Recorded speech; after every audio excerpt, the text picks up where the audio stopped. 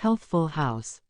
The carte de visite received that day, June 15, 189, by the director of the establishment of Healthful House was a very neat one, and simply bore, without escutcheon or coronet, the name Count d'Artigas. Below this name, in a corner of the card, the following address was written in lead pencil.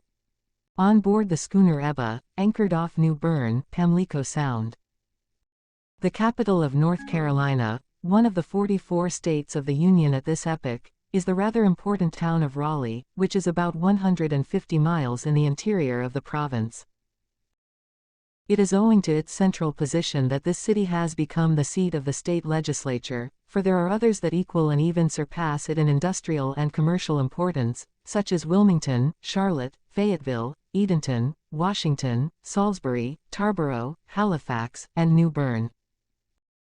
The latter town is situated on estuary of the Neuse River, which empties itself into Pamlico Sound, a sort of vast maritime lake protected by a natural dyke formed by the isles and islets of the Carolina coast. The director of Healthful House could never have imagined why the card should have been sent to him, had it not been accompanied by a note from the Count d'Artigas soliciting permission to visit the establishment. The personage in question hoped that the director would grant his request, and announced that he would present himself in the afternoon, accompanied by Captain Spade, commander of the schooner Ebba. This desire to penetrate to the interior of the celebrated sanitarium, then in great request by the wealthy invalids of the United States, was natural enough on the part of a foreigner. Others who did not bear such a high-sounding name as the Count d'Artigas had visited it, and had been unstinting in their compliments to the director. The latter therefore hastened to accord the authorization demanded, and added that he would be honored to open the doors of the establishment to the Count d'Artigas. Healthful House, which contained a select personnel, and was assured of the cooperation of the most celebrated doctors in the country, was a private enterprise.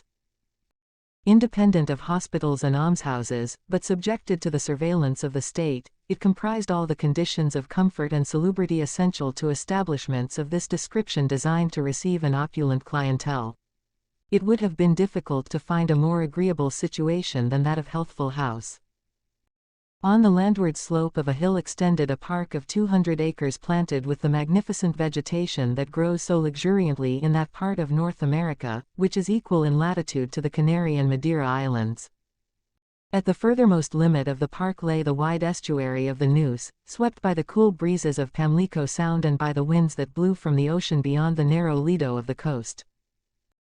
Healthful House, where rich invalids were cared for under such excellent hygienic conditions, was more generally reserved for the treatment of chronic complaints, but the management did not decline to admit patients affected by mental troubles, when the latter were not of an incurable nature. It thus happened, a circumstance that was bound to attract a good deal of attention to Healthful House, and which perhaps was the motive for the visit of the Count d'Artigas, that a person of worldwide notoriety had for 18 months been under special observation there. This person was a Frenchman named Thomas Roch, 45 years of age. He was, beyond question, suffering from some mental malady, but expert alienists admitted that he had not entirely lost the use of his reasoning faculties.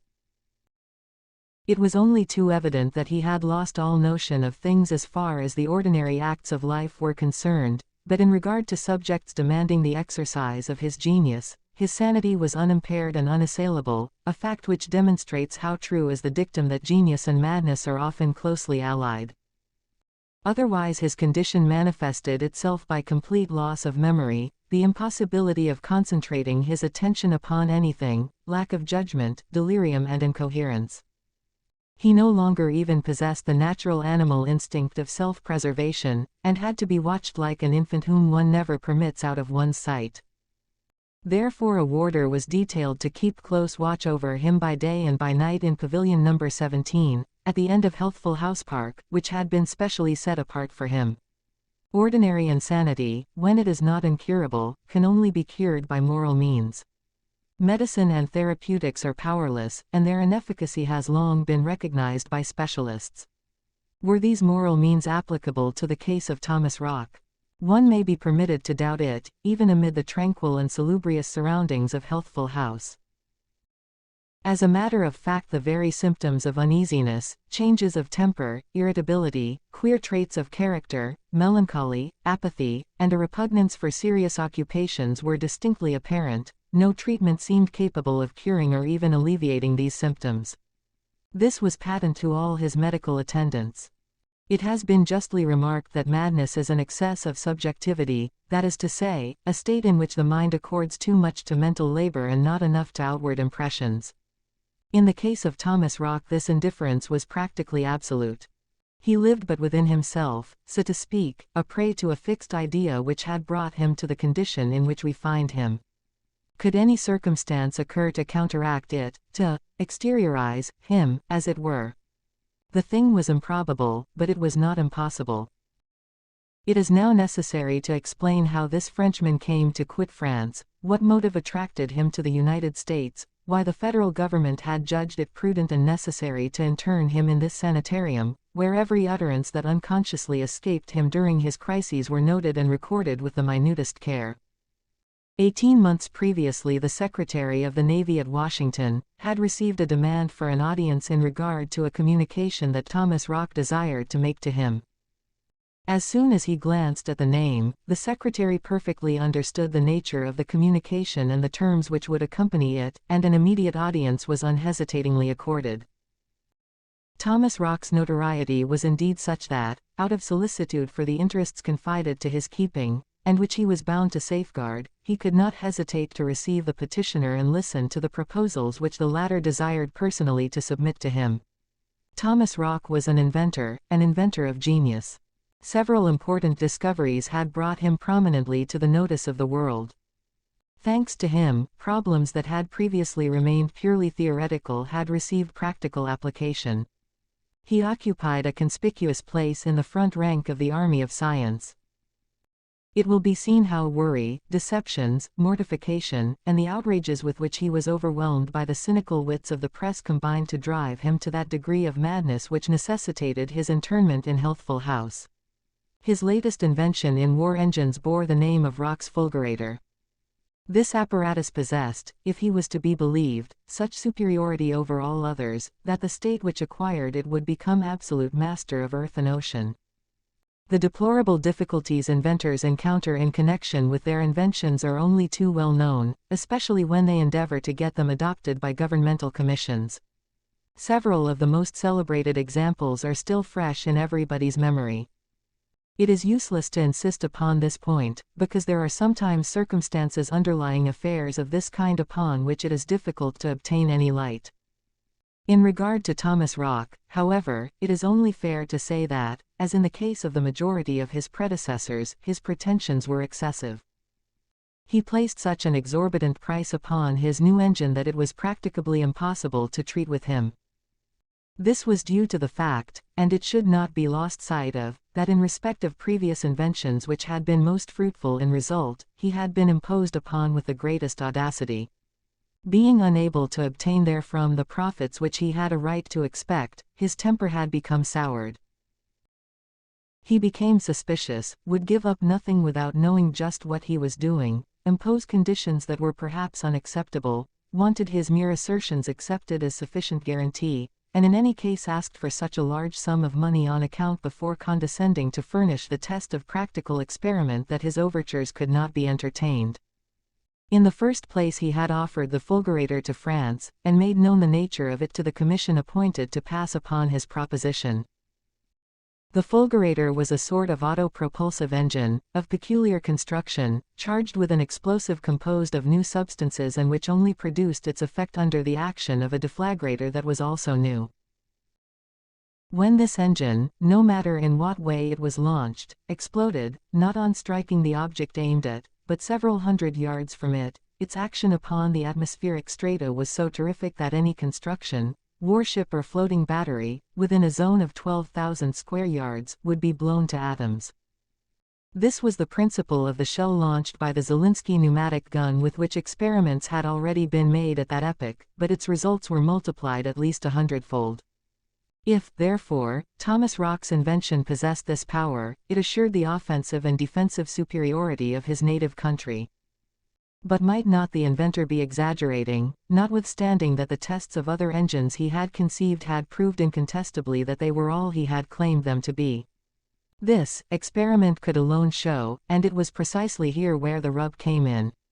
Rock would not agree to experiment until the millions at which he valued his fulgurator had first been paid to him. It is certain that a sort of disequilibrium had then occurred in his mental faculties. It was felt that he was developing a condition of mind that would gradually lead to definite madness. No government could possibly condescend to treat with him under the conditions he imposed.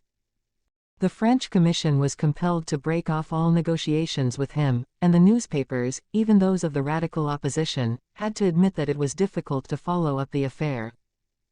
In view of the excess of subjectivity which was unceasingly augmenting in the profoundly disturbed mind of Thomas Rock, no one will be surprised at the fact that the chord of patriotism gradually relaxed until it ceased to vibrate. For the honor of human nature be it said that Thomas Rock was by this time irresponsible for his actions. He preserved his whole consciousness only in so far as subjects bearing directly upon his invention were concerned. In this particular he had lost nothing of his mental power. But in all that related to the most ordinary details of existence his moral decrepitude increased daily and deprived him of complete responsibility for his acts. Thomas Rock's invention having been refused by the Commission, steps ought to have been taken to prevent him from offering it elsewhere. Nothing of the kind was done, and there a great mistake was made. The inevitable was bound to happen, and it did.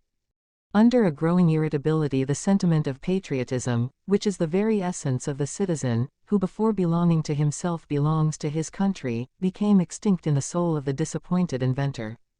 His thoughts turned towards other nations. He crossed the frontier, and forgetting the ineffaceable past, offered the fulgurator to Germany. There, as soon as his exorbitant demands were made known, the government refused to receive his communication. Besides, it so happened that the military authorities were just then absorbed by the construction of a new ballistic engine, and imagined they could afford to ignore that of the French inventor. As the result of this second rebuff, Rock's anger became coupled with hatred, an instinctive hatred of humanity, especially after his pourparlers with the British Admiralty came to naught. The English, being practical people, did not at first repulse Thomas Rock. They sounded him and tried to get round him, but Rock would listen to nothing. His secret was worth millions, and these millions he would have, or they would not have his secret. The Admiralty at last declined to have anything more to do with him. It was in these conditions, when his intellectual trouble was growing daily worse, that he made a last effort by approaching the American government. That was about 18 months before this story opens. The Americans, being even more practical than the English, did not attempt to bargain for Rock's fulgurator, to which, in view of the French chemist's reputation, they attached exceptional importance. They rightly esteemed him a man of genius, and took the measures justified by his condition, prepared to indemnify him equitably later. As Thomas Rock gave only two visible proofs of mental alienation, the administration, in the very interest of his invention, judged it prudent to sequestrate him. As is already known, he was not confined in a lunatic asylum, but was conveyed to Healthful House, which offered every guarantee for the proper treatment of his malady. Yet, though the most careful attention had been devoted to him, no improvement had manifested itself. Thomas Rock, let it be again remarked, this point cannot be too often insisted upon, incapable though he was of comprehending and performing the ordinary acts and duties of life, recovered all his powers when the field of his discoveries was touched upon. He became animated, and spoke with the assurance of a man who knows whereof he is descanting, and an authority that carried conviction with it. In the heat of his eloquence he would describe the marvelous qualities of his fulgurator and the truly extraordinary effects it caused. As to the nature of the explosive and of the deflagrator, the elements of which the latter was composed, their manufacture, and the way in which they were employed, he preserved complete silence, and all attempts to worm the secret out of him remained ineffectual. Once or twice, during the height of the paroxysms to which he was occasionally subject, there had been reason to believe that his secret would escape him, and every precaution had been taken to note his slightest utterance. But Thomas Rock had each time disappointed his watchers. If he no longer preserved the sentiment of self-preservation, he at least knew how to preserve the secret of his discovery. Pavilion number 17 was situated in the middle of a garden that was surrounded by hedges, and here Rock was accustomed to take exercise under the surveillance of his guardian. This guardian lived in the same pavilion, slept in the same room with him, and kept constant watch upon him, never leaving him for an hour. He hung upon the lightest words uttered by the patient in the course of his hallucinations, which generally occurred in the intermediary state between sleeping and waking, watched and listened while he dreamed. This guardian was known as Gaydon. Shortly after the sequestration of Thomas Rock, having learned that an attendant speaking French fluently was wanted, he had applied at Healthful House for the place, and had been engaged to look after the new inmate. In reality, the alleged Gaydon was a French engineer named Simon Hart, who for several years past had been connected with a manufactory of chemical products in New Jersey. Simon Hart was 40 years of age. His high forehead was furrowed with the wrinkle that denoted the thinker, and his resolute bearing denoted energy combined with tenacity. Extremely well versed in the various questions relating to the perfecting of modern armaments, Hart knew everything that had been invented in the shape of explosives, of which there were over 1,100 at that time, and was fully able to appreciate such a man as Thomas Rock. He firmly believed in the power of the latter's fulgurator, and had no doubt whatever that the inventor had conceived an engine that was capable of revolutionizing the condition of both offensive and defensive warfare on land and sea. He was aware that the demon of insanity had respected the man of science, and that in Rock's partially diseased brain the flame of genius still burned brightly.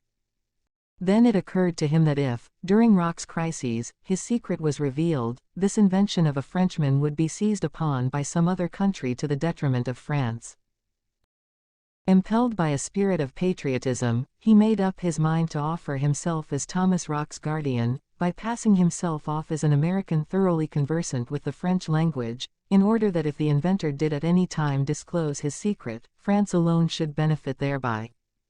On pretext of returning to Europe, he resigned his position at the New Jersey manufactory, and changed his name so that none should know what had become of him. Thus it came to pass that Simon Hart, alias Gaydon, had been an attendant at Healthful House for 15 months. It required no little courage on the part of a man of his position and education to perform the menial and exacting duties of an insane man's attendant, but, as has been before remarked, he was actuated by a spirit of the purest and noblest patriotism. The idea of depriving Rock of the legitimate benefits due to the inventor, if he succeeded in learning his secret, never for an instant entered his mind. He had kept the patient under the closest possible observation for 15 months, yet had not been able to learn anything from him, or worm out of him a single reply to his questions that was of the slightest value. But he had become more convinced than ever of the importance of Thomas Rock's discovery, and was extremely apprehensive lest the partial madness of the inventor should become general, or lest he should die during one of his paroxysms and carry his secret with him to the grave. This was Simon Hart's position, and this the mission to which he had wholly devoted himself in the interest of his native country. However, notwithstanding his deceptions and troubles, Thomas Rock's physical health, thanks to his vigorous constitution, was not particularly affected. A man of medium height, with a large head, high, wide forehead, strongly cut features, iron-gray hair and mustache, eyes generally haggard, but which became piercing and imperious when illuminated by his dominant idea, thin lips closely compressed, as though to prevent the escape of a word that could betray his secret, such was the inventor confined in one of the pavilions of Healthful House, probably unconscious of his sequestration, and confided to the surveillance of Simon Hart the engineer, become Gaydon the warder. 2. Count d'Artigas. Just who was this Count d'Artigas? A Spaniard. So his name would appear to indicate. Yet on the stern of his schooner, in letters of gold, was the name Ebba, which is of pure Norwegian origin. And had you asked him the name of the captain of the Ebba, he would have replied, Spade, and would doubtless have added that that of the boatswain was Effrondat, and that of the ship's cook, Helm, all singularly dissimilar and indicating very different nationalities. Could any plausible hypothesis be deducted from the type presented by Count d'Artigas? Not easily. If the color of his skin, his black hair, and the easy grace of his attitude denoted a Spanish origin, the ensemble of his person showed none of the racial characteristics peculiar to the natives of the Iberian Peninsula. He was a man of about 45 years of age, about the average height, and robustly constituted. With his calm and haughty demeanor he resembled an Hindu lord in whose blood might mingle that of some superb type of Malay. If he was not naturally of a cold temperament, he at least, with his imperious gestures and brevity of speech, endeavored to make it appear that he was. As to the language usually spoken by him and his crew, it was one of those idioms current in the islands of the Indian Ocean and the adjacent seas. Yet when his maritime excursions brought him to the coasts of the Old or New World he spoke English with remarkable facility, and with so slight an accent as to scarcely betray his foreign origin.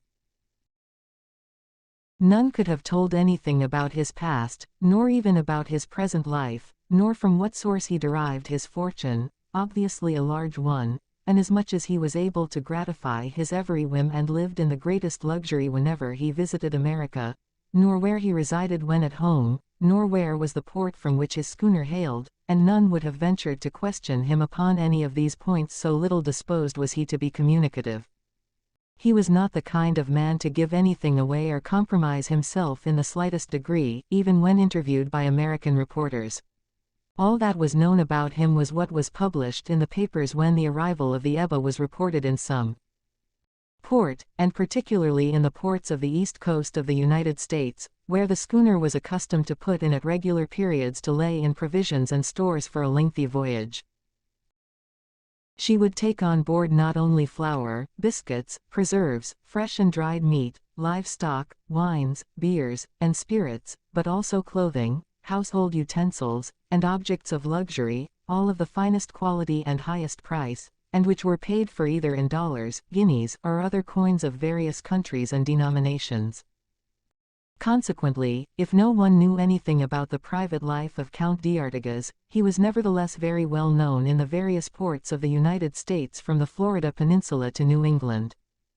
It is therefore in no way surprising that the director of Healthful House should have felt greatly flattered by the Count's visit, and have received him with every mark of honor and respect.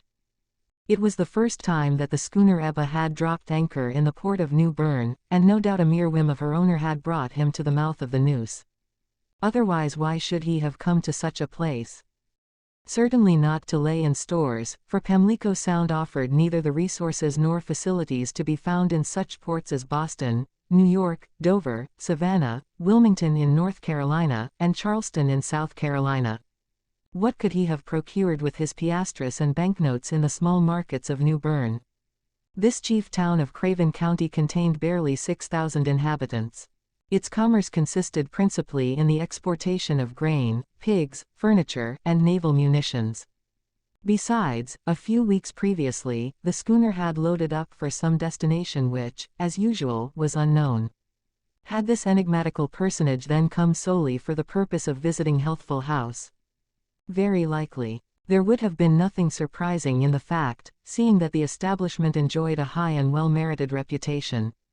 Or perhaps the Count had been inspired by curiosity to meet Thomas Rock. This curiosity would have been legitimate and natural enough in view of the universal renown of the French inventor.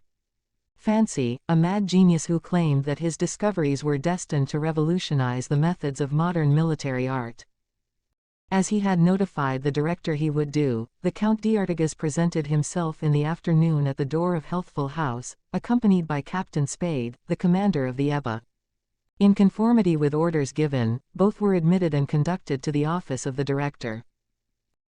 The latter received his distinguished visitor with empressement, placed himself at his disposal, and intimated his intention of personally conducting him over the establishment, not being willing to concede to anybody else the honor of being his cicerone. The Count on his part was profuse in the expression of his thanks for the considerations extended to him. They went over the common rooms and private habitations of the establishment, the director prattling unceasingly about the care with which the patients were tended, much better care, if he was to be believed, than they could possibly have had in the bosoms of their families, and priding himself upon the results achieved, and which had earned for the place its well-merited success. The Count d'Artigas listened to his ceaseless chatter with apparent interest, probably in order the better to dissemble the real motive of his visit. However, after going the rounds for an hour he ventured to remark, "Have you not among your patients, sir, one anent whom there was a great deal of talk some time ago, and whose presence here contributed in no small measure to attract public attention to Healthful House? You refer to Thomas Rock, I presume?" "Count?" queried the director. "Precisely, that Frenchman, that inventor, whose mental condition is said to be very precarious." "Very precarious, Count, and happily so, perhaps. In my opinion humanity has nothing to gain by his discoveries, the application of which would increase the already too numerous means of destruction." "You speak wisely, sir, and I entirely agree with you. Real progress does not lie in that direction, and I regard as inimical to society all those who seek to follow it. But has this inventor entirely lost the use of his intellectual faculties?" "Entirely, no, save as regards the ordinary things of life. In this respect he no longer possesses either comprehension or responsibility. His genius as an inventor, however, remains intact. It has survived his moral degeneracy, and, had his insensate demands been complied with, I have no doubt he would have produced a new war engine, which the world can get along very well without." "Very well without, as you say, sir," re-echoed the Count d'Artigas, and Captain Spade nodded approval. "But you will be able to judge for yourself, Count, for here is the pavilion occupied by Thomas Rock. If his confinement is well justified from the point of view of public security he is none the less treated with all the consideration due to him and the attention which his condition necessitates. Besides, Healthful House is beyond the reach of indiscreet persons who might quote. The director completed the phrase with a significant motion of his head, which brought an imperceptible smile to the lips of the stranger. "But," asked the Count, "is Thomas Rock never left alone?" "Never, Count, never.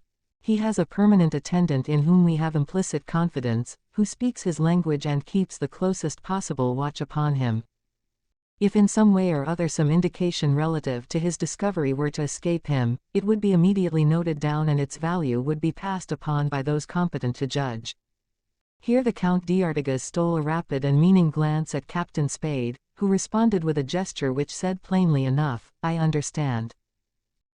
And had anyone observed the captain during the visit, they could not have failed to remark that he examined with the greatest minuteness that portion of the park surrounding Pavilion No. 17, and the different paths leading to the latter, probably in view of some prearranged scheme. The garden of the pavilion was near the high wall surrounding the property, from the foot of which on the other side the hill sloped gently to the right bank of the Neuse. The pavilion itself was a one-story building surmounted by a terrace in the Italian style. It contained 2 rooms and an anteroom with strongly barred windows. On each side and in rear of the habitation were clusters of fine trees, which were then in full leaf. In front was a cool, green velvety lawn, ornamented with shrubs and brilliantly tinted flowers. The whole garden extended over about half an acre, and was reserved exclusively for the use of Thomas Rock, who was free to wander about it at pleasure under the surveillance of his guardian.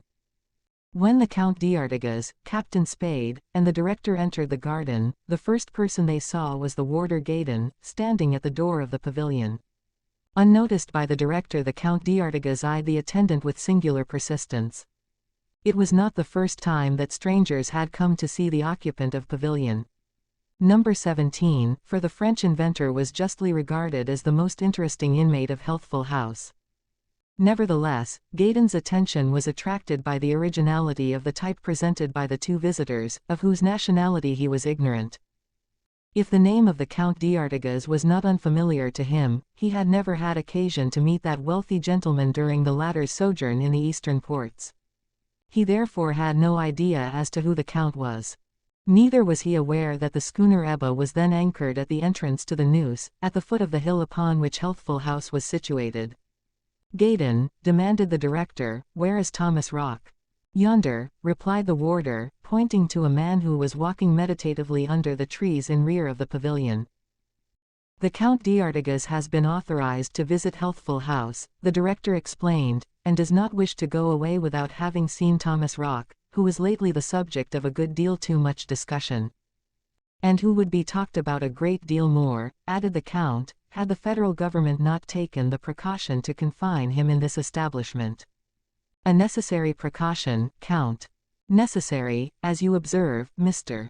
Director. It is better for the peace of the world that his secret should die with him. After having glanced at the Count d'Artigas, Gaydon had not uttered a word, but preceding the two strangers he walked towards the clump of trees where the inventor was pacing back and forth. Thomas Rock paid no attention to them.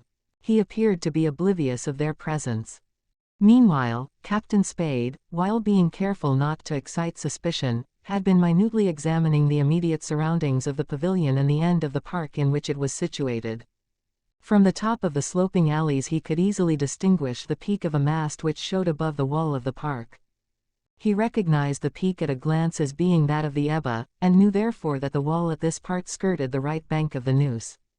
The Count d'Artigas' whole attention was concentrated upon the French inventor. The latter's health appeared to have suffered in no way from his 18 months' confinement, but his queer attitude, his incoherent gestures, his haggard eye, and his indifference to what was passing around him testified only too plainly to the degeneration of his mental faculties. At length Thomas Rock dropped into a seat and with the end of a switch traced in the sand of the alley the outline of a fortification. Then kneeling down he made a number of little mounds that were evidently intended to represent bastions. He next plucked some leaves from a neighboring tree and stuck them in the mounds like so many tiny flags. All this was done with the utmost seriousness and without any attention whatever being paid to the onlookers. It was the amusement of a child, but a child would have lacked this characteristic gravity. "Is he then absolutely mad?" demanded the Count d'Artigas, who in spite of his habitual impassibility appeared to be somewhat disappointed. "I warned you, Count, that nothing could be obtained from him. Couldn't he at least pay some attention to us? It would perhaps be difficult to induce him to do so." Then turning to the attendant, "Speak to him, Gaydon. Perhaps he will answer you." "Oh, he'll answer me right enough, sir, never fear," replied Gaydon. He went up to the inventor and touching him on the shoulder, said gently, "Thomas Rock." The latter raised his head, and of the persons present he doubtless saw but his keeper, though Captain Spade had come up and all formed a circle about him. "Thomas Rock," continued Gaydon, speaking in English, "here are some visitors to see you. They are interested in your health, in your work." The last word alone seemed to rouse him from his indifference. "My work," he replied, also in English, which he spoke like a native. Then taking a pebble between his index finger and bent thumb, as a boy plays at marbles, he projected it against one of the little sand heaps. It scattered, and he jumped for joy. "Blown to pieces. The bastion is blown to pieces. My explosive has destroyed everything at one blow," he shouted, the light of triumph flashing in his eyes. "You see," said the director, addressing the Count d'Artigas. "The idea of his invention never leaves him. And it will die with him," affirmed the attendant. "Couldn't you, Gaydon, get him to talk about his fulgurator?" asked his chief. "I will try, if you order me to do so, sir." "Well, I do order you, for I think it might interest the Count d'Artigas." "Certainly," assented the Count, whose physiognomy betrayed no sign of the sentiments which were agitating him. "I ought to warn you that I risk bringing on another fit," observed Gaydon. "You can drop the conversation when you consider it prudent. Tell Thomas Rock that a foreigner wishes to negotiate with him for the purchase of his fulgurator." "But are you not afraid he may give his secret away?" questioned the Count. He spoke with such vivacity that Gaydon could not restrain a glance of distrust, which, however, did not appear to disturb the equanimity of that impenetrable nobleman. "No fear of that," said the warder. "No promise would induce him to divulge his secret. Until the millions he demands are counted into his hand he will remain as mute as a stone." "I don't happen to be carrying those millions about me," remarked the Count quietly. Gaydon again touched Rock on the shoulder and repeated, "Thomas Rock, here are some foreigners who are anxious to acquire your invention." The madman started. "My invention," he cried. "My deflagrator." And his growing animation plainly indicated the imminence of the fit that Gaydon had been apprehensive about, and which questions of this character invariably brought on. "How much will you give me for it, how much?" continued Rock. "How much, how much?" $10 million, replied Gaydon. 10 millions. 10 millions. A fulgurator 10 million times more powerful than anything hitherto invented. 10 millions for an auto-propulsive projectile which, when it explodes, destroys everything in sight within a radius of over 12,000 square yards. 10 millions for the only deflagrator that can provoke its explosion. Why, all the wealth of the world wouldn't suffice to purchase the secret of my engine, and rather than sell it at such a price I would cut my tongue in half with my teeth. 10 millions, when it is worth $1 billion, $1 billion, $1 billion. It was clear that Rock had lost all notion of things, and had Gaydon offered him 10 billions the madman would have replied in exactly the same manner. The Count d'Artigas and Captain Spade had not taken their eyes off him. The Count was impassible as usual, though his brow had darkened, but the captain shook his head in a manner that implied plainly, decidedly there is nothing to hope from this poor devil. After his outburst Rock fled across the garden crying hoarsely, "Billions! Billions!" Gaydon turned to the director and remarked, "I told you how it would be." Then he rushed after his patient, caught him by the arm, and led him, without any attempt at resistance, into the pavilion and closed the door. The Count d'Artigas remained alone with the director, Captain Spade having strolled off again in the direction of the wall at the bottom of the park. "You see I was not guilty of exaggeration, Count," said the director. "It is obvious to everyone that Thomas Rock is becoming daily worse. In my opinion his case is a hopeless one. If all the money he asks for were offered to him, nothing could be got from him." "Very likely," replied the Count. "Still, if his pecuniary demands are supremely absurd, he has nonetheless invented an engine the power of which is infinite, one might say. That is the opinion expressed by competent persons, Count. But what he has discovered will ere long be lost with himself in one of these fits which are becoming more frequent and intense. Very soon even the motive of interest, the only sentiment that appears to have survived in his mind, will become extinct. Mayhap the sentiment of hatred will remain, though," muttered the Count, as Spade joined them at the garden gate. 3. Kidnapped. Half an hour later the Count d'Artigas and Captain Spade were following the beach-lined road that separated the Healthful House estate from the right bank of the Neuse. Both had taken leave of the director, the latter declaring himself greatly honored by their visit, and the former thanking him warmly for his courteous reception. $100 bill left as a tip for the staff of the establishment had certainly not belied the Count's reputation for generosity. He was, there could be no doubt about it, a foreigner of the highest distinction, if distinction be measured by generosity. Issuing by the gate at the main entrance to Healthful House, they had skirted the wall that surrounded the property, and which was high enough to preclude the possibility of climbing it. Not a word passed between them for some time. The Count was deep in thought and Captain Spade was not in the habit of addressing him without being first spoken to. At last when they stood beneath the rear wall behind which, though it was not visible, the Count knew Pavilion number 17 was situated, he said, "You managed, I presume, to thoroughly explore the place, and are acquainted with every detail of it." "Certainly, Count," replied Captain Spade, emphasizing the title. "You are perfectly sure about it?" "Perfectly. I could go through the park with my eyes shut. If you still persist in carrying out your scheme the pavilion can be easily reached." "I do persist, Spade. Notwithstanding Thomas Rock's mental condition. Notwithstanding his condition, and if we succeed in carrying him off. That is my affair. When night comes on I undertake to enter the park of Healthful House, and then the pavilion garden without being seen by anybody." "By the entrance gate?" "No, on this side." "Yes, but on this side there is the wall, and if you succeed in climbing it, how are you going to get over it again with Thomas Rock?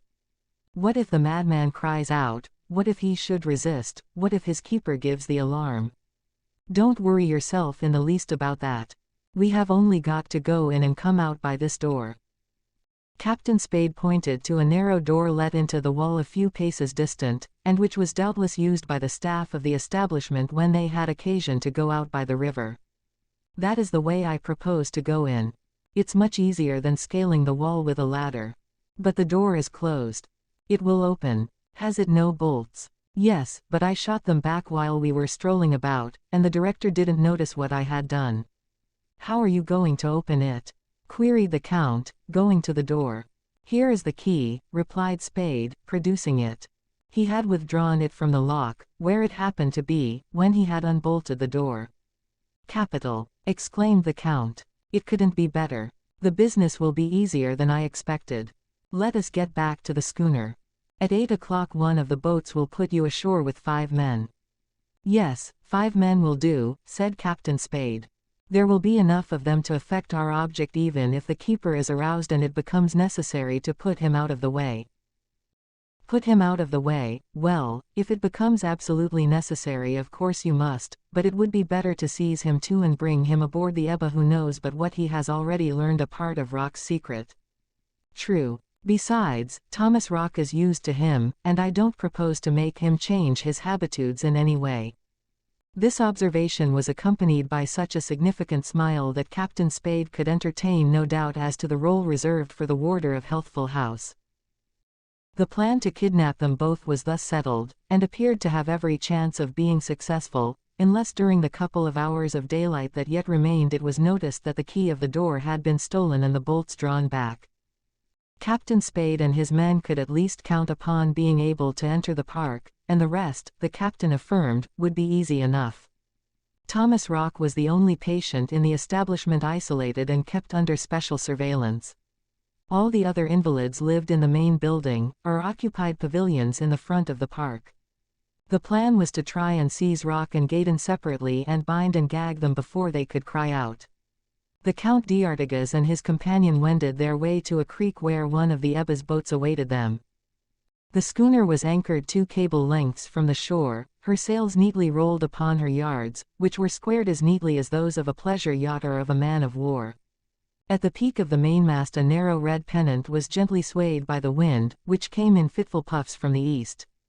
The Count and the captain jumped into the boat and a few strokes of the 4 oars brought them alongside of the schooner. They climbed on deck and going forward to the jib boom, leaned over the starboard bulwark and gazed at an object that floated on the water a few strokes ahead of the vessel. It was a small buoy that was rocked by the ripple of the ebbing tide. Twilight gradually set in, and the outline of New-Berne on the left bank of the sinuous Neuse became more and more indistinct until it disappeared in the deepening shades of night. A mist set in from the sea, but though it obscured the moon it brought no sign of rain. The lights gleamed out one by one in the houses of the town.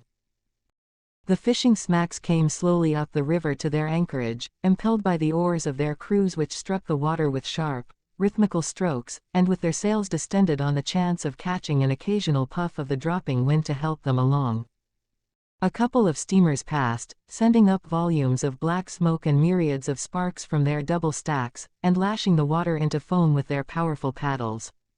At 8 o'clock the Count d'Artigas appeared on the schooner's deck accompanied by a man about 50 years of age, to whom he remarked, "It is time to go, Sirko." "Very well, I will tell Spade," replied Sirko. At that moment the captain joined them. "You had better get ready to go," said the Count. "All is ready. Be careful to prevent any alarm being given, and arrange matters so that no one will for a minute suspect that Thomas Rock and his keeper have been brought on board the Ebba." "They wouldn't find them if they came to look for them," observed Sirko, shrugging his shoulders and laughing heartily as though he had perpetrated a huge joke. "Nevertheless, it is better not to arouse their suspicion," said d'Artigas. The boat was lowered, and Captain Spade and 5 sailors took their places in it. 4 of the latter got out the oars. The boatswain, Effrondat, who was to remain in charge of the boat, went to the stern beside Captain Spade and took the tiller. "Good luck, Spade," said Sirko with a smile, "and don't make more noise about it than if you were a gallant carrying off his ladylove." "I won't, unless that Gaydon chap." "We must have both Rock and Gaydon," insisted the Count d'Artigas. "That is understood," replied Spade.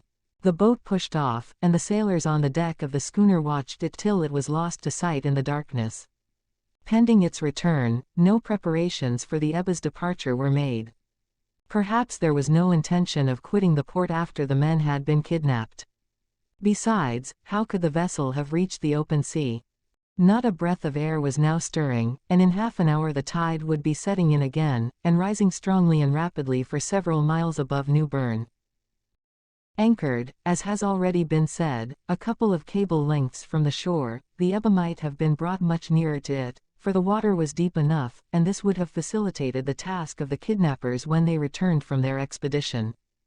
If, however, the Count d'Artigas preferred to let the vessel stay where she was, he probably had his reasons. Not a soul was in sight on the bank, and the road, with its borders of beech trees that skirted the wall of Healthful House estate, was equally deserted.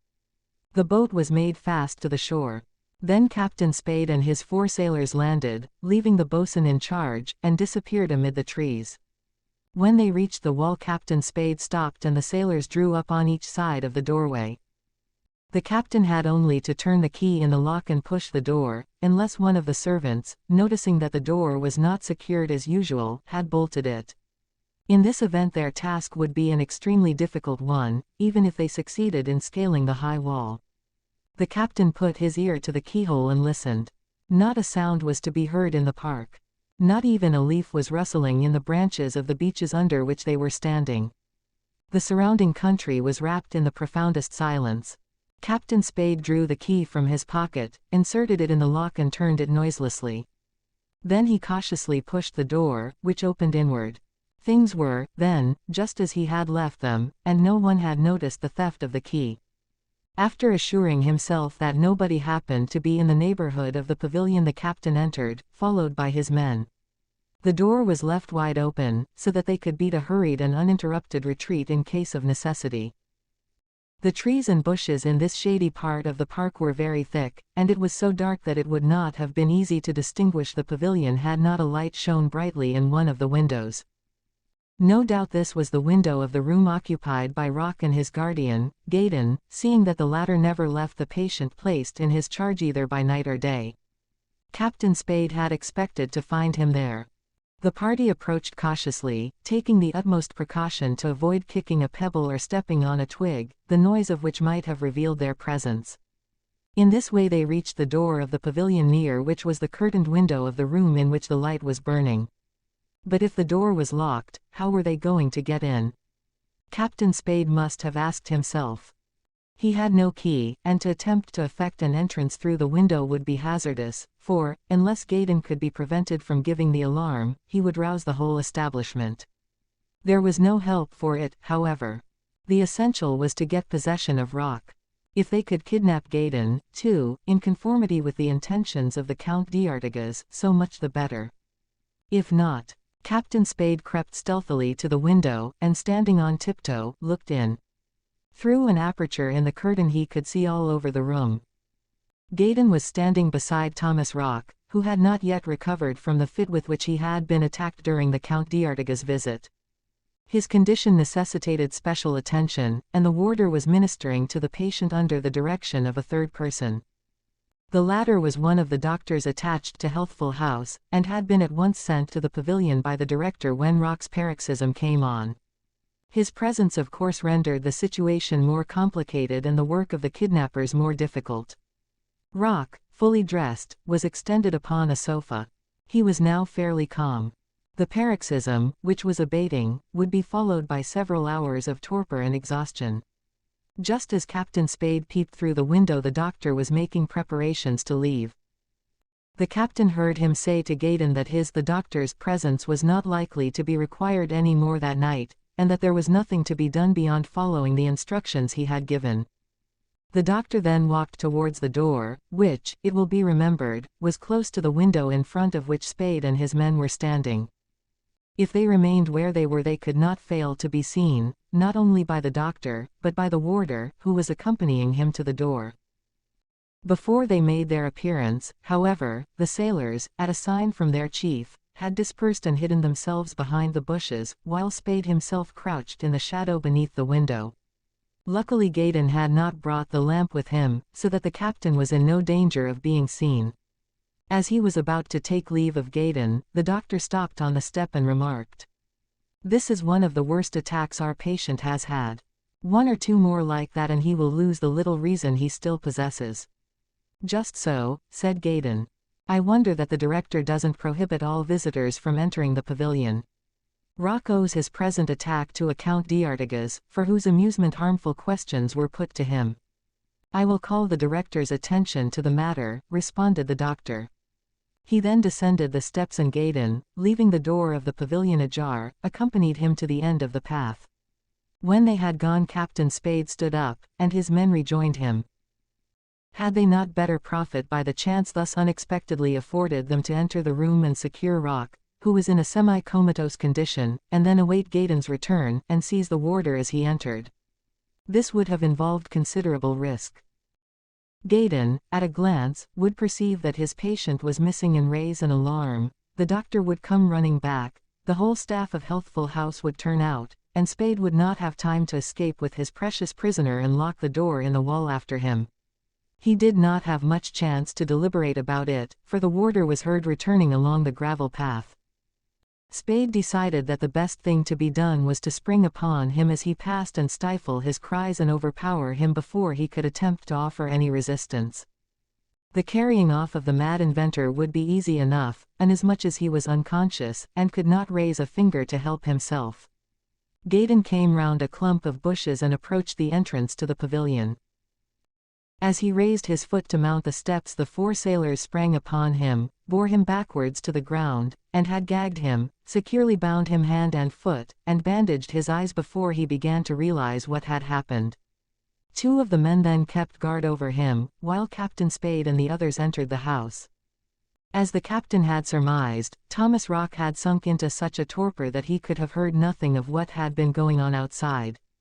Reclining at full length, with his eyes closed, he might have been taken for a dead man but for his heavy breathing. There was no need either to bind or gag him. One man took him by the head and another by the feet and started off with him to the schooner. Captain Spade was the last to quit the house after extinguishing the lamp and closing the door behind him. In this way there was no reason to suppose that the inmates would be missed before morning. Gaydon was carried off in the same way as Thomas Rock had been. The 2 remaining sailors lifted him and bore him quietly but rapidly down the path to the door in the wall. The park was pitch dark. Not even a glimmer of the lights in the windows of Healthful House could be seen through the thick foliage. Arrived at the wall, Spade, who had led the way, stepped aside to allow the sailors with their burdens to pass through, then followed and closed and locked the door. He put the key in his pocket, intending to throw it into the noose as soon as they were safely on board the schooner. There was no one on the road, nor on the bank of the river. The party made for the boat, and found that Effrondat, the boatswain, had made all ready to receive them. Thomas Rock and Gaydon were laid in the bottom of the boat, and the sailors again took their places at the oars. "Hurry up, Effrondat, and cast off the painter," ordered the captain. The boatswain obeyed, and pushed the boat off with his foot as he scrambled in. The men bent to their oars and rowed rapidly to the schooner, which was easily distinguishable, having hung out a light at her mizzenmast head. In 2 minutes they were alongside. The Count d'Artigas was leaning on the bulwarks by the gangway. "All right, Spade?" he questioned. "Yes, sir, all right. Both of them. Both the madman and his keeper. Doesn't anybody know about it up at Healthful House?" "Not a soul." It was not likely that Gaydon, whose eyes and ears were bandaged, but who preserved all his sang-froid, could have recognized the voices of the Count d'Artigas and Captain Spade. Nor did he have the chance to. No attempt was immediately made to hoist him on board. He had been lying in the bottom of the boat alongside the schooner for fully half an hour, he calculated, before he felt himself lifted, and then lowered, doubtless to the bottom of the hold. The kidnapping having been accomplished, it would seem that it only remained for the Ebba to weigh anchor, descend the estuary and make her way out to sea through Pamlico Sound. Yet no preparations for departure were made. Was it not dangerous to stay where they were after their daring raid? Had the Count d'Artigas hidden his prisoners so securely as to preclude the possibility of their being discovered if the Ebba, whose presence in proximity to Healthful House could not fail to excite suspicion, received a visit from the New-Berne police? However this might have been, an hour after the return of the expedition, every soul on board save the watch, the Count d'Artigas, Surco, and Captain Spade in their respective cabins, and the crew in the forecastle, were sound asleep. IV. The schooner Ebba. It was not till the next morning, and then very leisurely, that the Ebba began to make preparations for her departure. From the extremity of New-Berne quay the crew might have been seen holystoning the deck, after which they loosened the reef lines, under the direction of Effrondat, the boatswain, hoisted in the boats and cleared the halyards. At 8 o'clock the Count d'Artigas had not yet appeared on deck. His companion, Serko the engineer, as he was called on board, had not quitted his cabin. Captain Spade was strolling quietly about giving orders. The Ebba would have made a splendid racing yacht, though she had never participated in any of the yacht races either on the North American or British coasts. The height of her masts, the extent of the canvas she carried, her shapely, raking hull, denoted her to be a craft of great speed, and her general lines showed that she was also built to weather the roughest gales at sea. In a favorable wind she would probably make 12 knots an hour. Notwithstanding these advantages, however, she must in a dead calm necessarily suffer from the same disadvantages as other sailing vessels, and it might have been supposed that the Count d'Artigas would have preferred a steam yacht with which he could have gone anywhere, at any time, in any weather. But apparently he was satisfied to stick to the old method, even when he made his long trips across the Atlantic. On this particular morning the wind was blowing gently from the west, which was very favorable to the Ebba, and would enable her to stand straight out of the Neuse, across Pamlico Sound, and through one of the inlets that led to the open sea. At 10 o'clock the Ebba was still rocking lazily at anchor, her stem upstream and her cable tautened by the rapidly ebbing tide. The small buoy that on the previous evening had been moored near the schooner was no longer to be seen, and had doubtless been hoisted in. Suddenly a gun boomed out and a slight wreath of white smoke arose from the battery. It was answered by other reports from the guns on the chain of islands along the coast. At this moment the Count d'Artigas and engineer Serko appeared on deck. Captain Spade went to meet them. "Guns barking," he said laconically. "We expected it," replied Serko, shrugging his shoulders. "They are signals to close the passes." "What has that to do with us?" asked the Count d'Artigas quietly. "Nothing at all," said the engineer. They all, of course, knew that the alarm guns indicated that the disappearance of Thomas Rock and the warder Gaydon from Healthful House had been discovered. At daybreak the doctor had gone to pavilion number 17 to see how his patient had passed the night, and had found no one there. He immediately notified the director, who had the grounds thoroughly searched. It was then discovered that the door in rear of the park was unbolted, and that, though locked, the key had been taken away. It was evident that Rock and his attendant had been carried out that way. But who were the kidnappers? No one could possibly imagine. All that could be ascertained was that at 7:30 on the previous night one of the doctors had attended Thomas Rock, who was suffering from one of his fits, and that when the medical man had left him the invalid was in an unconscious condition. What had happened after the doctor took leave of Gaydon at the end of the garden path could not even be conjectured. The news of the disappearance was telegraphed to New-Berne, and thence to Raleigh. On receipt of it the governor had instantly wired orders that no vessel was to be allowed to quit Pamlico Sound without having been first subjected to a most rigorous search. Another dispatch ordered the cruiser Falcon, which was stationed in the port, to carry out the governor's instructions in this respect. At the same time measures were taken to keep a strict lookout in every town and village in the state. The Count d'Artigas could see the Falcon, which was a couple of miles away to the east in the estuary, getting steam up and making hurried preparations to carry out her mission. It would take at least an hour before the warship could be got ready to steam out, and the schooner might by that time have gained a good start. "Shall I weigh anchor?" demanded Captain Spade. "Yes, as we have a fair wind, but you can take your time about it," replied the Count d'Artigas. "The passes of Pamlico Sound will be under observation," observed engineer Serko, "and no vessel will be able to get out without receiving a visit from gentlemen as inquisitive as they will be indiscreet." "Never mind, get under way all the same," ordered the Count. "When the officers of the cruiser or the custom-house officers have been over the Ebba the embargo will be raised. I shall be indeed surprised if we are not allowed to go about our business." "With 1,000 pardons for the liberty taken, and best wishes for a good voyage and speedy return," chuckled engineer Serko, following the phrase with a loud and prolonged laugh. When the news was received at New-Berne, the authorities at first were puzzled to know whether the missing inventor and his keeper had fled or been carried off. As, however, Rock's flight could not have taken place without the connivance of Gaydon, this supposition was speedily abandoned. In the opinion of the director and management of Healthful House, the warder was absolutely above suspicion. They must both, then, have been kidnapped. It can easily be imagined what a sensation the news caused in the town. What? The French inventor who had been so closely guarded had disappeared, and with him the secret of the wonderful fulgurator that nobody had been able to worm out of him. Might not the most serious consequences follow? Might not the discovery of the new engine be lost to America forever? If the daring act had been perpetrated on behalf of another nation, might not that nation, having Thomas Rock in its power, be eventually able to extract from him what the federal government had vainly endeavored to obtain? And was it reasonable, was it permissible, to suppose for an instant that he had been carried off for the benefit of a private individual? Certainly not, was the emphatic reply to the latter question, which was too ridiculous to be entertained.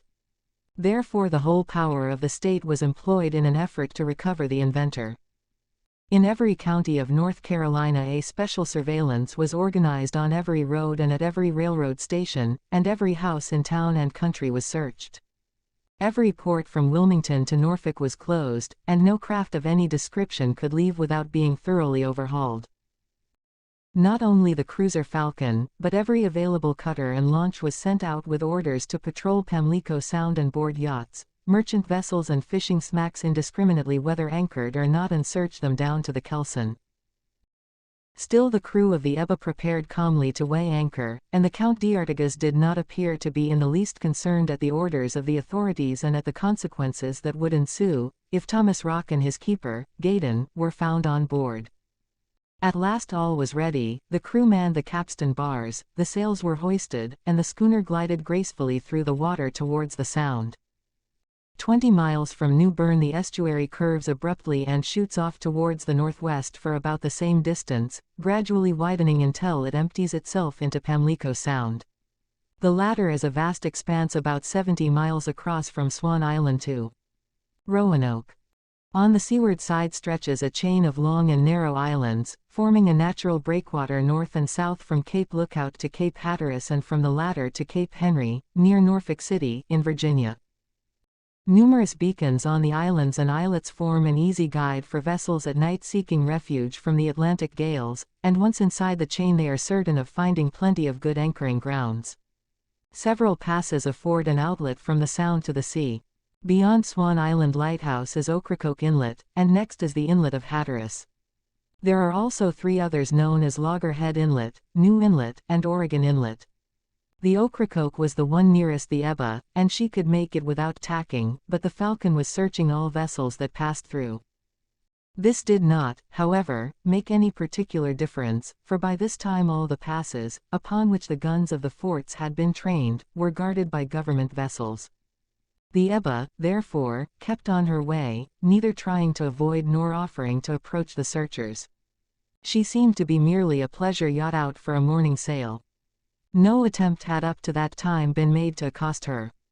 Was she, then, specially privileged, and to be spared the bother of being searched? Was the Count d'Artigas considered too high and mighty a personage to be thus molested, and delayed even for an hour? It was unlikely, for though he was regarded as a distinguished foreigner who lived the life of luxury enjoyed by the favored of fortune, no one, as a matter of fact, knew who he was, nor whence he came, nor whither he was going. The schooner sped gracefully over the calm waters of the Sound, her flag, a gold crescent in the angle of a red field, streaming proudly in the breeze. Count d'Artigas was cozily ensconced in a basket-work chair on the afterdeck, conversing with Engineer Surcoe and Captain Spade. "They don't seem in a hurry to board us," remarked Surcoe. "They can come whenever they think proper," said the Count in a tone of supreme indifference. "No doubt they are waiting for us at the entrance to the inlet," suggested Captain Spade. "Let them wait," grunted the wealthy nobleman. Then he relapsed into his customary unconcerned impassibility. Captain Spade's hypothesis was doubtless correct. The Falcon had as yet made no move towards the schooner, but would almost certainly do so as soon as the latter reached the inlet, and the Count would have to submit to a search of his vessel if he wished to reach the open sea. How was it then that he manifested such extraordinary unconcern? Were Thomas Rock and Gaydon so safely hidden that their hiding place could not possibly be discovered? The thing was possible, but perhaps the Count d'Artigas would not have been quite so confident had he been aware that the Ebba had been specially signaled to the warship and revenue cutters as a suspect. The Count's visit to Healthful House on the previous day had now attracted particular attention to him and his schooner. Evidently, at the time, the director could have had no reason to suspect the motive of his visit. But a few hours later, Thomas Rock and his keeper had been carried off. No one else from outside had been near the pavilion that day. It was admitted that it would have been an easy matter for the Count's companion, while the former distracted the director's attention, to push back the bolts of the door in the wall and steal the key. Then the fact that the Ebba was anchored in rear of, and only a few hundred yards from, the estate, was in itself suspicious. Nothing would have been easier for the desperadoes than to enter by the door, surprise their victims, and carry them off to the schooner. These suspicions, neither the director nor the personnel of the establishment had at first liked to give expression to, but when the Ebba was seen to weigh anchor and head for the open sea, they appeared to be confirmed. They were communicated to the authorities of New-Berne, who immediately ordered the commander of the Falcon to intercept the schooner, to search her minutely high and low, and from stem to stern, and on no account to let her proceed, unless he was absolutely certain that Rock and Gaydon were not on board. Assuredly the Count d'Artigas could have had no idea that his vessel was the object of such stringent orders, but even if he had, it is questionable whether this superbly haughty and disdainful nobleman would have manifested any particular anxiety. Towards 3 o'clock, the warship which was cruising before the inlet, after having sent search parties aboard a few fishing smacks, suddenly maneuvered to the entrance of the pass, and awaited the approaching schooner. The latter surely did not imagine that she could force a passage in spite of the cruiser, or escape from a vessel propelled by steam.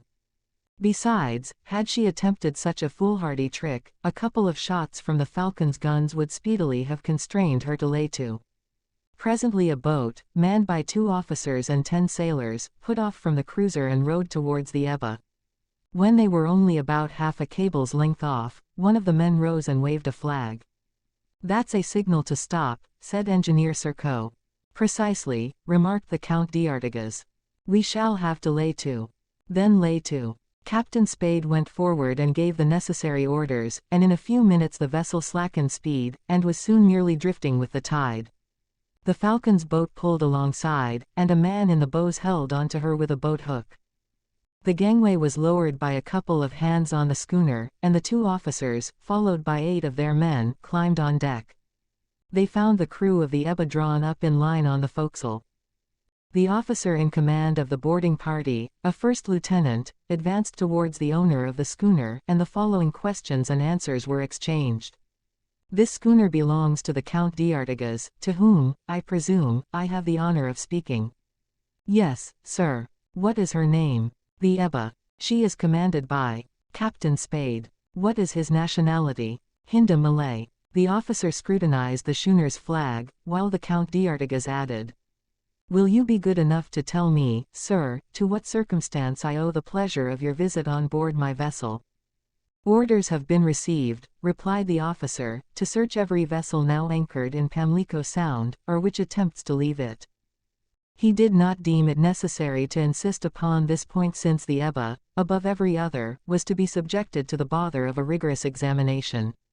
"You, of course, sir, have no intention of refusing me permission to go over your schooner?" "Assuredly not, sir. My vessel is at your disposal from peaks to bilges. Only I should like to know why all the vessels which happen to be in Pamlico Sound today are being subjected to this formality." "I see no reason why you should not be informed, Monsieur the Count," replied the officer. "The governor of North Carolina has been apprised that Healthful House has been broken into and 2 persons kidnapped, and the authorities merely wish to satisfy themselves that the persons carried off have not been embarked during the night."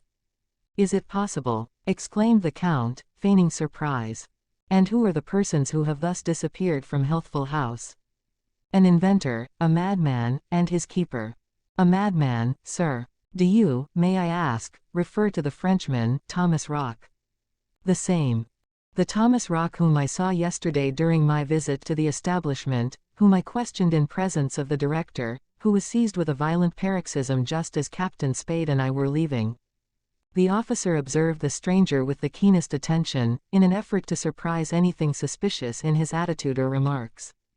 "It is incredible," added the Count, as though he had just heard about the outrage for the first time. "I can easily understand, sir, how uneasy the authorities must be," he went on, "in view of Thomas Rock's personality, and I cannot but approve of the measures taken. I need hardly say that neither the French inventor nor his keeper is on board the Ebba. However, you can assure yourself of the fact by examining the schooner as minutely as you desire. Captain Spade, show these gentlemen over the vessel." Then saluting the lieutenant of the Falcon coldly, the Count d'Artigas sank into his deck chair again and replaced his cigar between his lips, while the 2 officers and 8 sailors, conducted by Captain Spade, began their search. In the first place they descended the main hatchway to the after saloon, a luxuriously appointed place, filled with art objects of great value, hung with rich tapestries and hangings, and wainscoted with costly woods. It goes without saying that this and the adjoining cabins were searched with a care that could not have been surpassed by the most experienced detectives. Moreover, Captain Spade assisted them by every means in his power, obviously anxious that they should not preserve the slightest suspicion of the Ebba's owner. After the grand saloon and cabins, the elegant dining saloon was visited. Then the cook's galley, Captain Spade's cabin, and the quarters of the crew in the forecastle were overhauled, but no sign of Thomas Rock or Gaydon was to be seen. Next, every inch of the hold, etc., was examined, with the aid of a couple of lanterns. Water kegs, wine, brandy, whiskey and beer barrels, biscuit boxes, in fact, all the provision boxes and everything the hold contained, including the stock of coal, was moved and probed, and even the bilges were scrutinized, but all in vain. Evidently the suspicion that the Count d'Artigas had carried off the missing men was unfounded and unjust. Even a rat could not have escaped the notice of the vigilant searchers, leave alone 2 men. When they returned on deck, however, the officers, as a matter of precaution, looked into the boats hanging on the davits, and punched the lowered sails, with the same result. It only remained for them, therefore, to take leave of the Count d'Artigas.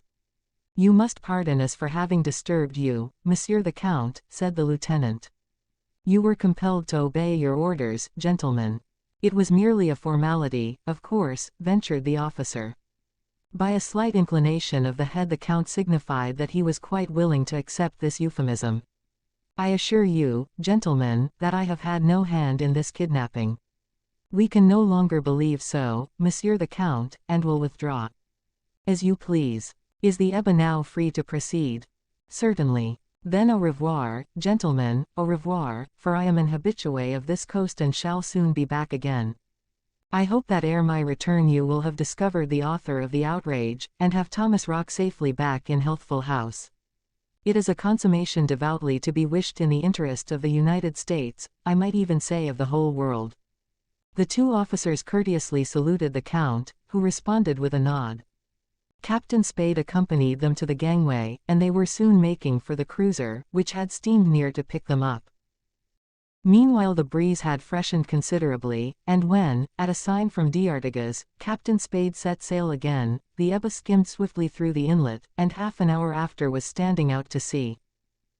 For an hour she continued steering east-northeast, and then, the wind, being merely a land breeze, dropped, and the schooner lay becalmed, her sails limp, and her flag drooping like a wet rag. It seemed that it would be impossible for the vessel to continue her voyage that night unless a breeze sprang up, and of this there was no sign. Since the schooner had cleared the inlet, Captain Spade had stood in the bows gazing into the water, now to port, now to starboard, as if on the lookout for something. Presently he shouted in a stentorian voice, "Furl sail!" The sailors rushed to their posts, and in an instant the sails came rattling down and were furled. Was it Count d'Artigas' intention to wait there till daybreak brought a breeze with it? Presumably, or the sails would have remained hoisted to catch the faintest puff. A boat was lowered and Captain Spade jumped into it, accompanied by a sailor, who paddled it towards an object that was floating on the water a few yards away. This object was a small buoy, similar to that which had floated on the bosom of the Neuse when the Ebba lay off Healthful House. The buoy, with a towline affixed to it, was lifted into the boat that was then paddled to the bow of the Ebba, from the deck of which another hawser was cast to the captain, who made it fast to the towline of the buoy. Having dropped the latter overboard again, the captain and the sailor returned to the ship and the boat was hoisted in. Almost immediately the hawser tautened, and the Ebba, though not a stitch of canvas had been set, sped off in an easterly direction at a speed that could not have been less than 10 knots an hour. Night was falling fast, and soon the rapidly receding lights along the American coast were lost in the mist on the horizon. Where am I? Notes by Simon Hart, the engineer. Where am I? What has happened since the sudden aggression of which I was the victim near the pavilion? I had just quitted the doctor, and was about to mount the steps, close the door and resume my post beside Thomas Rock when several men sprang upon me and knocked me down. Who were they? My eyes having been bandaged, I was unable to recognize them. I could not cry for help, having been gagged. I could make no resistance, for they had bound me hand and foot. Thus powerless, I felt myself lifted and carried about 100 paces, then hoisted, then lowered, then laid down. Where? And Thomas Rock, what has become of him? It must have been he rather than I they were after. I was but Gaydon, the warder. None suspected that I was Simon Hart, the engineer, nor could they have suspected my nationality. Why, therefore, should they have desired to kidnap a mere hospital attendant? There can consequently be no doubt that the French inventor has been carried off, and if he was snatched from Healthful House it must have been in the hope of forcing his secret from him. But I am reasoning on the supposition that Thomas Rock was carried off with me. Is it so? Yes, it must be, it is. I can entertain no doubt whatever about it. I have not fallen into the hands of malefactors whose only intention is robbery. They would not have acted in this way. After rendering it impossible for me to cry out, after having thrown me into a clump of bushes in the corner of the garden, after having kidnapped Thomas Rock, they would not have shut me up, where I now am. Where? This is the question which I have been asking myself for hours without being able to answer it. However, one thing is certain, and that is that I have embarked upon an extraordinary adventure, that will end. In what manner I know not, I dare not even imagine what the upshot of it will be. Anyhow, it is my intention to commit to memory, minute by minute, the least circumstance, and then, if it be possible, to jot down my daily impressions.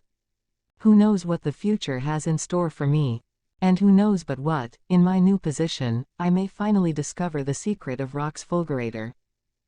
If I am to be delivered one day, this secret must be made known, as well as who is the author, or who are the authors, of this criminal outrage, which may be attended with such serious consequences. I continually revert to this question, hoping that some incident will occur to enlighten me. Where am I? Let me begin from the beginning. After having been carried by the head and feet from Healthful House, I felt that I was laid, without any brutality, I must admit, upon the stretchers of a rowboat of small dimensions. The rocking caused by the weight of my body was succeeded shortly afterwards by a further rocking, which I attribute to the embarking of a second person. Can there be room for doubt that it was Thomas Rock? As far as he was concerned, they would not have had to take the precaution of gagging him, or of bandaging his eyes, or of binding him. He must still have been in a state of prostration which precluded the possibility of his making any resistance, or even of being conscious of what was being done. The proof that I am not deceiving myself is that I could smell the unmistakable odor of ether. Now, yesterday, before taking leave of us, the doctor administered a few drops of ether to the invalid and, I remember distinctly, a little of this extremely volatile substance fell upon his clothing while he was struggling in his fit. There is therefore nothing astonishing in the fact that this odor should have clung to him, nor that I should have distinguished it, even beneath the bandages that covered my face. Yes, Thomas Rock was extended near me in the boat. And to think that had I not returned to the pavilion when I did, had I delayed a few minutes longer, I should have found him gone. Let me think. What could have inspired that Count d'Artigas with the unfortunate curiosity to visit Healthful House? If he had not been allowed to see my patient, nothing of the kind would have happened. Talking to Thomas Rock about his inventions brought on a fit of exceptional violence. The director is primarily to blame for not heeding my warning. Had he listened to me, the doctor would not have been called upon to attend him, the door of the pavilion would have been locked, and the attempt of the band would have been frustrated. As to the interest there could have been in carrying off Thomas Rock, either on behalf of a private person or of one of the states of the Old World, it is so evident that there is no need to dwell upon it. However, I can be perfectly easy about the result. No one can possibly succeed in learning what for 15 months I have been unable to ascertain. In the condition of intellectual collapse into which my fellow countryman has fallen, all attempts to force his secret from him will be futile. Moreover, he is bound to go from bad to worse until he is hopelessly insane, even as regards those points upon which he has hitherto preserved his reason intact. After all, however, it is less about Thomas Rock than myself that I must think just now, and this is what I have experienced, to resume the thread of my adventure where I dropped it. After more rocking caused by our captors jumping into it, the boat is rowed off. The distance must be very short, for a minute after we bumped against something. I surmise that this something must be the hull of a ship, and that we have run alongside. There is some scurrying and excitement. Indistinctly through my bandages I can hear orders being given and a confused murmur of voices that lasts for about 5 minutes, but I cannot distinguish a word that is said. The only thought that occurs to me now is that they will hoist me on board and lower me to the bottom of the hold and keep me there till the vessel is far out at sea. Obviously they will not allow either Thomas Rock or his keeper to appear on deck as long as she remains in Pamlico Sound. My conjecture is correct. Still gagged and bound, I am at last lifted by the legs and shoulders. My impression, however, is that I am not being raised over a ship's bulwark, but on the contrary am being lowered. Are they going to drop me overboard to drown like a rat, so as to get rid of a dangerous witness? This thought flashes into my brain, and a quiver of anguish passes through my body from head to foot. Instinctively I draw a long breath, and my lungs are filled with the precious air they will speedily lack. No, there is no immediate cause for alarm. I am laid with comparative gentleness upon a hard floor, which gives me the sensation of metallic coldness. I am lying at full length. To my extreme surprise, I find that the ropes with which I was bound have been untied and loosened. The tramping about around me has ceased. The next instant I hear a door closed with a bang. Where am I? And, in the first place, am I alone? I tear the gag from my mouth, and the bandages from my head. It is dark, pitch dark. Not a ray of light, not even the vague perception of light that the eyes preserve when the lids are tightly closed. I shout repeatedly. No response. My voice is smothered. The air I breathe is hot, heavy, thick, and the working of my lungs will become difficult, impossible, unless the store of air is renewed. I extend my arms and feel about me, and this is what I conclude. I am in a compartment with sheet iron walls, which cannot measure more than 4 cubic yards. I can feel that the walls are of bolted plates, like the sides of a ship's watertight compartment. I can feel that the entrance to it is by a door on one side, for the hinges protrude somewhat. This door must open inwards, and it is through here, no doubt, that I was carried in. I place my ear to the door, but not a sound can be heard. The silence is as profound as the obscurity, a strange silence that is only broken by the sonorousness of the metallic floor when I move about. None of the dull noises usually to be heard on board a ship is perceptible, not even the rippling of the water along the hull.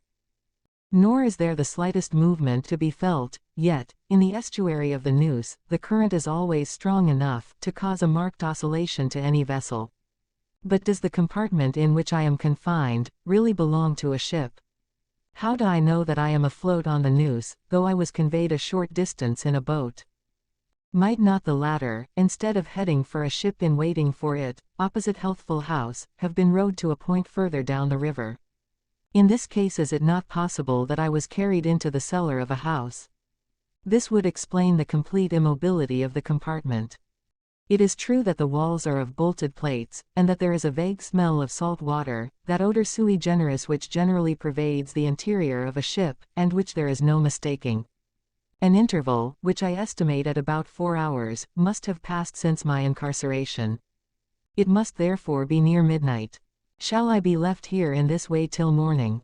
Luckily, I dined at 6 o'clock, which is the regular dinner hour at Healthful House.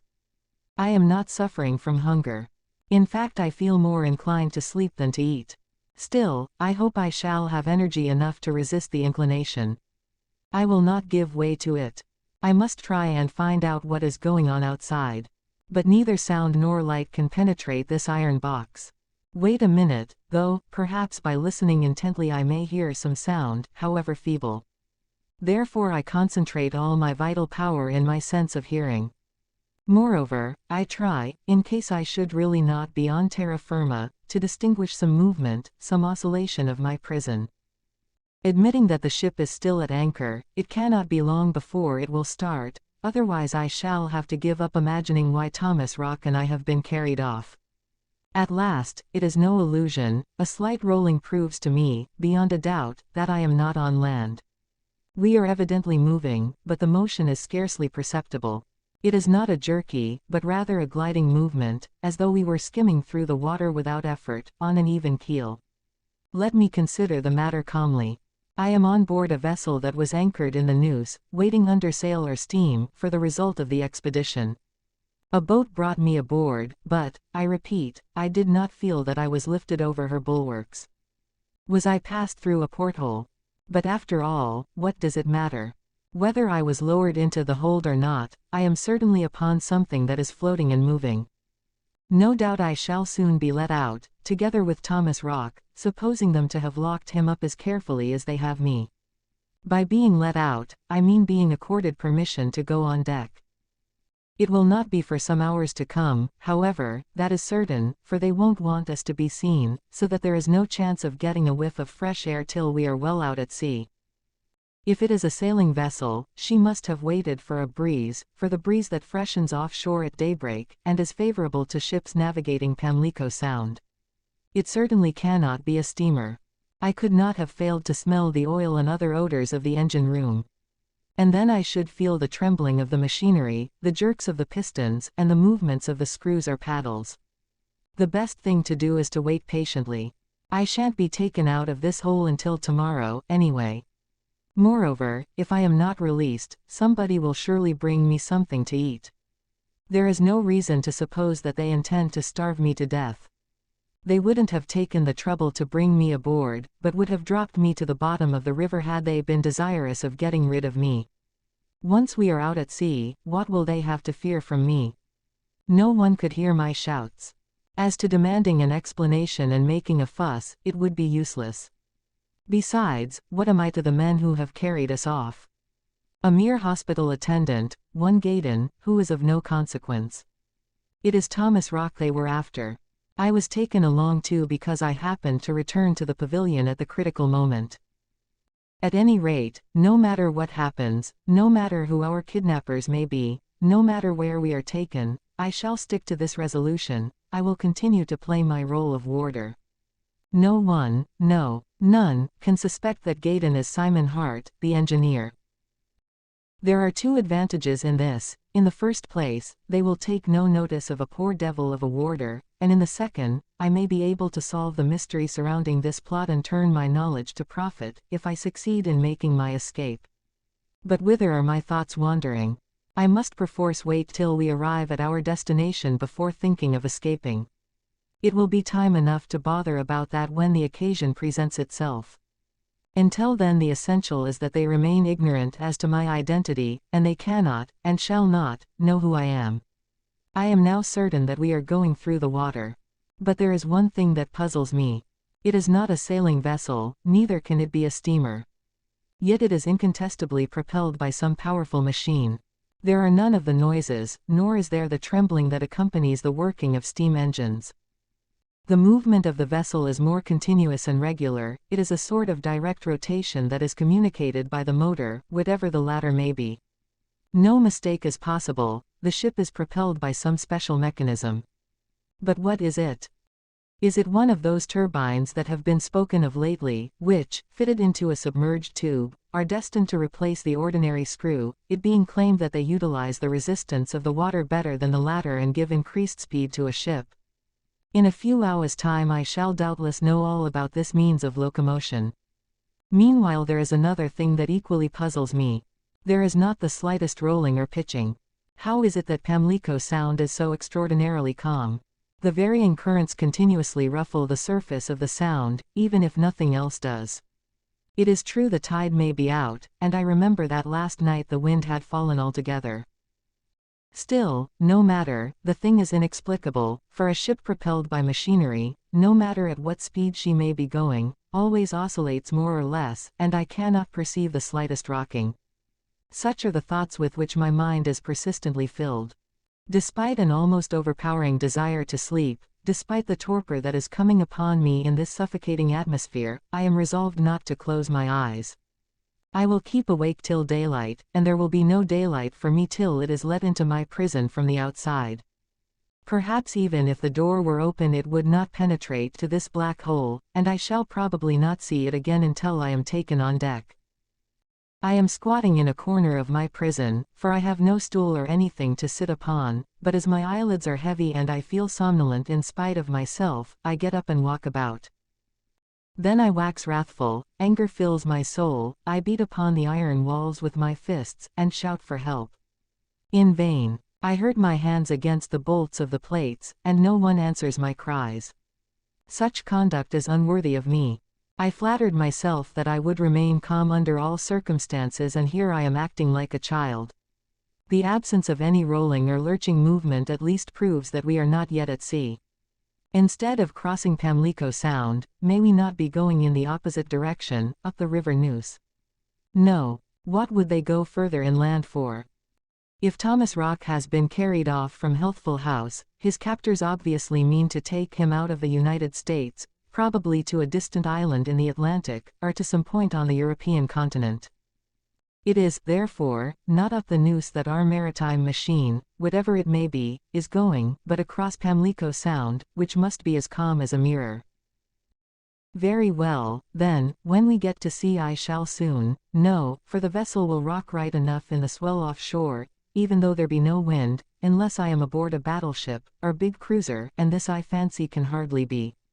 But hark! If I mistake not, no, it was not imagination, I hear footsteps. Someone is approaching the side of the compartment where the door is. One of the crew, no doubt. Are they going to let me out at last? I can now hear voices.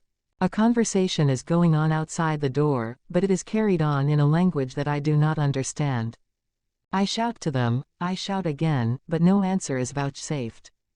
There is nothing to do, then, but wait, wait, wait. I keep repeating the word and it rings in my ears like a bell. Let me try to calculate how long I have been here. The ship must have been under way for at least 4 or 5 hours.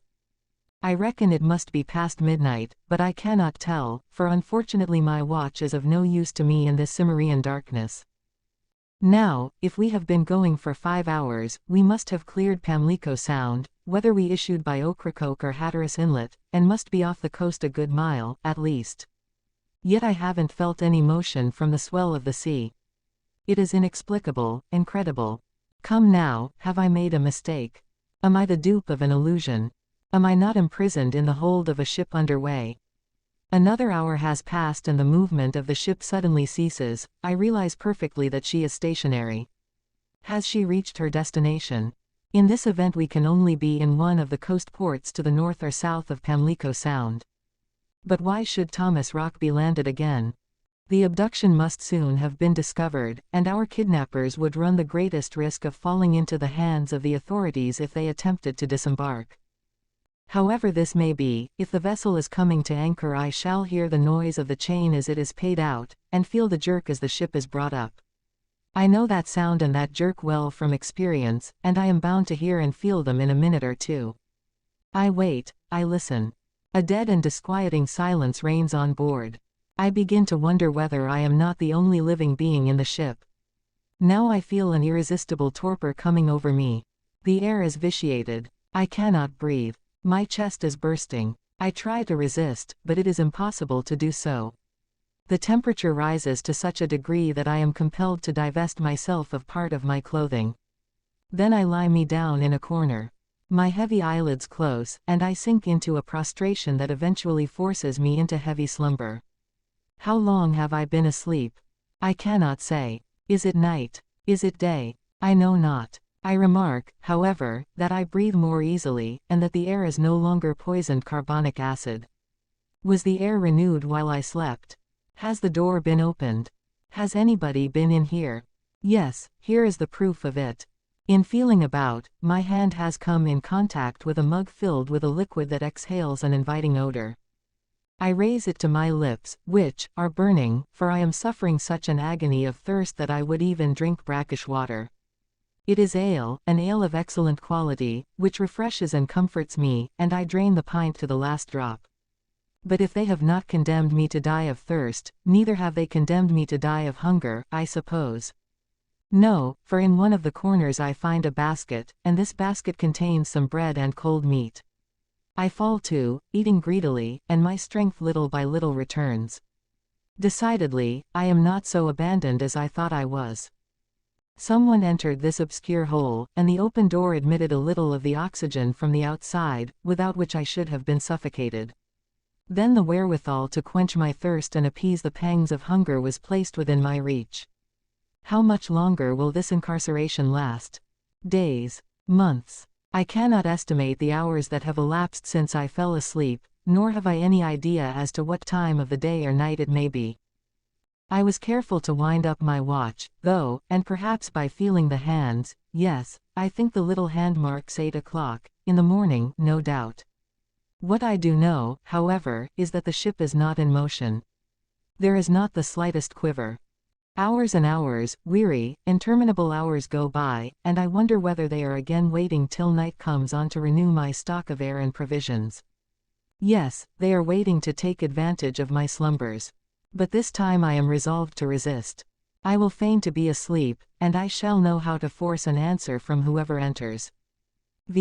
On deck. Here I am in the open air, breathing freely once more.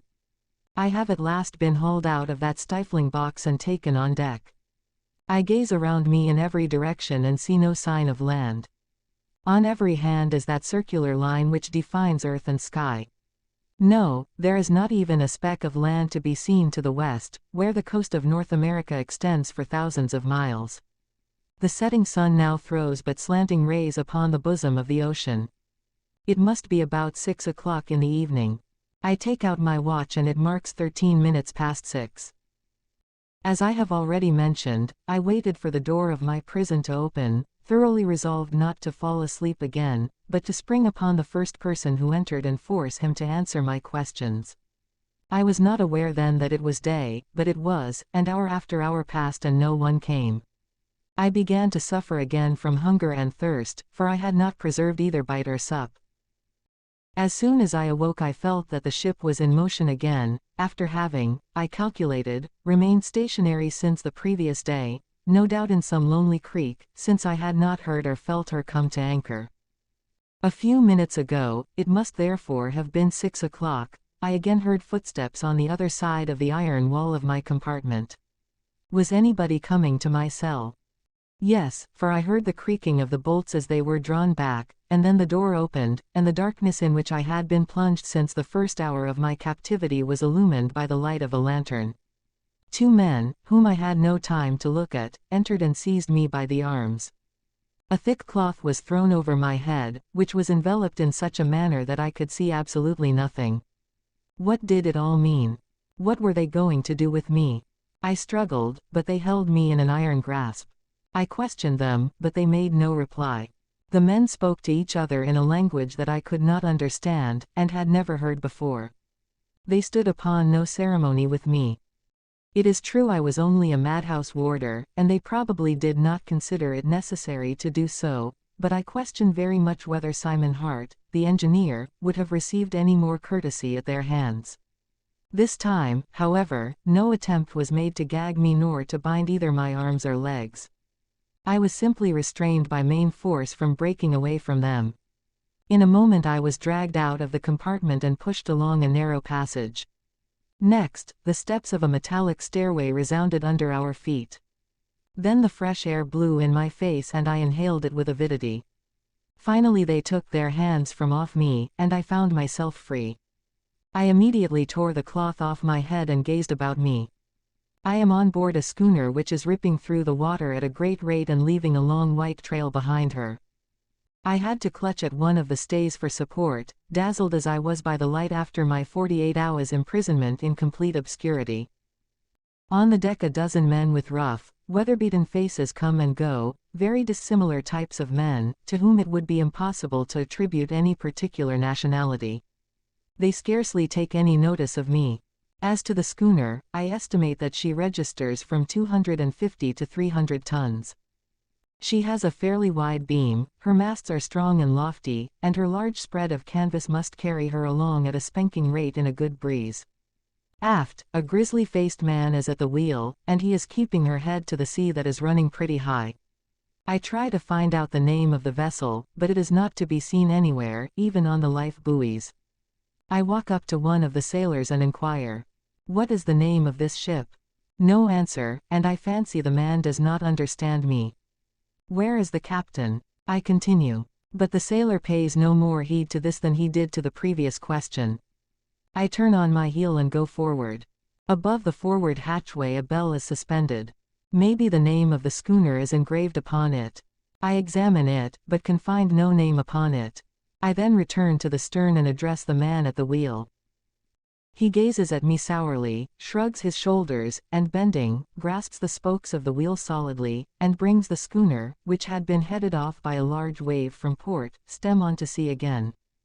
Seeing that nothing is to be got from that quarter, I turn away and look about to see if I can find Thomas Rock, but I do not perceive him anywhere.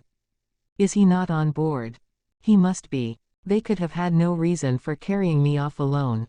No one could have had any idea that I was Simon Hart, the engineer, and even had they known it, what interest could they have had in me, and what could they expect of me? Therefore, as Rock is not on deck, I conclude that he is locked in one of the cabins, and trust he has met with better treatment than his ex-guardian. But what is this, and how on earth could I have failed to notice it before? How is this schooner moving? Her sails are furled, there is not an inch of canvas set, the wind has fallen, and the few puffs that occasionally come from the east are unfavorable, in view of the fact that we are going in that very direction. And yet the schooner speeds through the sea, her bows down, throwing off clouds of foam, and leaving a long, milky, undulating trail in her wake. Is she a steam yacht? No, there is not a smokestack about her. Is she propelled by electricity, by a battery of accumulators, or by piles of great power that work her screw and send her along at this rate? I can come to no other conclusion. In any case she must be fitted with a screw, and by leaning over the stern I shall be able to see it, and can find out what sets it working afterwards. The man at the wheel watches me ironically as I approach, but makes no effort to prevent me from looking over. I gaze long and earnestly, but there is no foaming and seething of the water such as is invariably caused by the revolutions of the screw, not but the long white furrow that a sailing vessel leaves behind is discernible in the schooner's wake. Then, what kind of a machine is it that imparts such a marvelous speed to the vessel? As I have already said, the wind is against her, and there is a heavy swell on.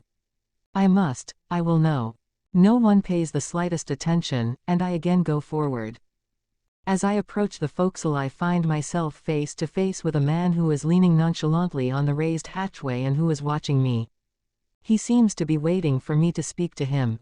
I recognize him instantly. He is the person who accompanied the Count d'Artigas during the latter's visit to Healthful House. There can be no mistake, it is he right enough. It was, then, that rich foreigner who abducted Thomas Rock, and I am on board the Ebba, his schooner yacht which is so well known on the American coast. The man before me will enlighten me about what I want to know. I remember that he and the Count spoke English together. I take him to be the captain of the schooner. "Captain," I say, "you are the person I saw at Healthful House. You remember me, of course." He looks me up and down but does not condescend to reply. "I am Warder Gaydon, the attendant of Thomas Rock," I continue, "and I want to know why you have carried me off and placed me on board this schooner." The captain interrupts me with a sign. It is not made to me, however, but to some sailors standing near. They catch me by the arms, and taking no notice of the angry movement that I cannot restrain, bundle me down the hatchway. The hatchway stair in reality, I remark, is a perpendicular iron ladder, at the bottom of which, to right and left, are some cabins, and forward, the men's quarters. Are they going to put me back in my dark prison at the bottom of the hold? No, they turn to the left and push me into a cabin. It is lighted by a porthole, which is open, and through which the fresh air comes in gusts from the briny. The furniture consists of a bunk, a chair, a chest of drawers, a wash-hand stand and a table. The latter is spread for dinner, and I sit down. Then the cook's mate comes in with 2 or 3 dishes. He is a colored lad, and as he is about to withdraw, I try to question him, but he, too, vouchsafes no reply. Perhaps he doesn't understand me. The door is closed, and I fall to and eat with an excellent appetite, with the intention of putting off all further questioning till some future occasion when I shall stand a chance of getting answered. It is true I am a prisoner, but this time I am comfortable enough, and I hope I shall be permitted to occupy this cabin for the remainder of the voyage, and not be lowered into that black hole again.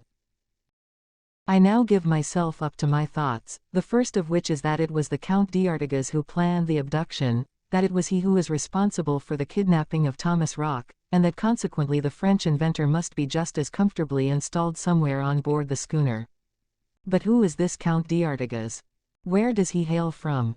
If he has seized Thomas Rock, is it not because he is determined to secure the secret of the fulgurator at no matter what cost? Very likely, and I must therefore be careful not to betray my identity, for if they knew the truth, I should never be afforded a chance to get away. But what a lot of mysteries to clear up, how many inexplicable things to explain, the origin of this d'Artigas, his intentions as to the future, whither we are bound, the port to which the schooner belongs, and this mysterious progress through the water without sails and without screws, at a speed of at least 10 knots an hour.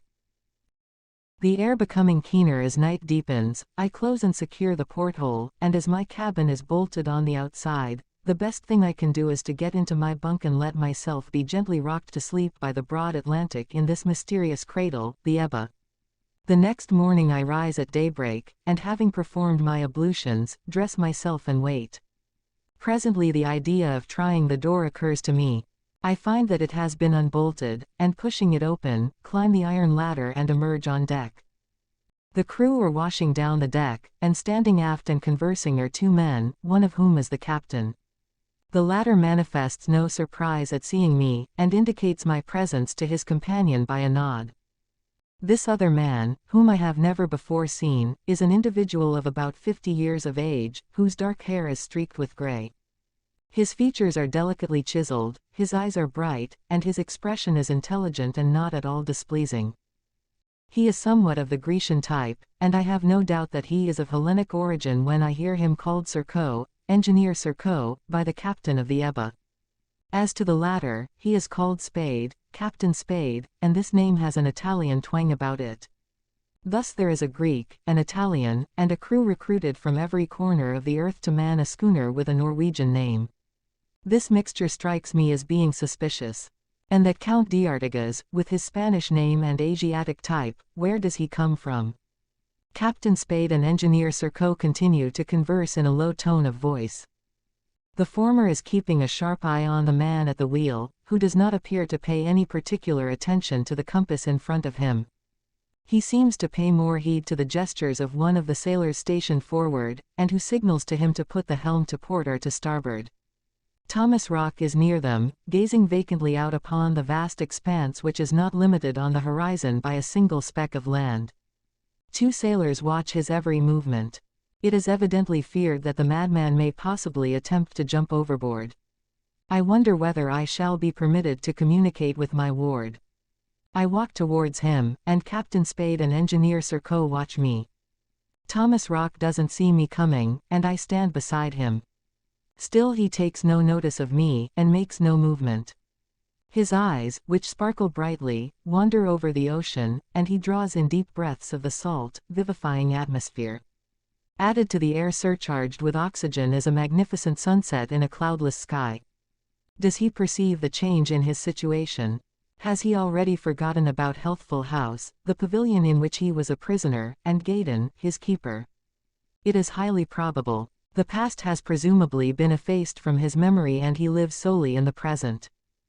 In my opinion, even on the deck of the Ebba, in the middle of the sea, Thomas Rock is still the helpless, irresponsible man whom I tended for 15 months.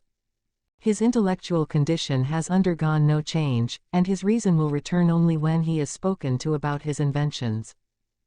The Count d'Artigas is perfectly aware of this mental disposition, having had a proof of it during his visit, and he evidently relies thereon to surprise sooner or later the inventor's secret. But with what object? Thomas Rock! I exclaim. My voice seems to strike him, and after gazing at me fixedly for an instant he averts his eyes quickly. I take his hand and press it. He withdraws it brusquely and walks away, without having recognized me, in the direction of Captain Spade and engineer. Serko, does he think of speaking to one or other of these men, and if they speak to him will he be more reasonable than he was with me, and reply to them? At this moment his physiognomy lights up with a gleam of intelligence. His attention, obviously, has been attracted by the queer progress of the schooner. He gazes at the masts and the furled sails. Then he turns back and stops at the place where, if the Ebba were a steamer, the funnel ought to be, and which in this case ought to be belching forth a cloud of black smoke. What appeared so strange to me evidently strikes Thomas Rock as being strange, too. He cannot explain what I found inexplicable, and, as I did, he walks aft to see if there is a screw. On the flanks of the Ebba a shoal of porpoises are sporting. Swift as is the schooner's course they easily pass her, leaping and gambolling in their native element with surprising grace and agility. Thomas Rock pays no attention to them, but leans over the stern. Engineer Serko and Captain Spade, fearful lest he should fall overboard, hurry to him and drag him gently, but firmly, away. I observe from long experience that Rock is a prey to violent excitement. He turns about and gesticulates, uttering incoherent phrases the while. It is plain to me that another fit is coming on, similar to the one he had in the pavilion of Healthful House on the night we were abducted. He will have to be seized and carried down to his cabin, and I shall perhaps be summoned to attend to him.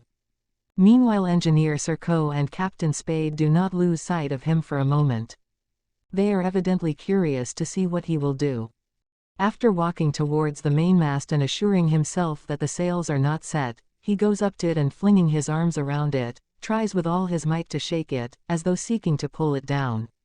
Finding his efforts futile, he quits it and goes to the foremast, where the same performance is gone through. He waxes more and more excited. His vague utterances are followed by inarticulate cries. Suddenly he rushes to the port stays and clings to them, and I begin to fear that he will leap into the rigging and climb to the cross tree, where he might be precipitated into the sea by a lurch of the ship.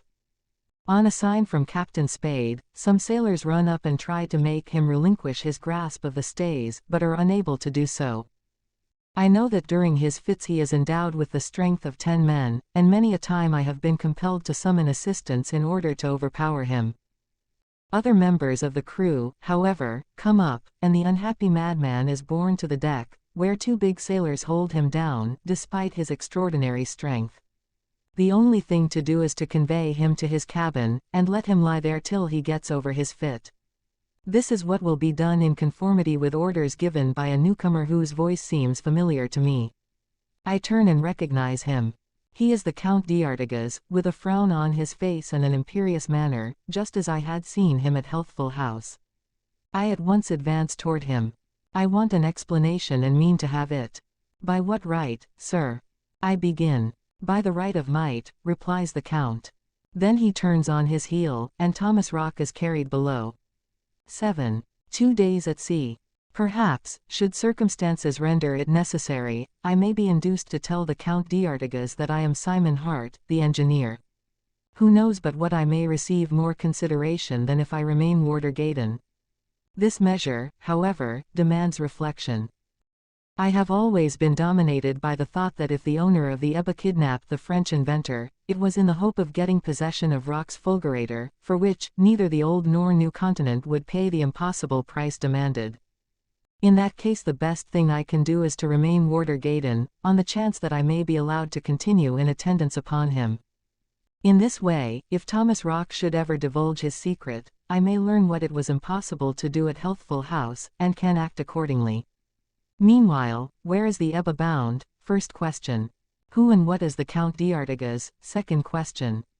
The first will be answered in a few days' time, no doubt, in view of the rapidity with which we are ripping through the water, under the action of a means of propulsion that I shall end by finding out all about. As regards the second, I am by no means so sure that my curiosity will ever be gratified. In my opinion, this enigmatical personage has an all-important reason for hiding his origin, and I am afraid there is no indication by which I can gauge his nationality. If the Count d'Artigas speaks English fluently, and I was able to assure myself of that fact during his visit to Pavilion No. 17, he pronounces it with a harsh, vibrating accent, which is not to be found among the peoples of northern latitudes. I do not remember ever to have heard anything like it in the course of my travels either in the Old or New World, unless it be the harshness characteristic of the idioms in use among the Malays. And, in truth, with his olive, verging on copper-tinted skin, his jet-black, crinkly hair, his piercing, deep-set, restless eyes, his square shoulders and marked muscular development, it is by no means unlikely that he belongs to one of the extreme Eastern races. I believe this name of d'Artigas is an assumed one, and his title of Count likewise. If his schooner bears a Norwegian name, he at any rate is not of Scandinavian origin. He has nothing of the races of Northern Europe about him. But whoever and whatever he may be, this man abducted Thomas Rock, and me with him, with no good intention, I'll be bound. But what I should like to know is, has he acted as the agent of a foreign power, or on his own account? Does he wish to profit alone by Thomas Rock's invention, and is he in the position to dispose of it profitably? That is another question that I cannot yet answer. Maybe I shall be able to find out from what I hear and see ere I make my escape, if escape be possible. The Ebba continues on her way in the same mysterious manner. I am free to walk about the deck, without, however, being able to go beyond the fore hatchway. Once I attempted to go as far as the bows where I could, by leaning over, perceive the schooner's stem as it cut through the water, but acting, it was plain, on orders received, the watch on deck turned me back, and one of them, addressing me brusquely in harsh, grating English, said, "Go back. Go back. You are interfering with the working of the ship." With the working of the ship. There was no working. Did they realize that I was trying to discover by what means the schooner was propelled? Very likely, and Captain Spade, who had looked on, must have known it, too. Even a hospital attendant could not fail to be astonished at the fact that a vessel without either screw or sails was going along at such a speed. However this may be, for some reason or other, the bows of the Ebba are barred to me. Toward 10 o'clock a breeze springs up, a northwest wind and very favorable, and Captain Spade gives an order to the boatswain. The latter immediately pipes all hands on deck, and the mainsail, the foresail, staysail and jibs are hoisted. The work could not have been executed with greater regularity and discipline on board a man of war. The Ebba now has a slight list to port, and her speed is notably increased. But the motor continues to push her along, as is evident from the fact that the sails are not always as full as they ought to be if the schooner were bowling along solely under their action. However, they continue to render yeoman's service, for the breeze has set in steadily. The sky is clear, for the clouds in the west disappear as soon as they attain the horizon, and the sunlight dances on the water. My preoccupation now is to find out as near as possible where we are bound for. I am a good enough sailor to be able to estimate the approximate speed of a ship. In my opinion the Ebba has been traveling at the rate of from 10 to 11 knots an hour. As to the direction we have been going in, it is always the same, and I have been able to verify this by casual glances at the binnacle. If the fore part of the vessel is barred to Warder Gaydon he has been allowed a free run of the remainder of it. Time and again I have glanced at the compass, and noticed that the needle invariably pointed to the east, or to be exact, east-southeast. These are the conditions in which we are navigating this part of the Atlantic Ocean, which is bounded on the west by the coast of the United States of America. I appeal to my memory. What are the islands or groups of islands to be found in the direction we are going, ere the continent of the Old World is reached?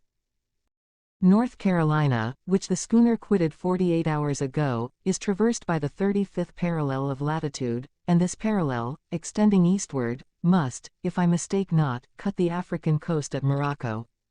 But along the line, about 3,000 miles from America, are the Azores.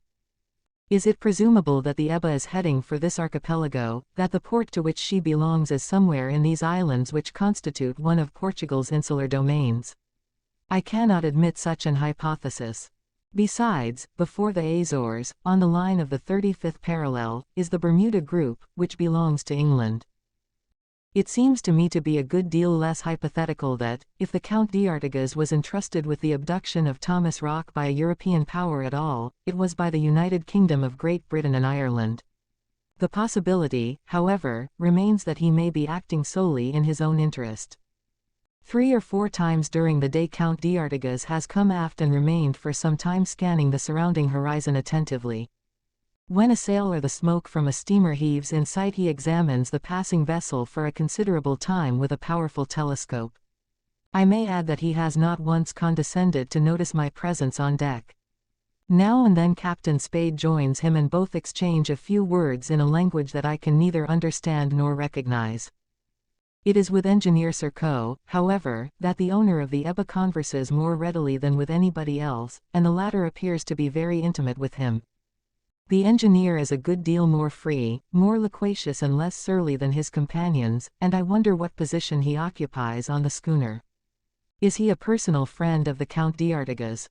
Does he scour the seas with him, sharing the enviable life enjoyed by the rich yachtsmen?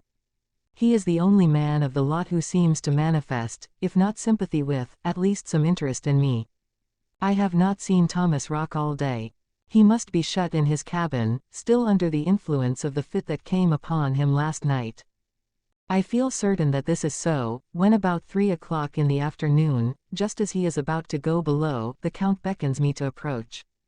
I do not know what he wishes to say to me, this Count d'Artigas, but I do know what I will say to him. Do these fits to which Thomas Rock is subject last long? He asks me in English. Sometimes 48 hours, I reply. What is to be done? Nothing at all. Let him alone until he falls asleep. After a night's sleep the fit will be over and Thomas Rock will be his own helpless self again. Very well, Warder Gaydon, you will continue to attend him as you did at Healthful House, if it be necessary. To attend to him? Yes, on board the schooner, pending our arrival. Where we shall be tomorrow afternoon, replies the Count. Tomorrow, I say to myself. Then we are not bound for the coast of Africa, nor even the Azores. There only remains the hypothesis that we are making for the Bermudas.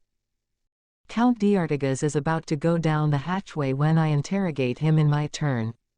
Sir, I exclaim, I desire to know, I have the right to know, where I am going, and— Here, Warder Gaydon, he interrupted, you have no rights. All you have to do is to answer when you are spoken to.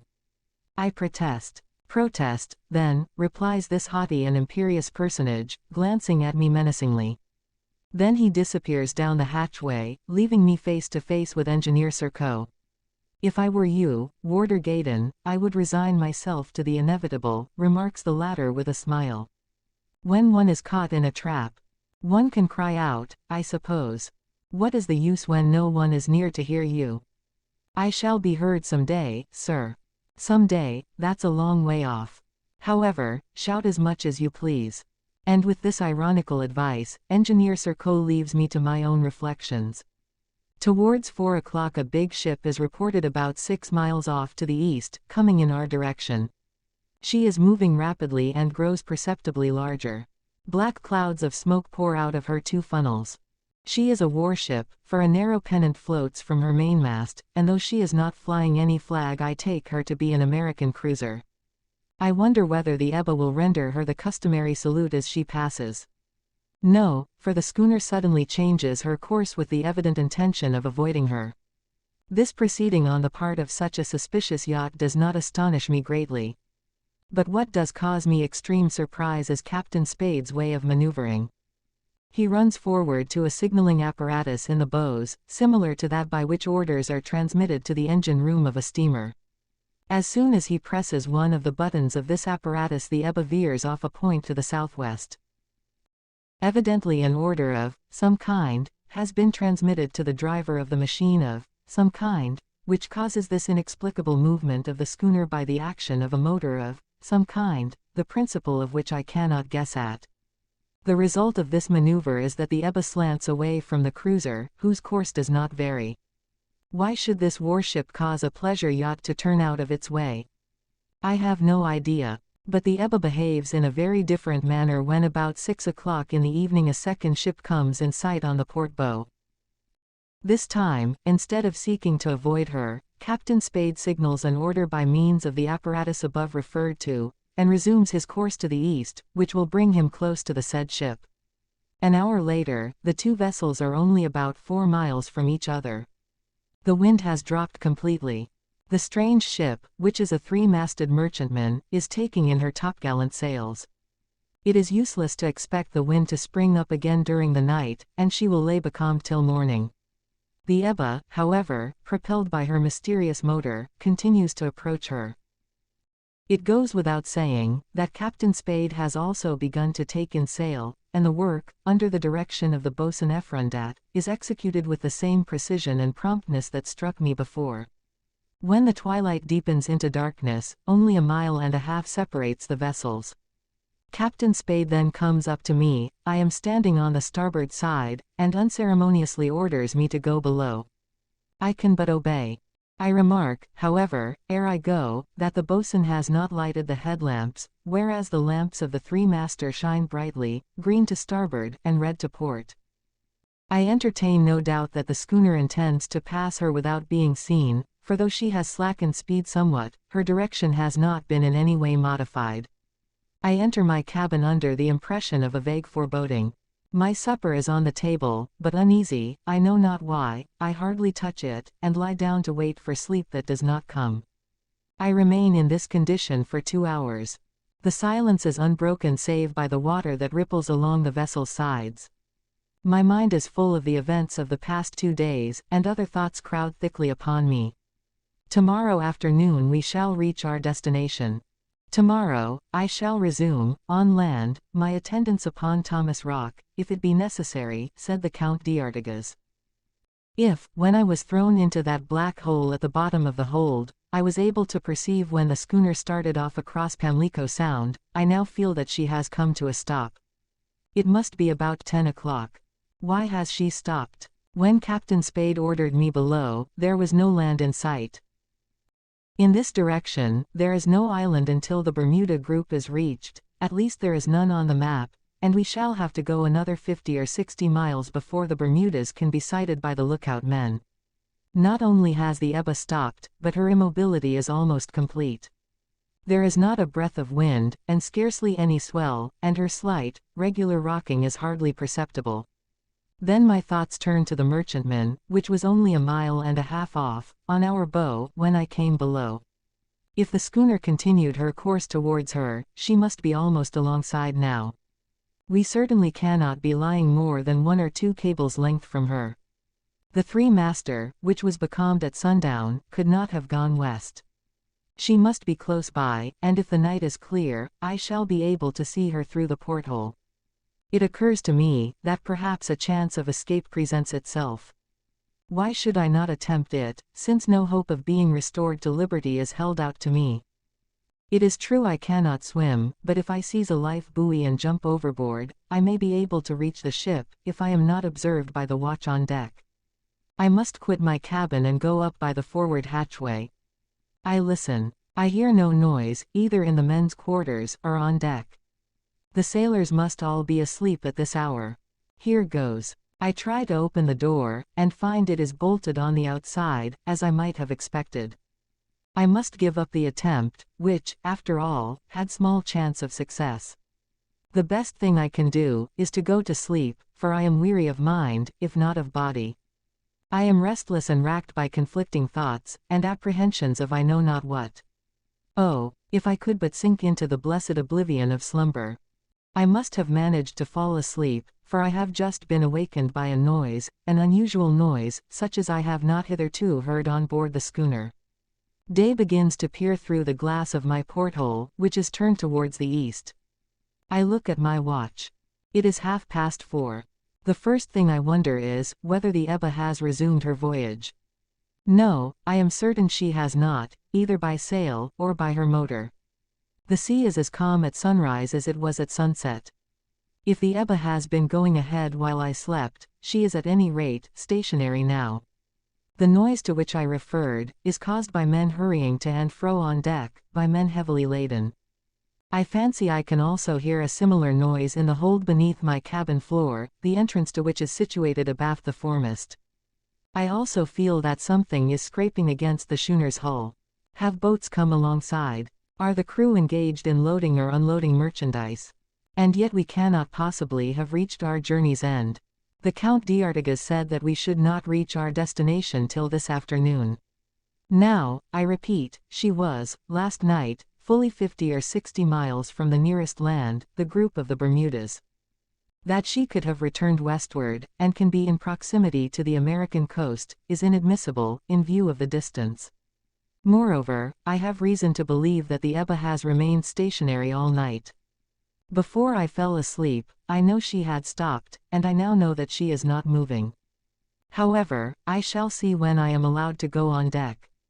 My cabin door is still bolted, I find on trying it, but I do not think they are likely to keep me here when broad daylight is on. An hour goes by, and it gradually gets lighter. I look out of my porthole. The ocean is covered by a mist, which the first rays of the sun will speedily disperse.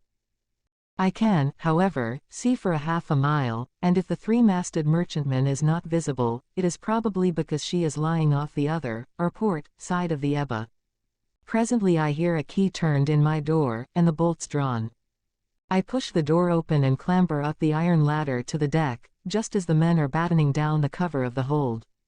I look for the Count d'Artigas, but do not see him. He has not yet left his cabin. Aft, Captain Spade and Engineer Surcoe are superintending the stowing of some bales, which have doubtless been hoisted from the hold. This explains the noisy operations that were going on when I was awakened.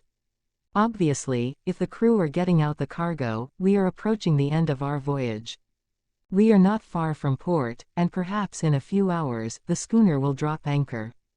But what about the sailing ship that was to port of us? She ought to be in the same place, seeing that there has been and is no wind. I look for her, but she is nowhere to be seen. There is not a sail, not a speck on the horizon either east, west, north or south. After cogitating upon the circumstance I can only arrive at the following conclusion, which, however, can only be accepted under reserve. Although I did not notice it, the Ebba resumed her voyage while I slept, leaving the three-master becalmed behind her, and this is why the merchantman is no longer visible.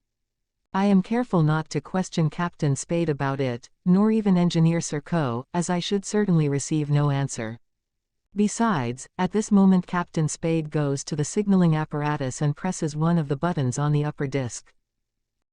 Almost immediately the Ebba gives a jerk, then with her sails still furled, she starts off eastward again. 2 hours later the Count d'Artigas comes up through the main hatchway and takes his customary place aft. Surcoe and Captain Spade at once approach and engage in conversation with him. All three raise their telescopes and sweep the horizon from southeast to northeast. No one will be surprised to learn that I gaze intently in the same direction, but having no telescope I cannot distinguish anything. The midday meal over we all return on deck, all with the exception of Thomas Rock, who has not quitted his cabin. Towards 1 o'clock land is sighted by the lookout man on the foretop crosstree. Inasmuch as the Ebba is bowling along at great speed I shall soon be able to make out the coastline. In effect, 2 hours later a vague semicircular line that curves outward is discernible about 8 miles off. As the schooner approaches it becomes more distinct. It is a mountain, or at all events very high ground, and from its summit a cloud of smoke ascends. What? A volcano in these parts? It must then be. 8. Back Cup. In my opinion the Ebba could have struck no other group of islands but the Bermudas in this part of the Atlantic. This is clear from the distance covered from the American coast and the direction sailed in since we issued from Pamlico Sound. This direction has constantly been south-southeast, and the distance, judging from the Ebba's rate of speed, which has scarcely varied, is approximately 750 miles. Still, the schooner does not slacken speed. The Count d'Artigas and Engineer Serko remain aft, by the man at the wheel. Captain Spade has gone forward. Are we not going to leave this island, which appears to be isolated, to the west? It does not seem likely, since it is still broad daylight, and the hour at which the Ebba was timed to arrive. All the sailors are drawn up on deck, awaiting orders, and Boatswain Effrondat is making preparations to anchor. Ere a couple of hours have passed I shall know all about it. It will be the first answer to one of the many questions that have perplexed me since the schooner put to sea. And yet it is most unlikely that the port to which the Ebba belongs is situated on one of the Bermuda Islands, in the middle of an English archipelago, unless the Count d'Artigas has kidnapped Thomas Rock for the British government, which I cannot believe. I become aware that this extraordinary man is gazing at me with singular persistence. Although he can have no suspicion that I am Simon Hart, the engineer, he must be asking himself what I think of this adventure. If Warder Gaydon is but a poor devil, this poor devil will manifest as much unconcern as to what is in store for him as any gentleman could, even though he were the proprietor of this queer pleasure yacht. Still I am a little uneasy under his gaze. I dare say that if the Count d'Artigas could guess how certain things have suddenly become clear to me, he would not hesitate to have me thrown overboard. Prudence therefore commands me to be more circumspect than ever. Without giving rise to any suspicion, even in the mind of Engineer Serko, I have succeeded in raising a corner of the mysterious veil, and I begin to see ahead a bit. As the Ebba draws nearer, the island, or rather islet, towards which she is speeding shows more sharply against the blue background of the sky. The sun, which has passed the zenith, shines full upon the western side. The islet is isolated, or at any rate I cannot see any others of the group to which it belongs, either to north or south. This islet, of curious contexture, resembles as near as possible a cup turned upside down, from which a fuliginous vapor arises. Its summit, the bottom of the cup, if you like, is about 300 feet above the level of the sea, and its flanks, which are steep and regular, are as bare as the sea-washed rocks at its base. There is another peculiarity about it which must render the islet easily recognizable by mariners approaching it from the west, and this is a rock which forms a natural arch at the base of the mountain, the handle of the cup, so to speak, and through which the waves wash as freely as the sunshine passes. Seen this way the islet fully justifies the name of Back Cup given to it. Well, I know and recognize this islet. It is situated at the extremity of the archipelago of the Bermudas. It is the reversed cup that I had occasion to visit a few years ago. No, I am not mistaken. I then climbed over the calcareous and crooked rocks at its base on the east side. Yes, it is Back Cup, sure enough. Had I been less self-possessed I might have uttered an exclamation of surprise and satisfaction, which, with good reason, would have excited the attention and suspicion of the Count d'Artigas. These are the circumstances under which I came to explore Back Cup while on a visit to Bermuda. This archipelago, which is situated about 750 miles from North Carolina, is composed of several hundred islands or islets. Its center is crossed by the 64th meridian and the 32nd parallel. Since the Englishman Lomer was shipwrecked and cast up there in 1609, the Bermudas have belonged to the United Kingdom, and in consequence the colonial population has increased to 10,000 inhabitants. It was not for its productions of cotton, coffee, indigo, and arrowroot that England annexed the group, seized it, one might say, but because it formed a splendid maritime station in that part of the ocean, and in proximity to the United States of America. Possession was taken of it without any protest on the part of other powers, and Bermuda is now administered by a British governor with the addition of a council and a general assembly. The principal islands of the archipelago are called St. David, Somerset, Hamilton, and St. George. The latter has a free port, and the town of the same name is also the capital of the group. The largest of these isles is not more than 17 miles long and 5 wide. Leaving out the medium-sized ones, there remains but an agglomeration of islets and reefs scattered over an area of 12 square leagues. Although the climate of Bermuda is very healthy, very salubrious, the isles are nevertheless frightfully beaten by the heavy winter tempests of the Atlantic, and their approach by navigators presents certain difficulties. What the archipelago especially lacks are rivers and rios. However, as abundant rains fall frequently, this drawback is got over by the inhabitants, who treasure up the heaven-sent water for household and agricultural purposes. This has necessitated the construction of vast cisterns which the downfalls keep filled. These works of engineering skill justly merit the admiration they receive and do honor to the genius of man. It was in connection with the setting up of these cisterns that I made the trip, as well as out of curiosity to inspect the fine works. I obtained from the company of which I was the engineer in New Jersey a vacation of several weeks, and embarked at New York for the Bermudas. While I was staying on Hamilton Island, in the vast port of Southampton, an event occurred of great interest to geologists. One day a whole flotilla of fishers, men, women and children, entered Southampton harbor. For 50 years these families had lived on the east coast of Back Cup, where they had erected log cabins and houses of stone. Their position for carrying on their industry was an exceptionally favorable one, for the waters teem with fish all the year round, and in March and April whales abound. Nothing had hitherto occurred to disturb their tranquil existence. They were quite contented with their rough lot, which was rendered less onerous by the facility of communication with Hamilton and St. George. Their solid barks took cargoes of fish there, which they exchanged for the necessities of life. Why had they thus abandoned the islet with the intention, as it pretty soon appeared, of never returning to it? The reason turned out to be that they no longer considered themselves in safety there.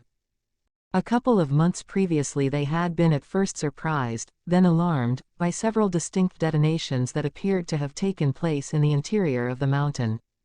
At the same time smoke and flames issued from the summit, or the bottom of the reversed cup, if you like. Now no one had ever suspected that the islet was of volcanic origin, or that there was a crater at the top, no one having been able to climb its sides. Now, however, there could be no possible doubt that the mountain was an ancient volcano that had suddenly become active again and threatened the village with destruction. During the ensuing 2 months internal rumblings and explosions continued to be heard, which were accompanied by bursts of flame from the top, especially at night.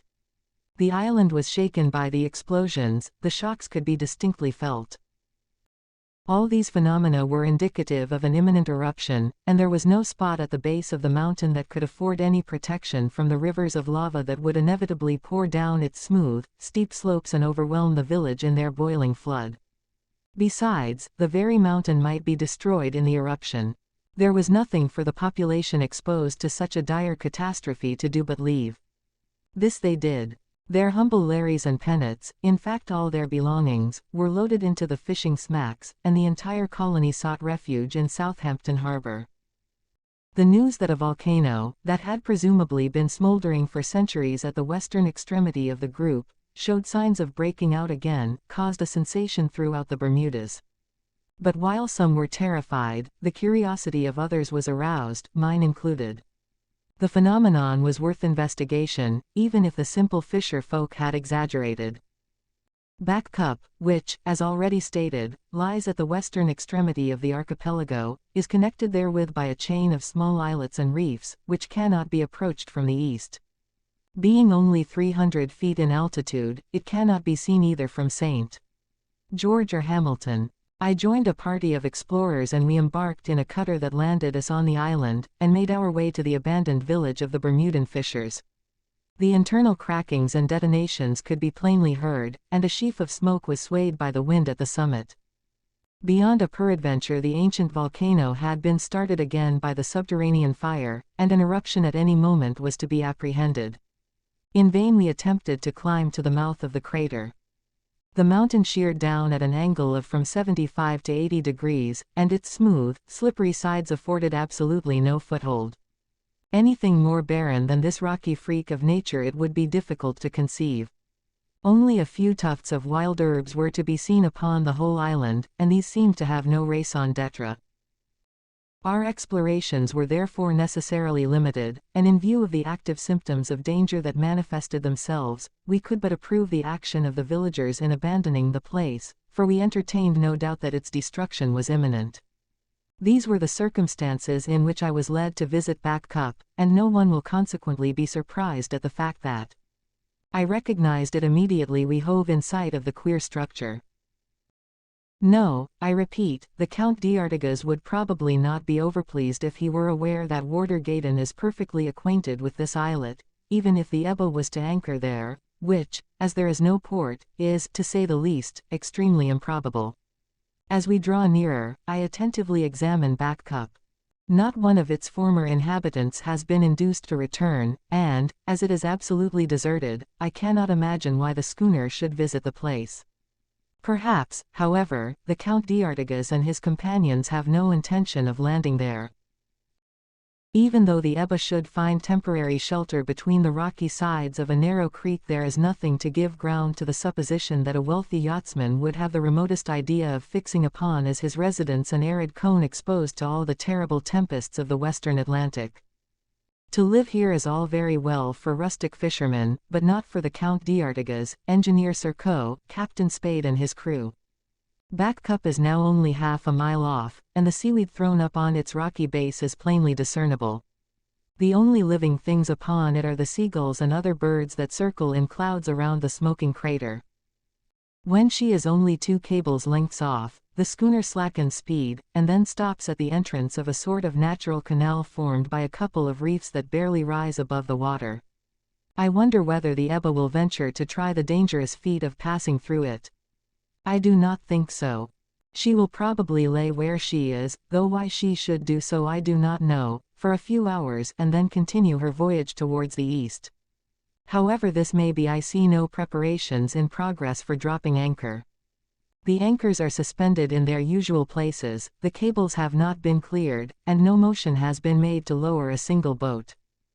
At this moment Count d'Artigas, Engineer Serko and Captain Spade go forward and perform some maneuver that is inexplicable to me.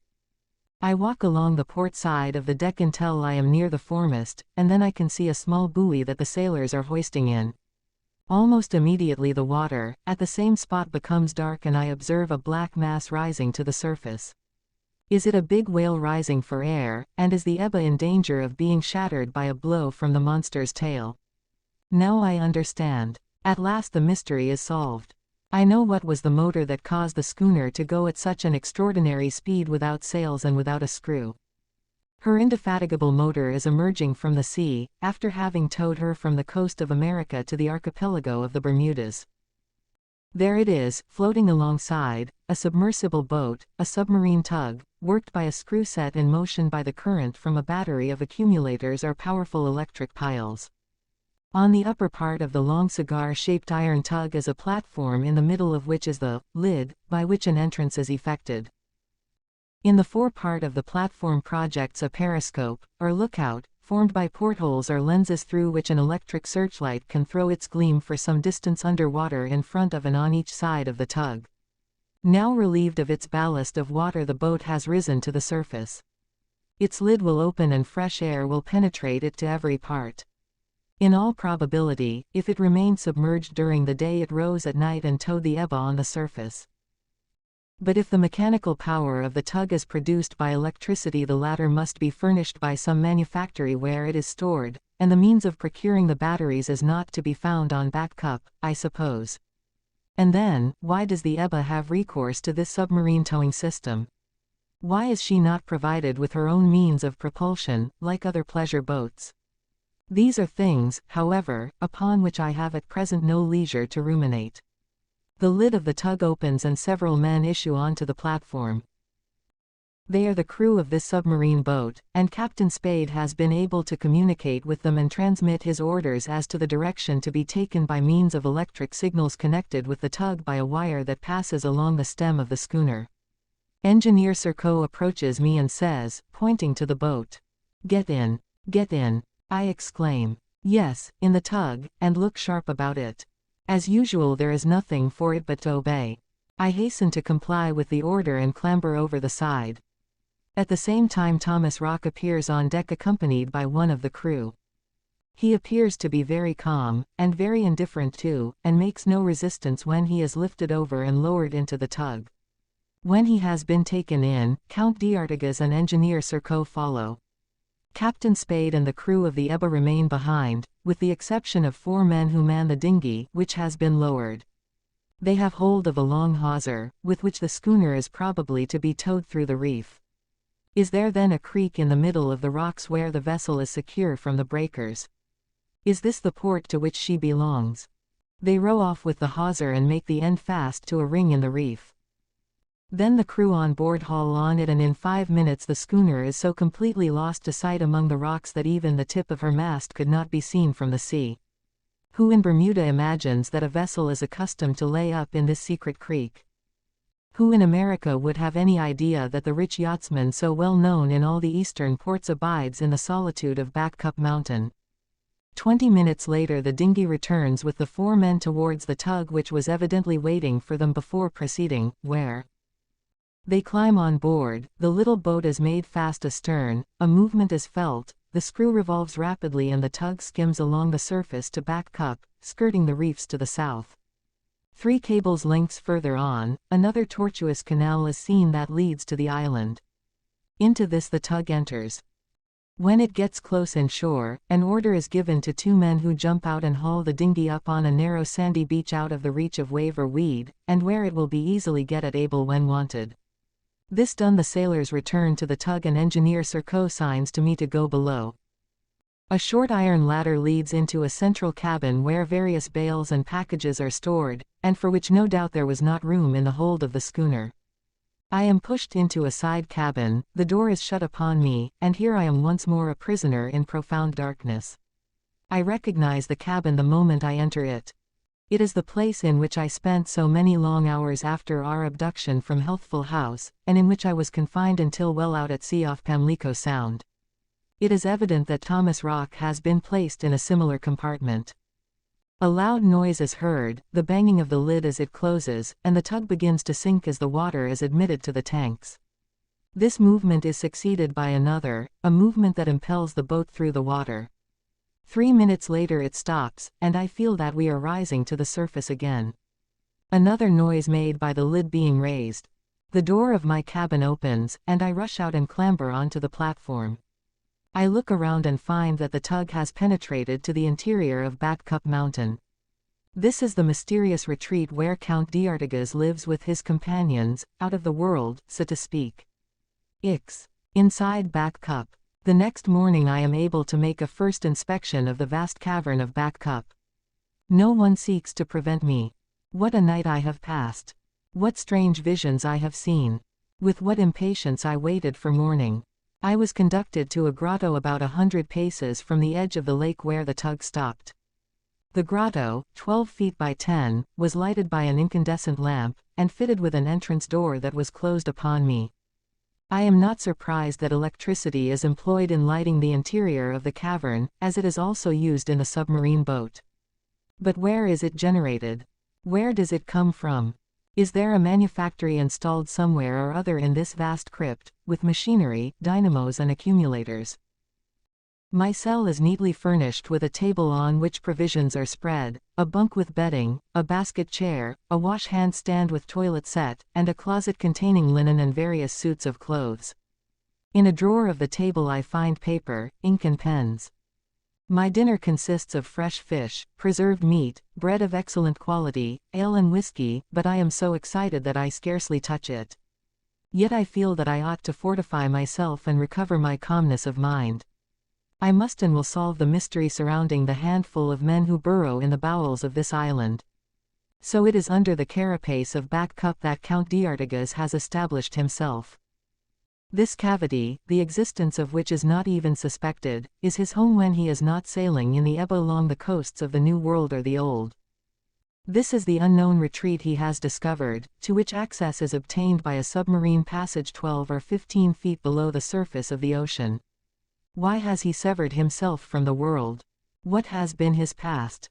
If, as I suspect, this name of d'Artigas and this title of Count are assumed, what motive has he for hiding his identity? Has he been banished? Is he an outcast of society that he should have selected this place above all others? Am I not in the power of an evildoer anxious to ensure impunity for his crimes and to defy the law by seeking refuge in this undiscoverable burrow? I have the right of supposing anything in the case of this suspicious foreigner, and I exercise it. Then the question to which I have never been able to suggest a satisfactory answer once more surges into my mind.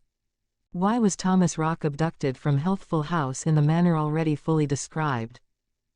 Does the Count d'Artigas hope to force from him the secret of his fulgurator with a view to utilizing it for the defense of Back Cup in case his retreat should by chance be discovered?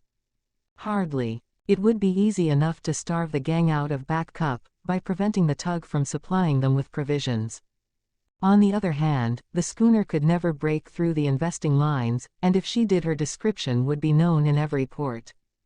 In this event, of what possible use would Thomas Rock's invention be to the Count d'Artigas? Decidedly, I cannot understand it. About 7 o'clock in the morning I jump out of bed.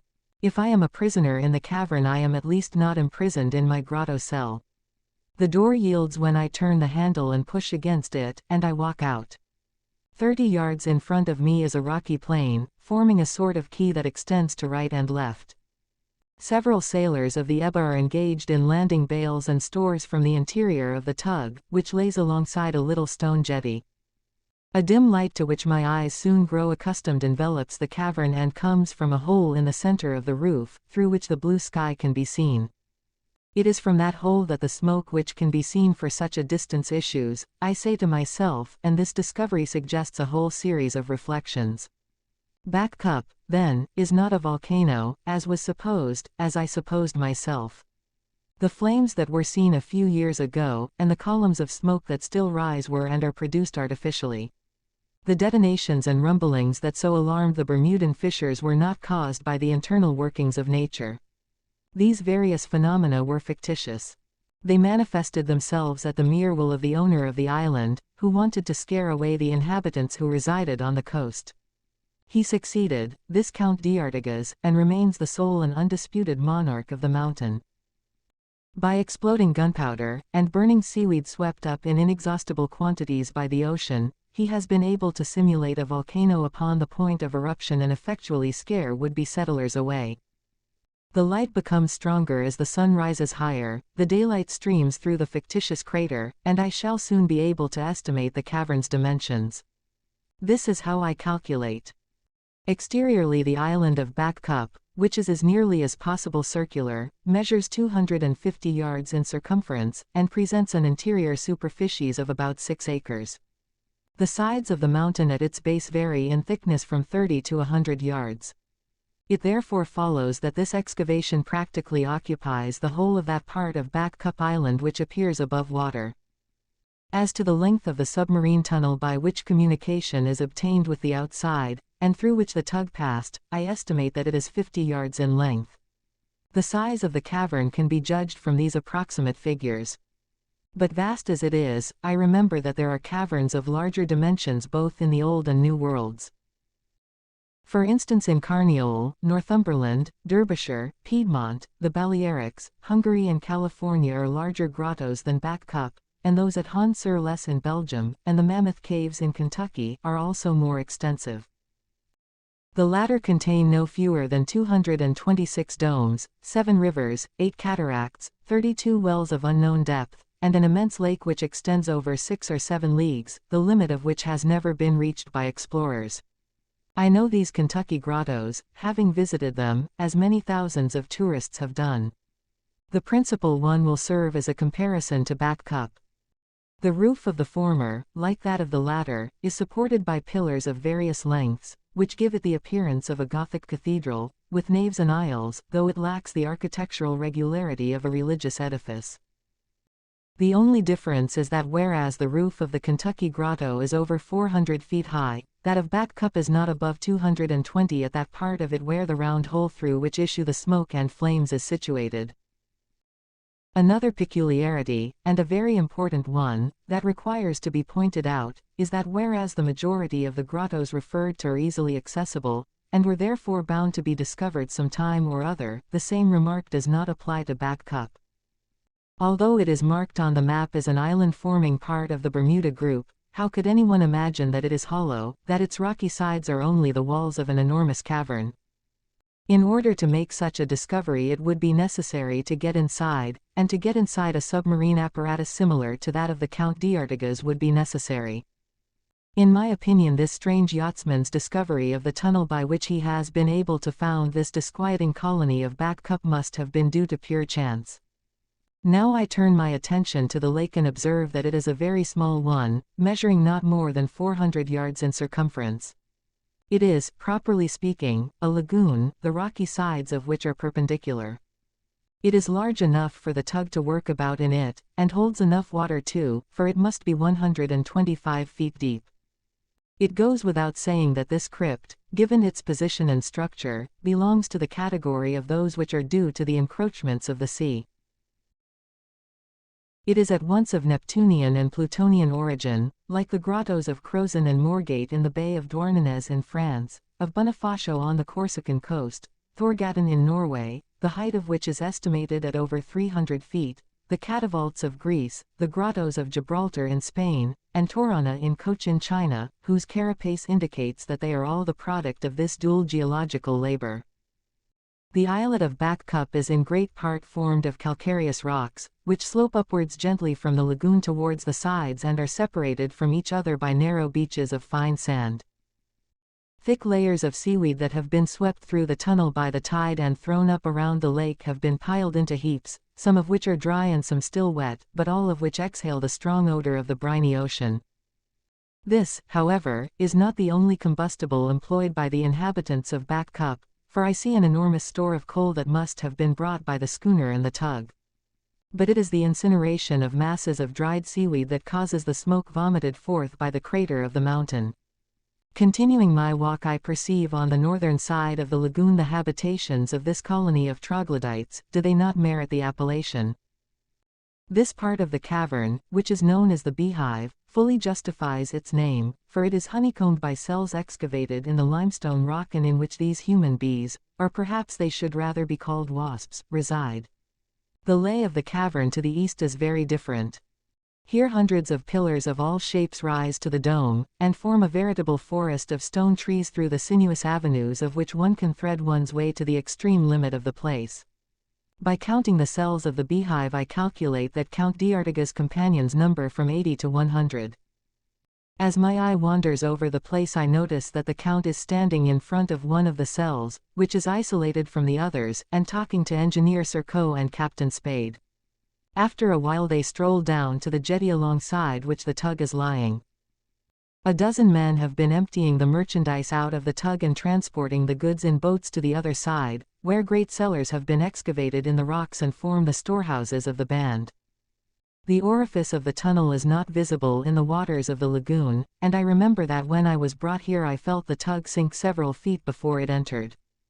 In this respect, therefore, Back Cup does not resemble either the grottos of Staffa or Moorgate, entrance to which is always open, even at high tide.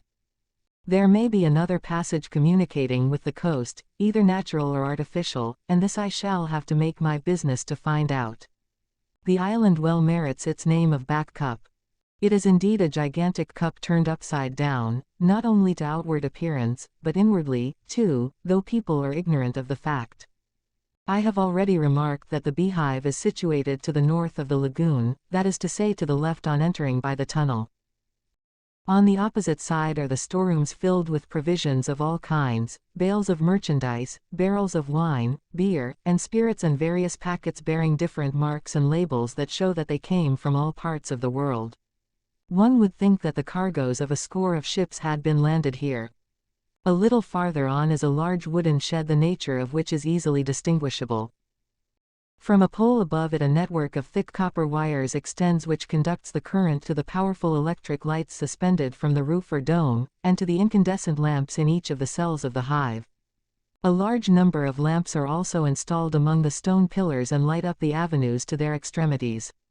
Shall I be permitted to roam about wherever I please? I ask myself. I hope so. I cannot for the life of me see why the Count d'Artigas should prohibit me from doing so, for I cannot get farther than the surrounding walls of his mysterious domain. I question whether there is any other issue than the tunnel, and how on earth could I get through that? Besides, admitting that I am able to get through it, I cannot get off the island. My disappearance would be soon noticed, and the tug would take out a dozen men who would explore every nook and cranny. I should inevitably be recaptured, brought back to the beehive, and deprived of my liberty for good. I must therefore give up all idea of making my escape, unless I can see that it has some chance of being successful, and if ever an opportunity does present itself I shall not be slow to take advantage of it. On strolling round by the rows of cells I am able to observe a few of these companions of the Count d'Artigas who are content to pass their monotonous existence in the depths of Back Cup. As I said before, calculating from the number of cells in the beehive, there must be between 80 and 100 of them. They pay no attention whatever to me as I pass, and on examining them closely it seems to me that they must have been recruited from every country. I do not distinguish any community of origin among them, not even a similarity by which they might be classed as North Americans, Europeans or Asiatics. The color of their skin shades from white to yellow and black, the black peculiar to Australia rather than to Africa. To sum up, they appear for the most part to pertain to the Malay races. I may add that the Count d'Artigas certainly belongs to that particular race which peoples the Dutch Isles in the West Pacific, while Engineer Serko must be Levantine and Captain Spade of Italian origin. But if the inhabitants of Back Cup are not bound to each other by ties of race, they certainly are by instinct and inclination. What forbidding, savage-looking faces they have, to be sure. They are men of violent character who have probably never placed any restraint upon their passions, nor hesitated at anything, and it occurs to me that in all likelihood they have sought refuge in this cavern, where they fancy they can continue to defy the law with impunity, after a long series of crimes, robbery, murder, arson, and excesses of all descriptions committed together. In this case Back Cup is nothing but a lair of pirates, the Count d'Artigas is the leader of the band and Serko and Spade are his lieutenants. I cannot get this idea out of my head, and the more I consider the more convinced I am that I am right, especially as everything I see during my stroll about the cavern seems to confirm my opinion. However this may be, and whatever may be the circumstances that have brought them together in this place, Count d'Artigas' companions appear to accept his all-powerful domination without question. On the other hand, if he keeps them under his iron heel by enforcing the severest discipline, certain advantages, some compensation, must accrue from the servitude to which they bow. What can this compensation be? Having turned that part of the bank under which the tunnel passes, I find myself on the opposite side of the lagoon, where are situated the storerooms containing the merchandise brought by the Ebba on each trip, and which contain a great quantity of bales. Beyond is the manufactory of electric energy.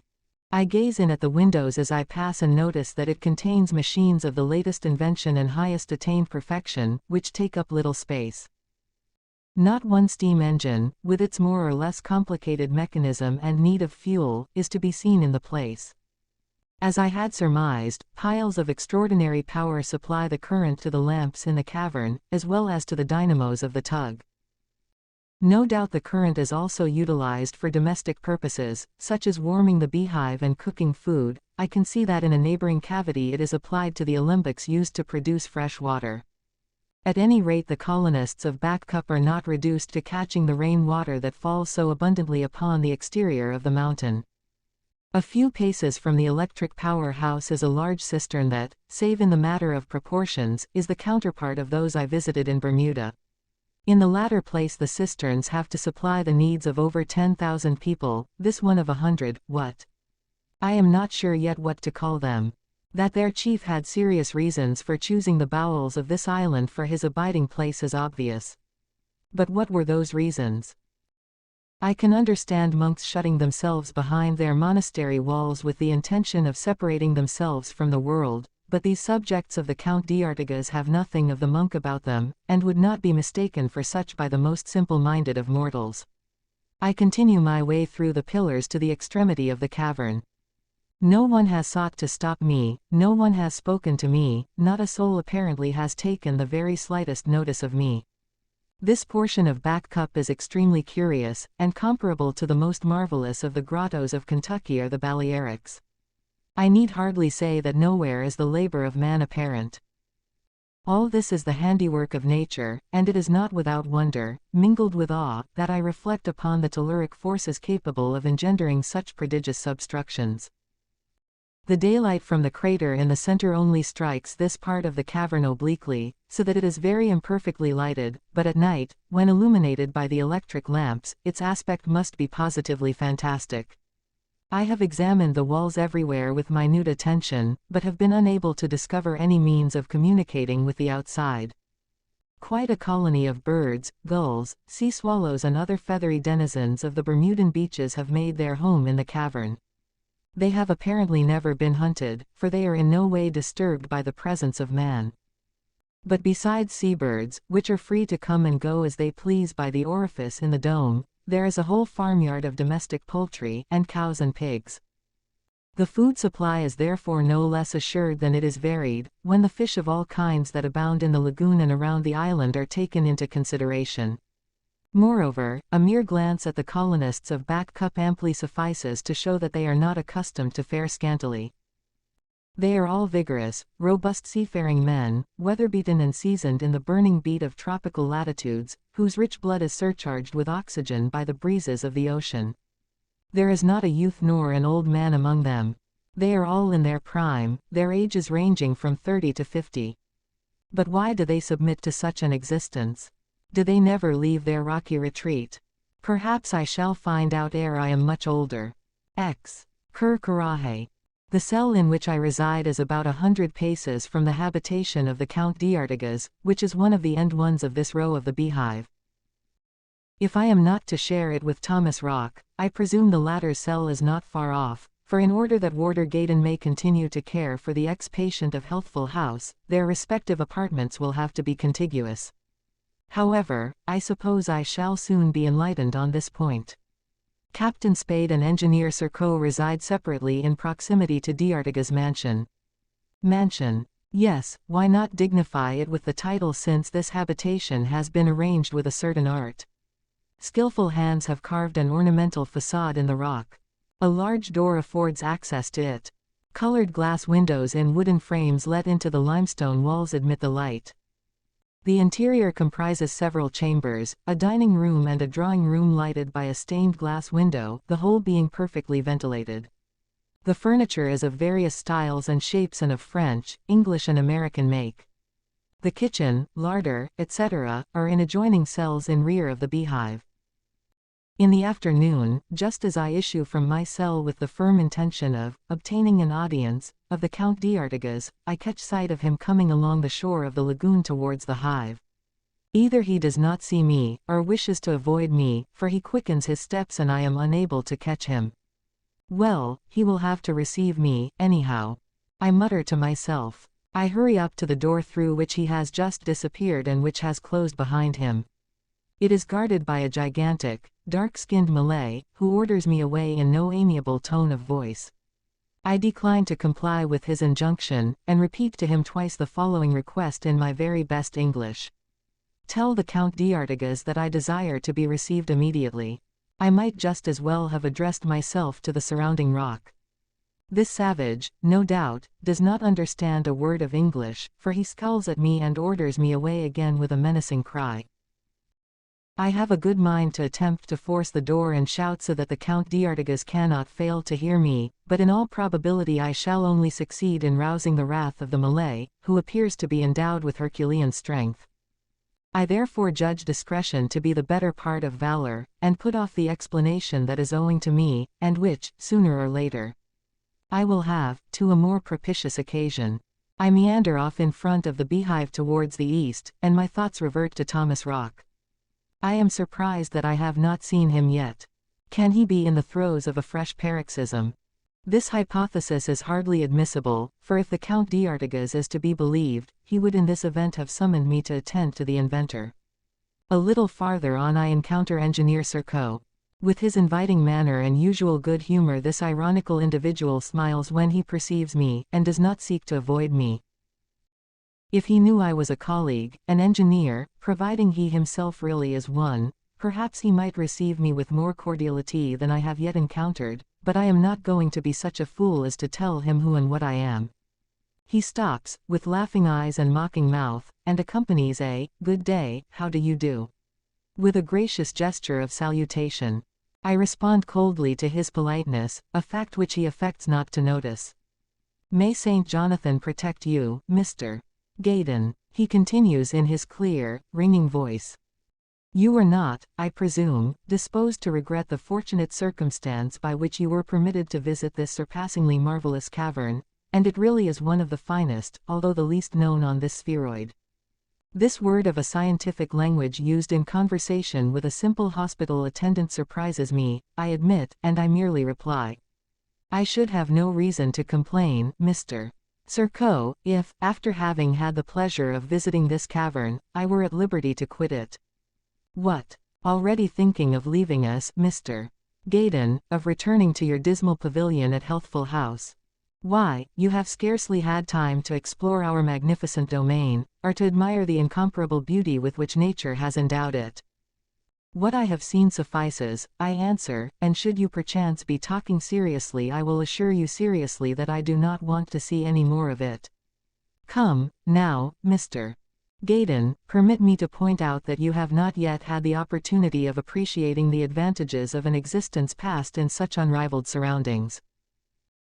It is a quiet life, exempt from care, with an assured future, material conditions such as are not to be met with anywhere, an even climate and no more to fear from the tempests which desolate the coasts in this part of the Atlantic than from the cold of winter, or the heat of summer. This temperate and salubrious atmosphere is scarcely affected by changes of season. Here we have no need to apprehend the wrath of either Pluto or Neptune. Sir, I reply, it is impossible that this climate can suit you, that you can appreciate living in this grotto of. I was on the point of pronouncing the name of Back Cup. Fortunately I restrained myself in time. What would happen if they suspected that I am aware of the name of their island, and, consequently, of its position at the extremity of the Bermuda group? However, I continue, if this climate does not suit me, I have, I presume, the right to make a change. The right, of course. I understand from your remark that I shall be furnished with the means of returning to America when I want to go. I have no reason for opposing your desires, Mr. Gaydon, Engineer Surco replies, and I regard your presumption as a very natural one.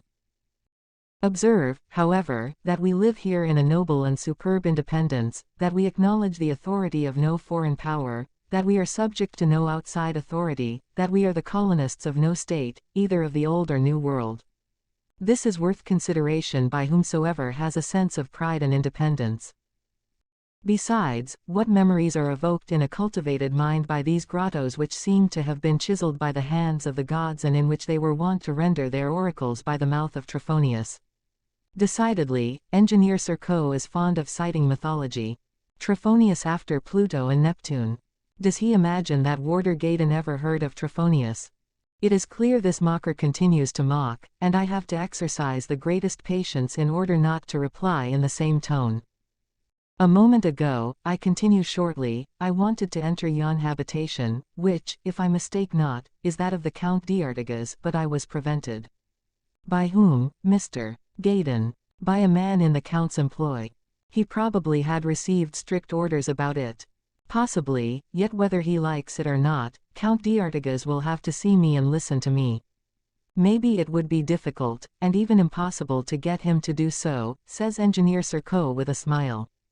Why so? Because there is no such person as Count d'Artigas here. You were jesting, I presume, I have just seen him. It was not the Count d'Artigas whom you saw, Mr. Gaydon. Who was it then, may I ask? The pirate coronet. This name was thrown at me in a hard tone of voice, and Engineer Surco walked off before I had presence of mind enough to detain him.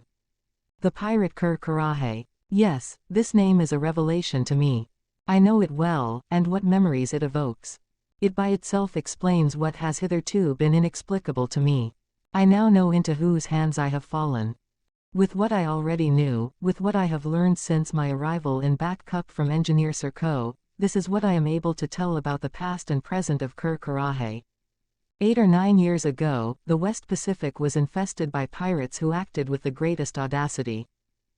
A band of criminals of various origins, composed of escaped convicts, military and naval deserters, etc., operated with incredible audacity under the orders of a redoubtable chief.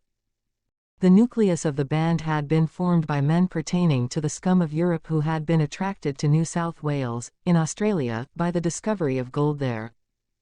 Among these gold diggers were Captain Spade and Engineer Serko, two outcasts, whom a certain community of ideas and character soon bound together in close friendship. These intelligent, well-educated, resolute men would most assuredly have succeeded in any career. But being without conscience or scruples, and determined to get rich at no matter what cost, deriving from gambling and speculation what they might have earned by patient and steady work, they engaged in all sorts of impossible adventures. One day they were rich, the next day poor, like most of the questionable individuals who had hurried to the goldfields in search of fortune. Among the diggers in New South Wales was a man of incomparable audacity, one of those men who stick at nothing, not even at crime, and whose influence upon bad and violent natures is irresistible. That man's name was Coronet. The origin or nationality or antecedents of this pirate were never established by the investigations ordered in regard to him. He eluded all pursuit, and his name, or at least the name he gave himself, was known all over the world, and inspired horror and terror everywhere, as being that of a legendary personage, a bogey, invisible and unseizable. I have now reason to believe that Coronet is a Malay. However, it is of little consequence, after all. What is certain is that he was with reason regarded as a formidable and dangerous villain who had many crimes, committed in distant seas, to answer for. After spending a few years on the Australian goldfields, where he made the acquaintance of Engineer Serko and Captain Spade, Coronet managed to seize a ship in the port of Melbourne, in the province of Victoria. He was joined by about 30 rascals whose number was speedily tripled. In that part of the Pacific Ocean where piracy is still carried on with great facility, and I may say, profit, the number of ships pillaged, crews massacred, and raids committed in certain western islands which the colonists were unable to defend, cannot be estimated. Although the whereabouts of Coronet's vessel, commanded by Captain Spade, was several times made known to the authorities, all attempts to capture it proved futile. The marauder would disappear among the innumerable islands of which he knew every cove and creek, and it was impossible to come across him. He maintained a perfect reign of terror. England, France, Germany, Russia and America vainly dispatched warships in pursuit of the phantom vessel which disappeared. No one knew whither, after robberies and murders that could not be prevented or punished had been committed by her crew. One day this series of crimes came to an end, and no more was heard of Coronet. Had he abandoned the Pacific for other seas? Would this pirate break out in a fresh place? It was argued that notwithstanding what they must have spent in orgies and debauchery, the pirate and his companions must still have an enormous amount of wealth hidden in some place known only to themselves, and that they were enjoying their ill-gotten gains. Where had the band hidden themselves since they had ceased their depredations? This was a question which everybody asked and none was able to answer. All attempts to run them to earth were vain. Terror and uneasiness having ceased with the danger, Coronet's exploits soon began to be forgotten, even in the West Pacific. This is what had happened, and what will never be known unless I succeed in escaping from Back Cup. These wretches were, as a matter of fact, possessed of great wealth when they abandoned the southern seas. Having destroyed their ship, they dispersed in different directions after having arranged to meet on the American continent. Engineer Serko, who was well versed in his profession, and was a clever mechanic to boot, and who had made a special study of submarine craft, proposed to Coronet that they should construct one of these boats in order to continue their criminal exploits with greater secrecy and effectiveness. Coronet at once saw the practical nature of the proposition, and as they had no lack of money, the idea was soon carried out. While the so-called Count d'Artigas ordered the construction of the schooner Ebba at the shipyards of Gothenburg, in Sweden, he gave to the Cramps of Philadelphia, in America, the plans of a submarine boat whose construction excited no suspicion. Besides, as will be seen, it soon disappeared and was never heard of again. The boat was constructed from a model and under the personal supervision of Engineer Serko, and fitted with all the known appliances of nautical science. The screw was worked with electric piles of recent invention which imparted enormous propulsive power to the motor. It goes without saying that no one imagined that Count d'Artigas was none other than Coronet, the former pirate of the Pacific, and that Engineer Serko was the most formidable and resolute of his accomplices. The former was regarded as a foreigner of noble birth and great fortune, who for several months had been frequenting the ports of the United States, the Ebba having been launched long before the tug was ready. Work upon the latter occupied fully 18 months, and when the boat was finished it excited the admiration of all those interested in these engines of submarine navigation. By its external form, its interior arrangements, its air supply system, the rapidity with which it could be immersed, the facility with which it could be handled and controlled, and its extraordinary speed, it was conceded to be far superior to the Goubet, the Gymnote, the Zed, and other similar boats which had made great strides towards perfection.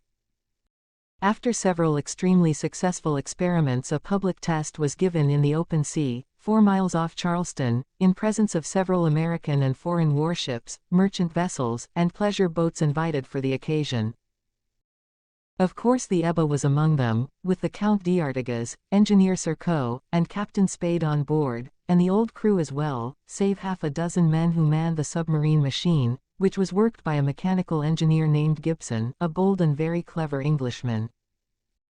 The program of this definite experiment comprised various evolutions on the surface of the water, which were to be followed by an immersion to last several hours, the boat being ordered not to rise again until a certain buoy stationed many miles out at sea had been attained. At the appointed time the lid was closed and the boat at first maneuvered on the surface. Her speed and the ease with which she turned and twisted were loudly praised by all the technical spectators. Then at a signal given on board the Ebba the tug sank slowly out of sight, and several vessels started for the buoy where she was to reappear. 3 hours went by, but there was no sign of the boat. No one could suppose that in accordance with instructions received from the Count d'Artigas and Engineer Serko this submarine machine, which was destined to act as the invisible tug of the schooner, would not emerge till it had gone several miles beyond the rendezvous. Therefore, with the exception of those who were in the secret, no one entertained any doubt that the boat and all inside her had perished as the result of an accident either to her metallic covering or machinery. On board the Ebba consternation was admirably simulated. On board the other vessels it was real.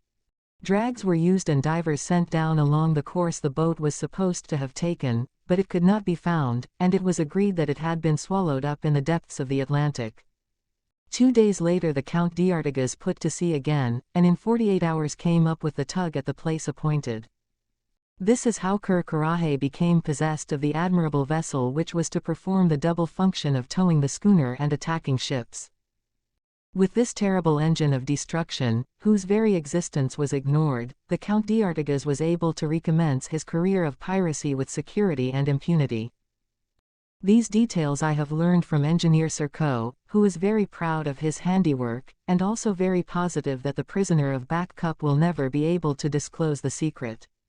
It will easily be realized how powerful was the offensive weapon Ker now possessed.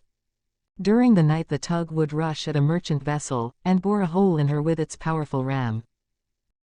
At the same time the schooner, which could not possibly have excited any suspicion, would run alongside and her horde of cutthroats would pour onto the doomed vessel's deck and massacre the helpless crew, after which they would hurriedly transfer that part of the cargo that was worth taking to the Ebba.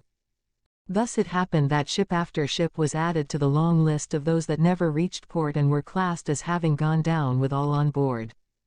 For a year after the odious comedy in the Bay of Charleston Ker operated in the Atlantic, and his wealth increased to enormous proportions. The merchandise for which he had no use was disposed of in distant markets in exchange for gold and silver. But what was sadly needed was a place where the profits could be safely hidden pending the time when they were to be finally divided. Chance came to their aid. While exploring the bottom of the sea in the neighborhood of the Bermudas, Engineer Serko and driver Gibson discovered at the base of Back Cup Island the tunnel which led to the interior of the mountain.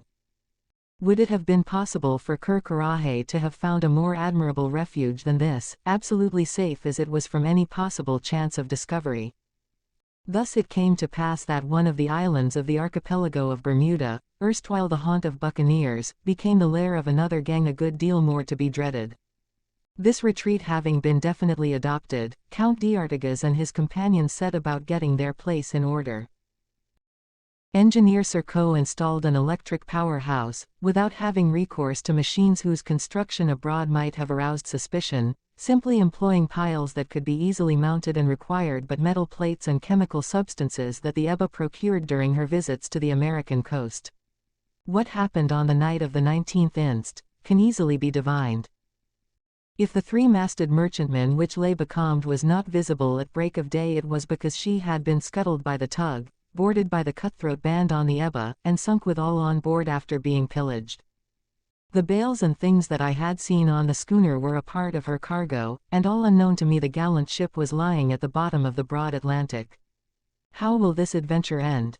Shall I ever be able to escape from Back Cup, denounce the false Count d'Artigas and rid the seas of Ker Karraje's pirates? And if Ker Karraje is terrible as it is, how much more so will he become if he ever obtains possession of Rock's fulgurator? His power will be increased 100-fold. If he were able to employ this new engine of destruction, no merchantman could resist him, no warship escape total destruction. I remain for some time absorbed and oppressed by the reflections with which the revelation of Ker Karraje's name inspires me. All that I have ever heard about this famous pirate recurs to me, his existence when he skimmed the southern seas, the useless expeditions organized by the maritime powers to hunt him down. The unaccountable loss of so many vessels in the Atlantic during the past few years is attributable to him. He had merely changed the scene of his exploits. It was supposed that he had been got rid of, whereas he is continuing his piratical practices in the most frequented ocean on the globe, by means of the tug which is believed to be lying at the bottom of Charleston Bay. Now, I say to myself, I know his real name and that of his lair, Ker Karraje and Back Cup, and I surmise that if Engineer Serko has let me into the secret, he must have been authorized to do so. Am I not meant to understand from this that I must give up all hope of ever recovering my liberty? Engineer Serko had manifestly remarked the impression created upon me by this revelation. I remember that on leaving me he went towards Ker Karraje's habitation, no doubt with the intention of apprising him of what had passed. After a rather long walk around the lagoon, I am about to return to my cell, when I hear footsteps behind me. I turn and find myself face to face with the Count d'Artigas, who is accompanied by Captain Spade. He glances at me sharply, and in a burst of irritation that I cannot suppress, I exclaim, "You are keeping me here, sir, against all right. If it was to wait upon Thomas Rock that you carried me off from Healthful House, I refuse to attend to him, and insist upon being sent back." The pirate chief makes a gesture, but does not reply. Then my temper gets the better of me altogether. "Answer me, Count d'Artigas, or rather, for I know who you are, answer me, Ker Karraje." I shout. "The Count d'Artigas is Ker Karraje," he coolly replies, "just as Warder Gaydon is Engineer Simon Hart, and Ker Karraje will never restore to liberty Engineer Simon Hart, who knows his secrets." 11. 5 weeks in Back Cup. The situation is plain. Ker Karraje knows who I am. He knew who I was when he kidnapped Thomas Rock and his attendant. How did this man manage to find out what I was able to keep from the staff of Healthful House? How comes it that he knew that a French engineer was performing the duties of attendant to Thomas Rock? I do not know how he discovered it, but the fact remains that he did. Evidently he had means of information which must have been costly, but from which he has derived considerable profit. Besides, men of his kidney do not count the cost when they wish to attain an end they have in view. Henceforward Ker Karraje, or rather, Engineer Serko, will replace me as attendant upon Thomas Rock. Will he succeed better than I did? God grant that he may not, that the civilized world may be spared such a misfortune. I did not reply to Ker Karraje's Parthian shot, for I was stricken dumb. I did not, however, collapse, as the alleged Count d'Artigas perhaps expected I would. No, I looked him straight in the eyes, which glittered angrily, and crossed my arms defiantly, as he had done. And yet he held my life in his hands. At a sign a bullet would have laid me dead at his feet. Then my body, cast into the lagoon, would have been borne out to sea through the tunnel, and there would have been an end of me. After this scene I am left at liberty, just as before. No measure is taken against me, I can walk among the pillars to the very end of the cavern, which, it is only too clear, possesses no other issue except the tunnel. When I return to my cell, at the extremity of the beehive, a prey to 1,000 thoughts suggested by my situation, I say to myself, if Ker knows I am Simon Hart, the engineer, he must at any rate never know that I am aware of the position of Back Cup Island.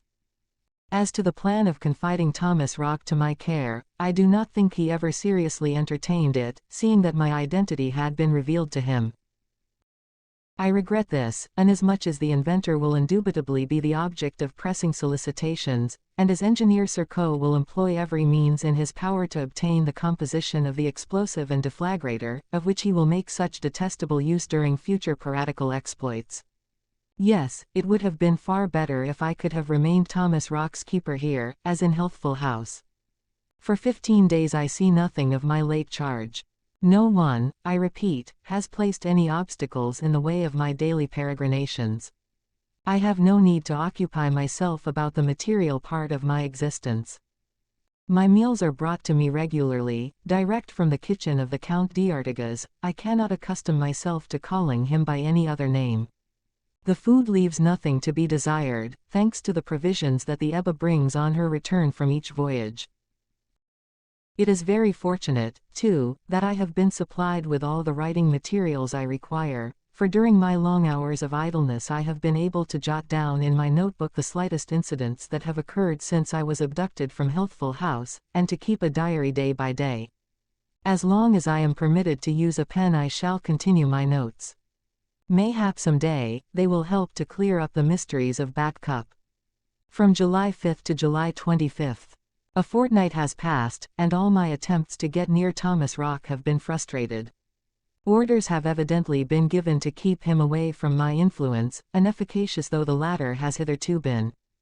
My only hope is that the Count d'Artigas, Engineer Serko, and Captain Spade will waste their time trying to get at the inventor's secrets.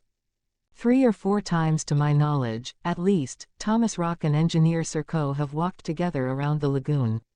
As far as I have been able to judge, the former listened with some attention to what the other was saying to him. Serko has conducted him over the whole cavern, shown him the electric powerhouse and the mechanism of the tug. Thomas Rock's mental condition has visibly improved since his departure from Healthful House. Thomas Rock lives in a private room in Ker mansion. I have no doubt that he is daily sounded in regard to his discoveries, especially by Engineer Serko. Will he be able to resist the temptation if they offer him the exorbitant price that he demands? Has he any idea of the value of money? These wretches may dazzle him with the gold that they have accumulated by years of rapine. In the present state of his mind may he not be induced to disclose the composition of his fulgurator? They would then only have to fetch the necessary substances and Thomas Rock would have plenty of time in Back Cup to devote to his chemical combinations. As to the war engines themselves, nothing would be easier than to have them made in sections in different parts of the American continent. My hair stands on end when I think what they could and would do with them if once they gained possession of them. These intolerable apprehensions no longer leave me a minute's peace, they are wearing me out and my health is suffering in consequence. Although the air in the interior of Back Cup is pure, I become subject to attacks of suffocation, and I feel as though my prison walls were falling upon me and crushing me under their weight. I am, besides, oppressed by the feeling that I am cut off from the world, as effectually as though I were no longer upon our planet, for I know nothing of what is going on outside. Ah! If it were only possible to escape through that submarine tunnel, or through the hole in the dome and slide to the base of the mountain. On the morning of the 25th I at last encounter Thomas Rock. He is alone on the other side of the lagoon, and I wonder, inasmuch as I have not seen them since the previous day, whether Ker Engineer Serko, and Captain Spade have not gone off on some expedition. I walk round towards Thomas Rock, and before he can see me I examine him attentively. His serious, thoughtful physiognomy is no longer that of a madman. He walks slowly, with his eyes bent on the ground, and under his arm a drawing board upon which is stretched a sheet of paper covered with designs.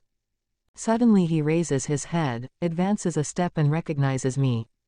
"Ah, Gaydon, it is you, is it?" he cries. "I have then escaped from you.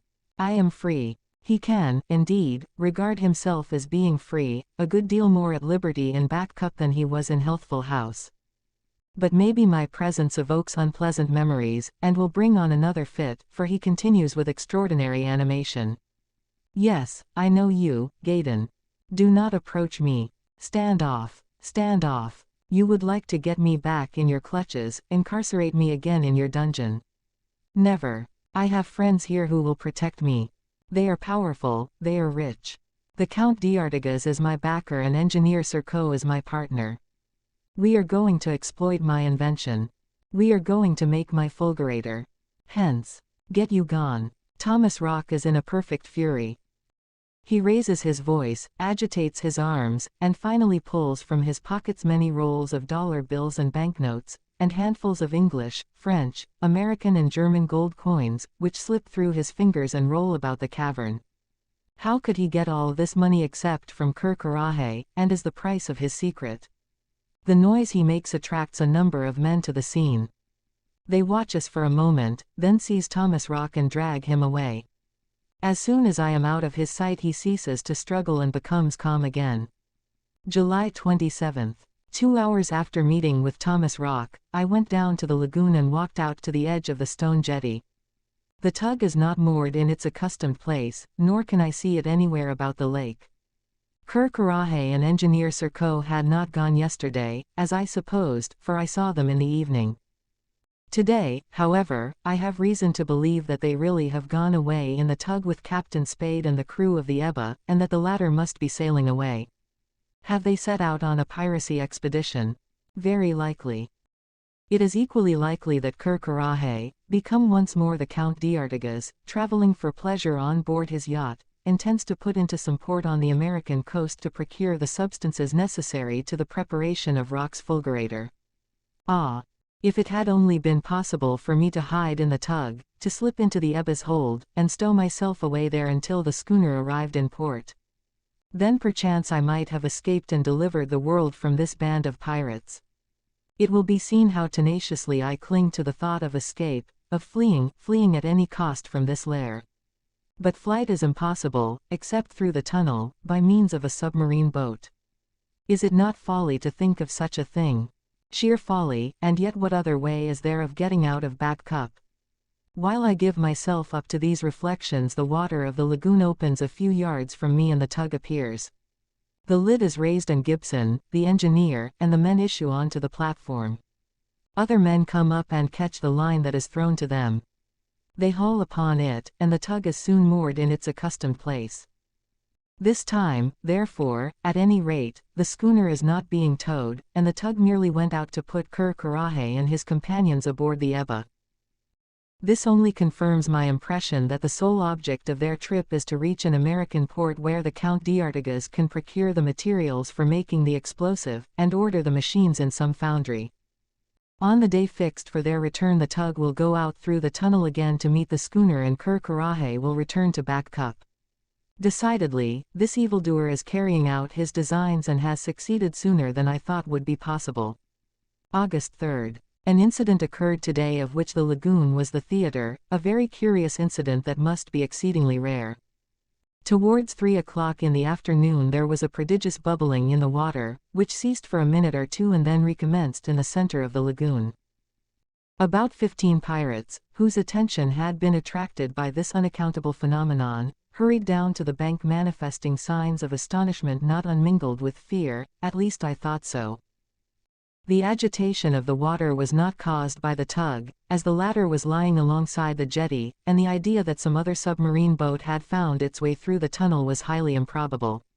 Almost at the same instant cries were heard on the opposite bank. The newcomers shouted something in a hoarse voice to the men on the side where I was standing, and these immediately rushed off towards the beehive. I conjectured that they had caught sight of some sea monster that had found its way in, and was floundering in the lagoon, and that they had rushed off to fetch arms and harpoons to try and capture it. I was right, for they speedily returned with the latter weapons and rifles loaded with explosive bullets.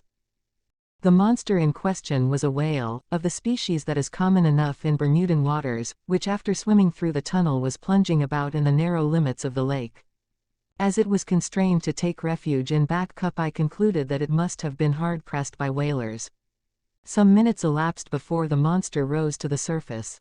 Then the green shiny mass appeared, spouting furiously and darting to and fro as though fighting with some formidable enemy. If it was driven in here by whalers, I said to myself, there must be a vessel in proximity to Back Cup, peradventure within a stone's throw of it. Her boats must have entered the western passes to the very foot of the mountain. And to think I am unable to communicate with them. But even if I could, I fail to see how I could go to them through these massive walls. I soon found, however, that it was not fishers, but sharks that had driven the whale through the tunnel, and which infest these waters in great numbers.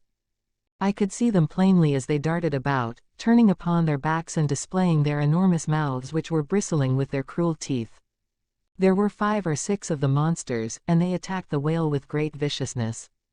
The latter's only means of defense was its tail, with which it lashed at them with terrific force and rapidity. But the whale had received several wounds and the water was tinged with its lifeblood, for plunge and lash as it would, it could not escape the bites of its enemies. However, the voracious sharks were not permitted to vanquish their prey, for man, far more powerful with his instruments of death, was about to take a hand and snatch it from them. Gathered around the lagoon were the companions of coronet, every whit as ferocious as the sharks themselves, and well deserving the same name, for what else are they? Standing amid a group, at the extremity of the jetty, and armed with a harpoon, was the big Malay who had prevented me from entering coronet's house. When the whale got within shot, he hurled the harpoon with great force and skill, and it sank into the leviathan's flesh just under the left fin. The whale plunged immediately, followed by the relentless sharks. The rope attached to the weapon ran out for about 60 yards, and then slackened. The men at once began to haul on it, and the monster rose to the surface again near the end of the tunnel, struggling desperately in its death agony, and spurting great columns of water tinged with blood. One blow of its tail struck a shark, and hurled it clean out of water against the rocky side, where it dropped in again, badly, if not fatally injured. The harpoon was torn from the flesh by the jerk, and the whale went under. It came up again for the last time, and lashed the water so that it washed up from the tunnel end, disclosing the top of the orifice. Then the sharks again rushed on their prey, but were scared off by a hail of the explosive bullets. 2 men then jumped into a boat and attached a line to the dead monster. The latter was hauled into the jetty, and the Malays started to cut it up with a dexterity that showed they were no novices at the work. No more sharks were to be seen, but I concluded that it would be as well to refrain from taking a bath in the lagoon for some days to come. I now know exactly where the entrance to the tunnel is situated. The orifice on this side is only 10 feet below the edge of the western bank. But of what use is this knowledge to me? August 7th. 12 days have elapsed since the Count d'Artigas, Engineer Serko, and Captain Spade put to sea. There is nothing to indicate that their return is expected, though the tug is always kept in readiness for immediate departure by Gibson, the engine driver. If the Ebba is not afraid to enter the ports of the United States by day, I rather fancy she prefers to enter the rocky channel of Back Cup at nightfall. I also fancy, somehow, that coronet and his companions will return tonight. August 10th. At 10 o'clock last night, as I anticipated, the tug went under and out, just in time to meet the Ebba and tow her through the channel to her creek, after which she returned with coronet and the others. When I look out this morning, I see Thomas Rock and Engineer Serko walking down to the lagoon, and talking. What they are talking about I can easily guess. I go forward and take a good look at my ex-patient. He is asking questions of Engineer Serko with great animation. His eyes gleam, his face is flushed, and he is all eagerness to reach the jetty. Engineer Serko can hardly keep up with him. The crew of the tug are unloading her, and they have just brought ashore 10 medium-sized boxes. These boxes bear a peculiar red mark, which Thomas Rock examines closely. Engineer Serko orders the men to transport them to the storehouses on the left bank, and the boxes are forthwith loaded on a boat and rowed over. In my opinion, these boxes contain the substances by the combination or mixture of which, the fulgurator and deflagrator are to be made. The engines, doubtless, are being made in an American foundry, and when they are ready, the schooner will fetch them and bring them to Back Cup. For once in a while, anyhow, the Ebba has not returned with any stolen merchandise. She went out and has returned with a clear bill. But with what terrible power coronet will be armed for both offensive and defensive operations at sea. If Thomas Rock is to be credited, this fulgurator could shatter the terrestrial spheroid at one blow. And who knows but what one day, he will try the experiment. 12. Engineer Serco's advice. Thomas Rock has started work and spends hours and hours in a wooden shed on the left bank of the lagoon that has been set apart as his laboratory and workshop. No one enters it except himself. Does he insist upon preparing the explosive in secret, and does he intend to keep the formula thereof to himself? I should not wonder. The manner of employing Rock's fulgurator is, I believe, very simple indeed. The projectile in which it is used requires neither gun nor mortar to launch it, nor pneumatic tube like the Zelinsky shell. It is autopropulsive, it projects itself, and no ship within a certain zone when the engine explodes could escape utter destruction. With such a weapon as this at his command, coronet would be invincible. From August 11 to August 17. During the past week Thomas Rock has been working without intermission. Every morning the inventor goes to his laboratory and does not issue therefrom till night. I have made no attempt to stop him or speak to him, knowing that it would be useless to do so. Although he is still indifferent to everything that does not touch upon his work, he appears to be perfectly self-possessed. Why should he not have recovered his reason? Has he not obtained what he has so long sought for? Is he not at last able to carry out the plans he formed years and years ago? August 18. At 1 o'clock this morning I was roused by several detonations. Has Back Cup been attacked? Was my first thought. Has the schooner excited suspicion, and been chased to the entrance to the passes? Is the island being bombarded with a view to its destruction? Has justice at last overtaken these evildoers ere Thomas Rock has been able to complete the manufacture of his explosive, and before the autopropulsive engine could be fetched from the continent? The detonations, which are very violent, continue, succeeding each other at regular intervals, and it occurs to me that if the schooner has been destroyed, all communication with the bases of supply being impossible, Back Cup cannot be provisioned. It is true the tug would be able to land the Count d'Artigas somewhere on the American coast where, money being no object, he could easily buy or order another vessel. But no matter. If Back Cup is only destroyed before coronet has Rock's fulgurator at his disposal, I shall render thanks to heaven. A few hours later, at the usual time, I quit my cell. All is quiet at the Beehive. The men are going about their business as usual.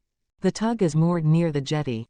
Thomas Rock is going to his laboratory, and coronet and engineer Serco are tranquilly pacing backwards and forwards by the lake and chatting. The island therefore could not have been attacked during the night. Yet I was awakened by the report of cannon, this I will swear. At this moment coronet goes off towards his abode, and engineer Serco, smilingly ironical, as usual, advances to meet me. "Well, Mr. Simon Hart," he says, "are you getting accustomed to your tranquil existence? Do you appreciate at their just merit the advantages of this enchanted grotto? Have you given up all hope of recovering your liberty some day or other? What is the use of waxing wroth with this jester?" I reply calmly, "No, sir. I have not given up hope, and I still expect that I shall be released." "What, Mr.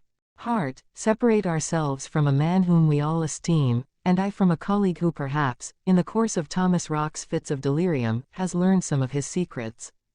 You are not serious. So this is why they are keeping me a prisoner in Back Cup. They suppose that I am in part familiar with Rock's invention, and they hope to force me to tell what I know if Thomas Rock refuses to give up his secret. This is the reason why I was kidnapped with him, and why I have not been accommodated with an involuntary plunge in the lagoon with a stone fastened to my neck. I see it all now, and it is just as well to know it. Very serious, I affirm, in response to the last remark of my interlocutor. Well, he continues, if I had the honor to be Simon Hart, the engineer, I should reason as follows, given, on the one hand, the personality of coronet, the reasons which incited him to select such a mysterious retreat as this cavern, the necessity of the said cavern being kept from any attempt to discover it, not only in the interest of the Count d'Artigas but in that of his companions. Of his accomplices, if you please.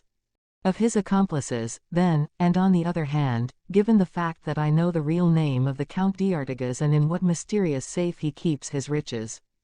Riches stolen, and stained with blood, Mr. Surco. Riches stolen and stained with blood, if you like. I ought to understand that this question of liberty cannot be settled in accordance with my desires. It is useless to argue the point under these conditions, and I switch the conversation on to another line. May I ask, I continue, how you came to find out that Gaydon, the warder, was Simon Hart, the engineer? I see no reason for keeping you in ignorance on the subject, my dear colleague. It was largely by hazard. We had certain relations with the manufactory in New Jersey with which you were connected, and which you quitted suddenly one day under somewhat singular circumstances. Well, during a visit I made to Healthful House some months before the Count d'Artigas went there, I saw and recognized you. You, my very self, and from that moment I promised myself the pleasure of having you for a fellow passenger on board the Ebba. I do not recall ever having seen this Surco at Healthful House, but what he says is very likely true.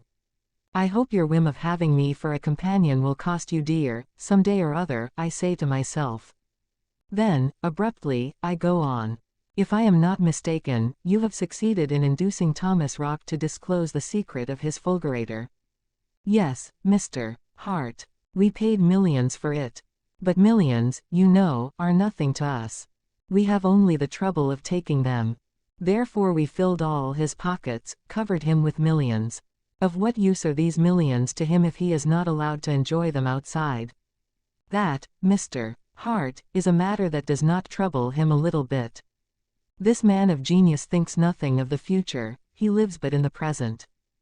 While engines are being constructed from his plans over yonder in America, he is preparing his explosive with chemical substances with which he has been abundantly supplied. What an invention it is, this auto-propulsive engine, which flies through the air of its own power and accelerates its speed till the goal is reached, thanks to the properties of a certain powder of progressive combustion. Here we have an invention that will bring about a radical change in the art of war. Defensive war, Mr. Surco, and offensive war, Mr. Hart. Naturally, I answer. Then pumping him still more closely, I go on.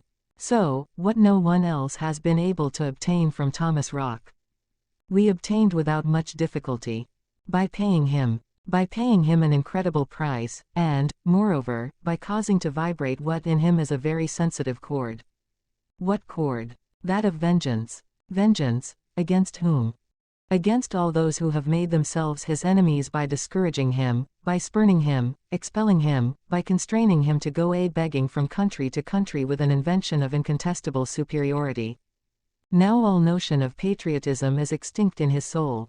He has now but one thought, one ferocious desire, to avenge himself upon those who have denied him, and even upon all mankind.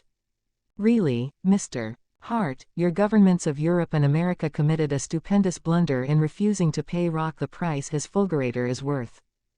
And Engineer Surco describes enthusiastically the various advantages of the new explosive which, he says, is incontestably superior to any yet invented.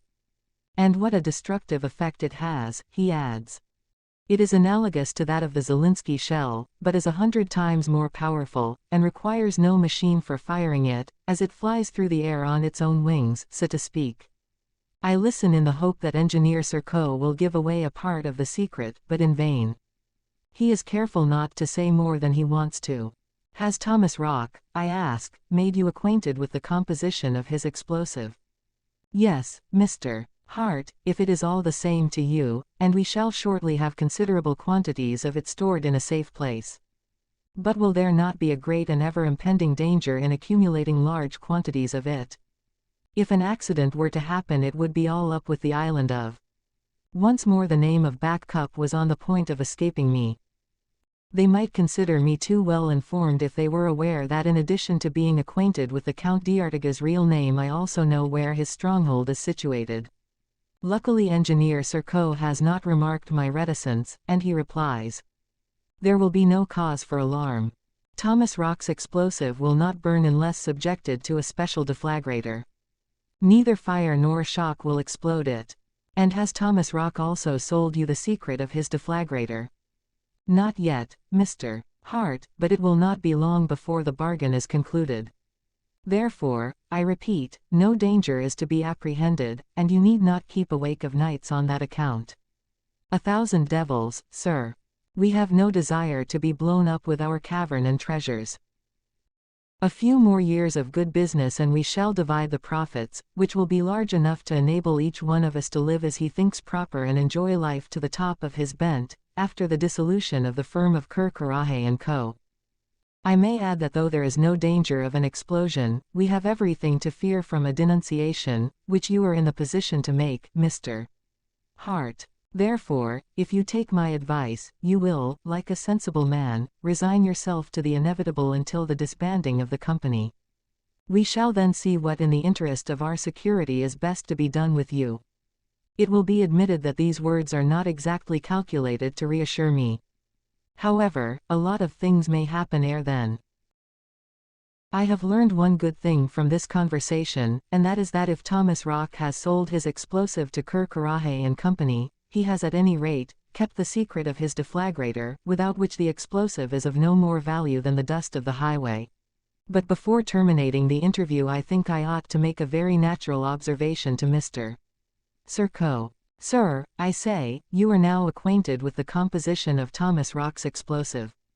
Does it really possess the destructive power that the inventor attributes to it?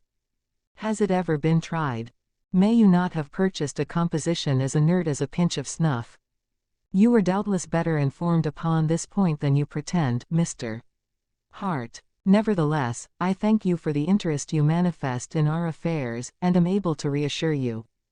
The other night we made a series of decisive experiments. With only a few grains of this substance great blocks of rock were reduced to impalpable dust. This explanation evidently applies to the detonation I heard. Thus, my dear colleague, continues Engineer Serco, I can assure you that our expectations have been answered. The effects of the explosive surpass anything that could have been imagined.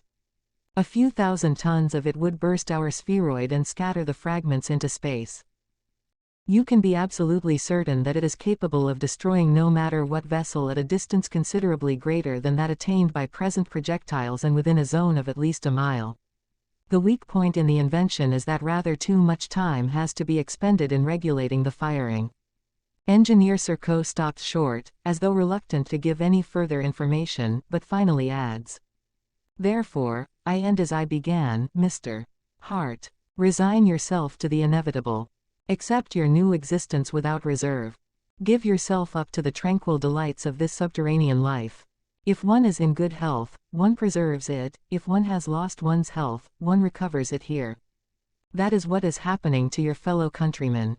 Yes, the best thing you can do is to resign yourself to your lot. Thereupon this giver of good advice leaves me, after saluting me with a friendly gesture, like a man whose good intentions merit appreciation. But what irony there is in his words, in his glance, in his attitude. Shall I ever be able to get even with him? I now know that at any rate it is not easy to regulate the aim of Rock's auto-propulsive engine.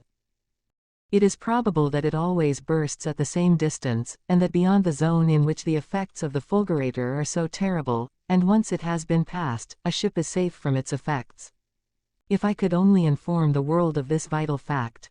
August 20th. For 2 days no incident worth recording has occurred.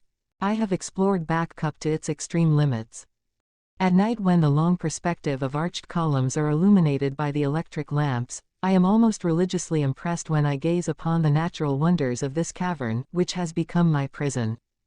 I have never given up hope of finding somewhere in the walls a fissure of some kind of which the pirates are ignorant and through which I could make my escape. It is true that once outside I should have to wait till a passing ship hove in sight.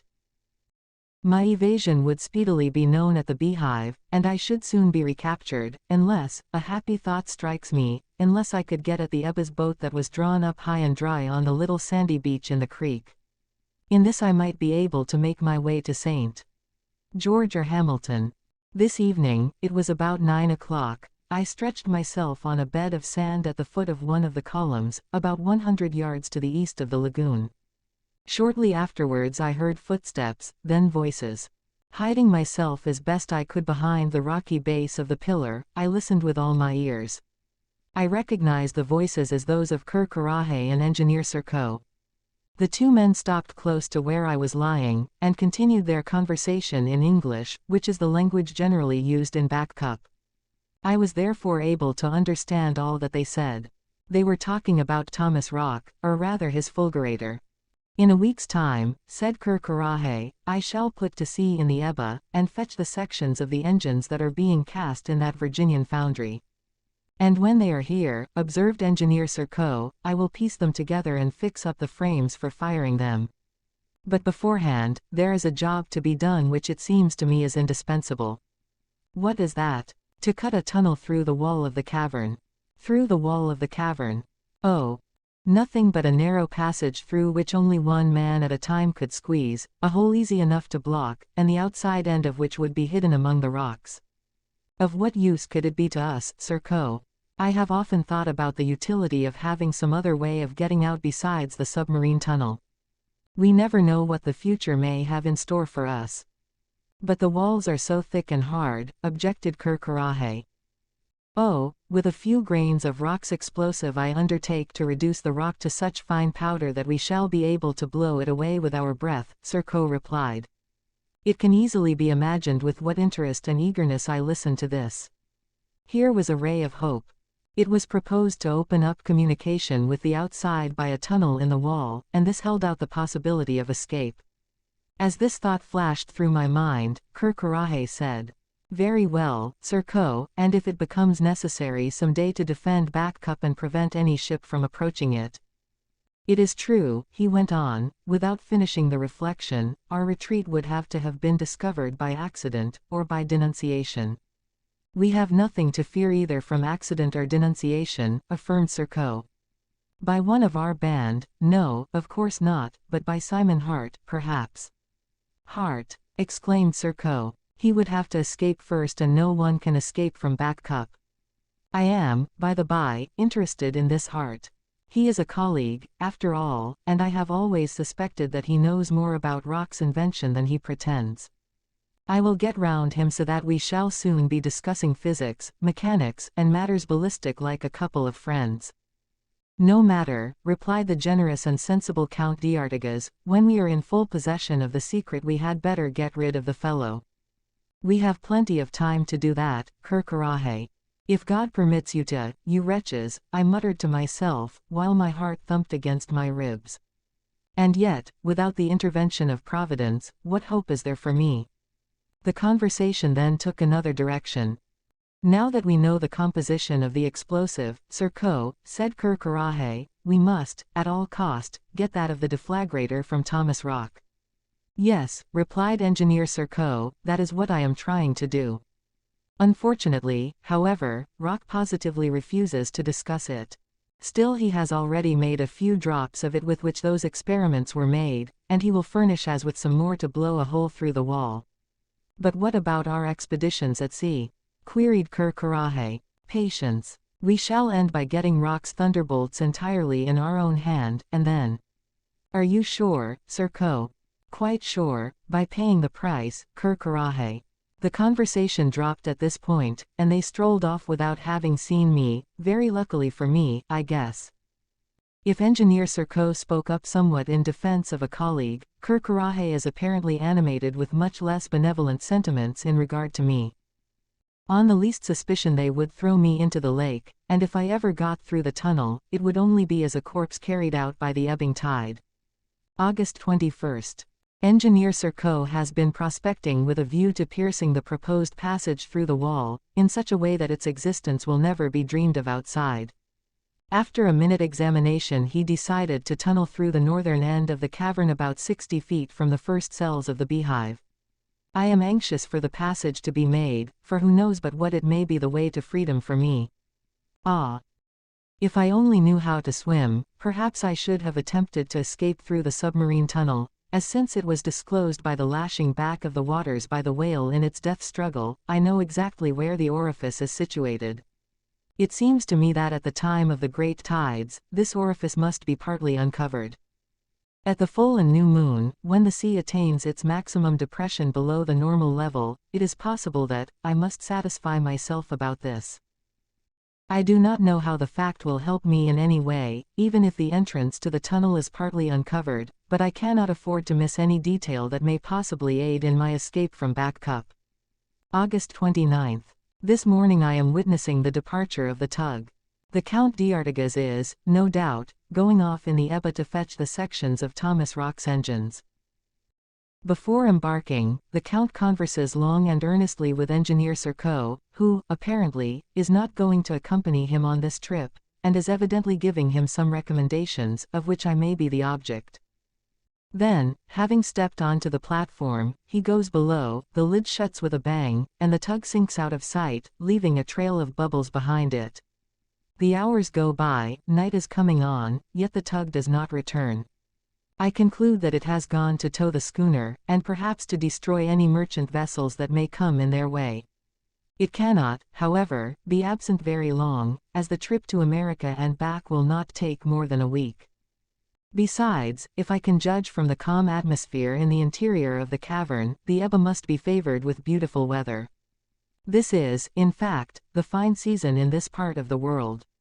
Ah, if only I could break out of my prison. 13. God be with it. From August 29th to September 10th. 13 days have gone by and the Ebba has not returned. Did she then not make straight for the American coast? Has she been delayed by a buccaneering cruise in the neighborhood of Back Cup? It seems to me that Ker Karahe's only desire would be to get back with the sections of Rock's engines as soon as possible. Maybe the Virginian foundry had not quite finished them. Engineer Serko does not display the least anxiety or impatience. He continues to greet me with his accustomed ironical cordiality, and with a kindly air that I distrust, with good reason. He affects to be solicitous as to my health, urges me to make the best of a bad job, calls me Ali Baba, assures me that there is not, in the whole world, such an enchanting spot as this Arabian Nights cavern, observes that I am fed, warmed, lodged, and clothed, that I have no taxes to pay, and that even the inhabitants of the favored Principality of Monaco do not enjoy an existence more free from care. Sometimes this ironical verbiage brings the blood to my face, and I am tempted to seize this cynical banterer by the throat and choke the life out of him. They would kill me afterwards. Still, what would that matter? Would it not be better to end in this way than to spend years and years amid these infernal and infamous surroundings? However, while there is life there is hope, I reflect, and this thought restrains me. I have scarcely set eyes upon Thomas Rock since the Ebba went away. He shuts himself up in his laboratory and works unceasingly. If he utilizes all the substances placed at his disposition, there will be enough to blow up Back Cup and the whole Bermudan archipelago with it. I cling to the hope that he will never consent to give up the secret of his deflagrator, and that Engineer Serko's efforts to acquire it will remain futile. September 3rd. Today I have been able to witness with my own eyes the power of Rock's explosive, and also the manner in which the fulgurator is employed.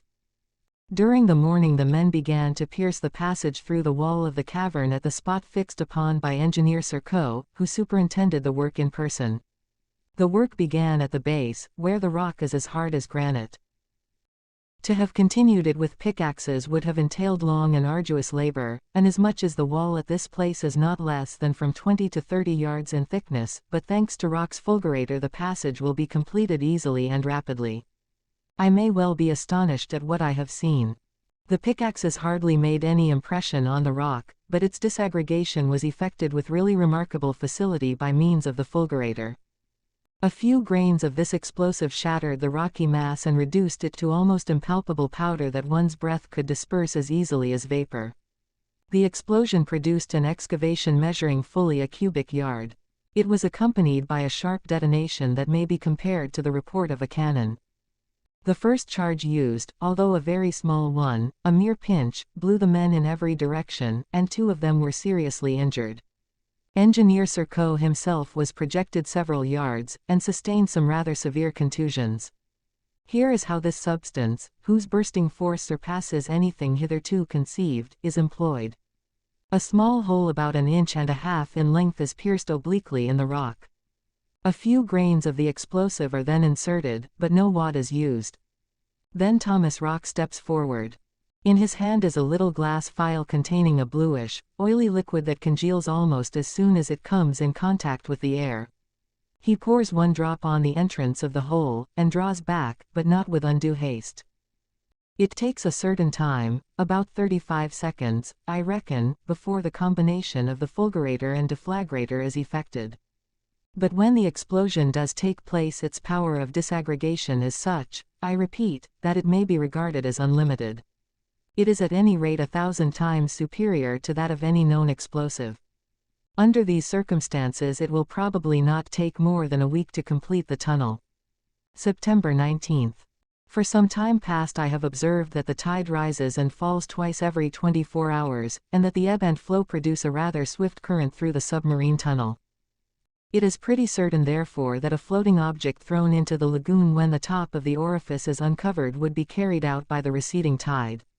It is just possible that during the lowest equinoctial tides the top of the orifice is uncovered. This I shall be able to ascertain, as this is precisely the time they occur. Today, September 19th, I could almost distinguish the summit of the hole under the water. The day after tomorrow, if ever, it will be uncovered.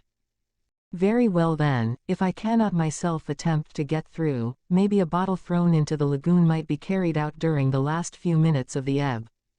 And might not this bottle by chance, an ultra-providential chance, I must avow, be picked up by a ship passing near Back Cup? Perhaps even it might be borne away by a friendly current and cast upon one of the Bermudan beaches. What if that bottle contained a letter? I cannot get this thought out of my mind, and it works me up into a great state of excitement. Then objections crop up, this one among others: the bottle might be swept against the rocks and smashed ere ever it could get out of the tunnel. Very true, but what if, instead of a bottle, a diminutive, tightly closed keg were used? It would not run any danger of being smashed and would besides stand a much better chance of reaching the open sea. September 20th. This evening, I, unperceived, entered one of the storehouses containing the booty pillaged from various ships and procured a keg very suitable for my experiment. I hid the keg under my coat, and returned to the beehive and my cell. Then without losing an instant I set to work. Paper, pen, ink, nothing was wanting, as will be supposed from the fact that for 3 months I have been making notes and dotting down my impressions daily. I indite the following message. On June 15 last, Thomas Rock and his keeper Gaydon, or rather Simon Hart, the French engineer who occupied Pavilion No. 17, at Healthful House, near New-Berne, North Carolina, United States of America, were kidnapped and carried on board the schooner Ebba, belonging to the Count d'Artigas. Both are now confined in the interior of a cavern which serves as a lair for the said Count d'Artigas, who is really coronet, the pirate who some time ago carried on his depredations in the West Pacific, and for about 100 men of which his band is composed. When he has obtained possession of Rock's fulgurator, whose power is, so to speak, without limit, coronet will be in a position to carry on his crimes with complete impunity. It is therefore urgent that the states interested should destroy his lair without delay. The cavern in which the pirate coronet has taken refuge is in the interior of the islet of Back Cup, which is wrongly regarded as an active volcano. It is situated at the western extremity of the archipelago of Bermuda, and on the east is bounded by a range of reefs, but on the north, south, and west is open. Communication with the inside of the mountain is only possible through a tunnel a few yards under water in a narrow pass on the west. A submarine apparatus therefore is necessary to effect an entrance, at any rate until a tunnel they are boring through the northwestern wall of the cavern is completed. The pirate coronet employs an apparatus of this kind, the submarine boat that the Count d'Artigas ordered of the Cramps and which was supposed to have been lost during the public experiment with it in Charleston Bay. This boat is used not only for the purpose of entering and issuing from Back Cup, but also to tow the schooner and attack merchant vessels in Bermudan waters. This schooner Ebba, so well known on the American coast, is kept in a small creek on the western side of the island, behind a mass of rocks, and is invisible from the sea.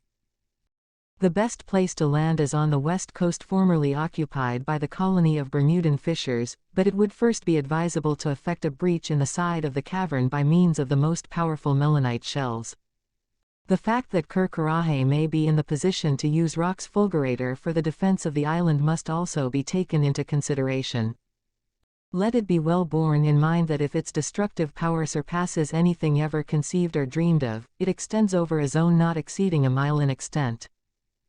The distance of this dangerous zone is variable, but once the engines have been set, the modification of the distance occupies some time, and a warship that succeeds in passing the zone has nothing further to fear. This document is written on the 20th day of September at 8 o'clock in the evening and is signed with my name. Thomas Hart, Engineer. The above is the text of the statement I have just drawn up. It says all that is necessary about the island, whose exact situation is marked on all modern charts and maps, and points out the expediency of acting without delay, and what to do in case Ker is in the position to employ Rock's fulgurator. I add a plan of the cavern showing its internal configuration, the situation of the lagoon, the lay of the beehive, Ker habitation, my cell, and Thomas Rock's laboratory. I wrap the document in a piece of tarpaulin and insert the package in the little keg, which measures 6 inches by 3.5. It is perfectly watertight and will stand any amount of knocking about against the rocks. There is one danger, however, and that is, that it may be swept back by the returning tide, cast up on the island, and fall into the hands of the crew of the Ebba when the schooner is hauled into her creek. If Ker ever gets hold of it, it will be all up with me. It will be readily conceived with what anxiety I have awaited the moment to make the attempt. I am in a perfect fever of excitement, for it is a matter of life or death to me. I calculate from previous observations that the tide will be very low at about 8:45. The top of the tunnel ought then to be 1.5 feet above water, which is more than enough to permit of the keg passing through it. It will be another half hour at least before the flow sets in again, and by that time the keg may be far enough away to escape being thrown back on the coast. I peer out of my cell. There is no one about, and I advance to the side of the lagoon, where by the light of a nearby lamp, I perceive the arch of the tunnel, towards which the current seems to be setting pretty swiftly. I go down to the very edge, and cast in the keg which contains the precious document and all my hopes. God be with it, I fervently exclaim. God be with it. For a minute or two the little barrel remains stationary, and then floats back to the side again. I throw it out once more with all my strength. This time it is in the track of the current, which to my great joy sweeps it along, and in 20 seconds, it has disappeared in the tunnel. Yes, God be with it. May heaven guide thee, little barrel. May it protect all those whom Ker menaces, and grant that this band of pirates may not escape from the justice of man. 14. Battle between the sword and the tug. Through all this sleepless night I have followed the keg in fancy. How many times I seem to see it swept against the rocks in the tunnel into a creek, or some excavation. I am in a cold perspiration from head to foot. Then I imagine that it has been carried out to sea. Heavens! If the returning tide should sweep it back to the entrance and then through the tunnel into the lagoon. I must be on the lookout for it. I rise before the sun and saunter down to the lagoon. Not a single object is floating on its calm surface. The work on the tunnel through the side of the cavern goes on, and at 4 o'clock in the afternoon on September 23, Engineer Serco blows away the last rock obstructing the issue, and communication with the outer world is established. It is only a very narrow hole, and one has to stoop to go through it. The exterior orifice is lost among the crannies of the rocky coast, and it would be easy to obstruct it, if such a measure became necessary. It goes without saying that the passage will be strictly guarded. No one without special authorization will be able either to go out or come in, therefore there is little hope of escape in that direction. September 25. This morning the tug rose from the depth of the lagoon to the surface, and has now run alongside the jetty.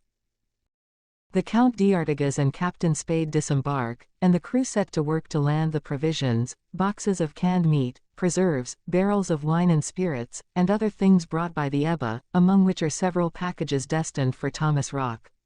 The men also land the various sections of Rock's engines which are discoid in shape.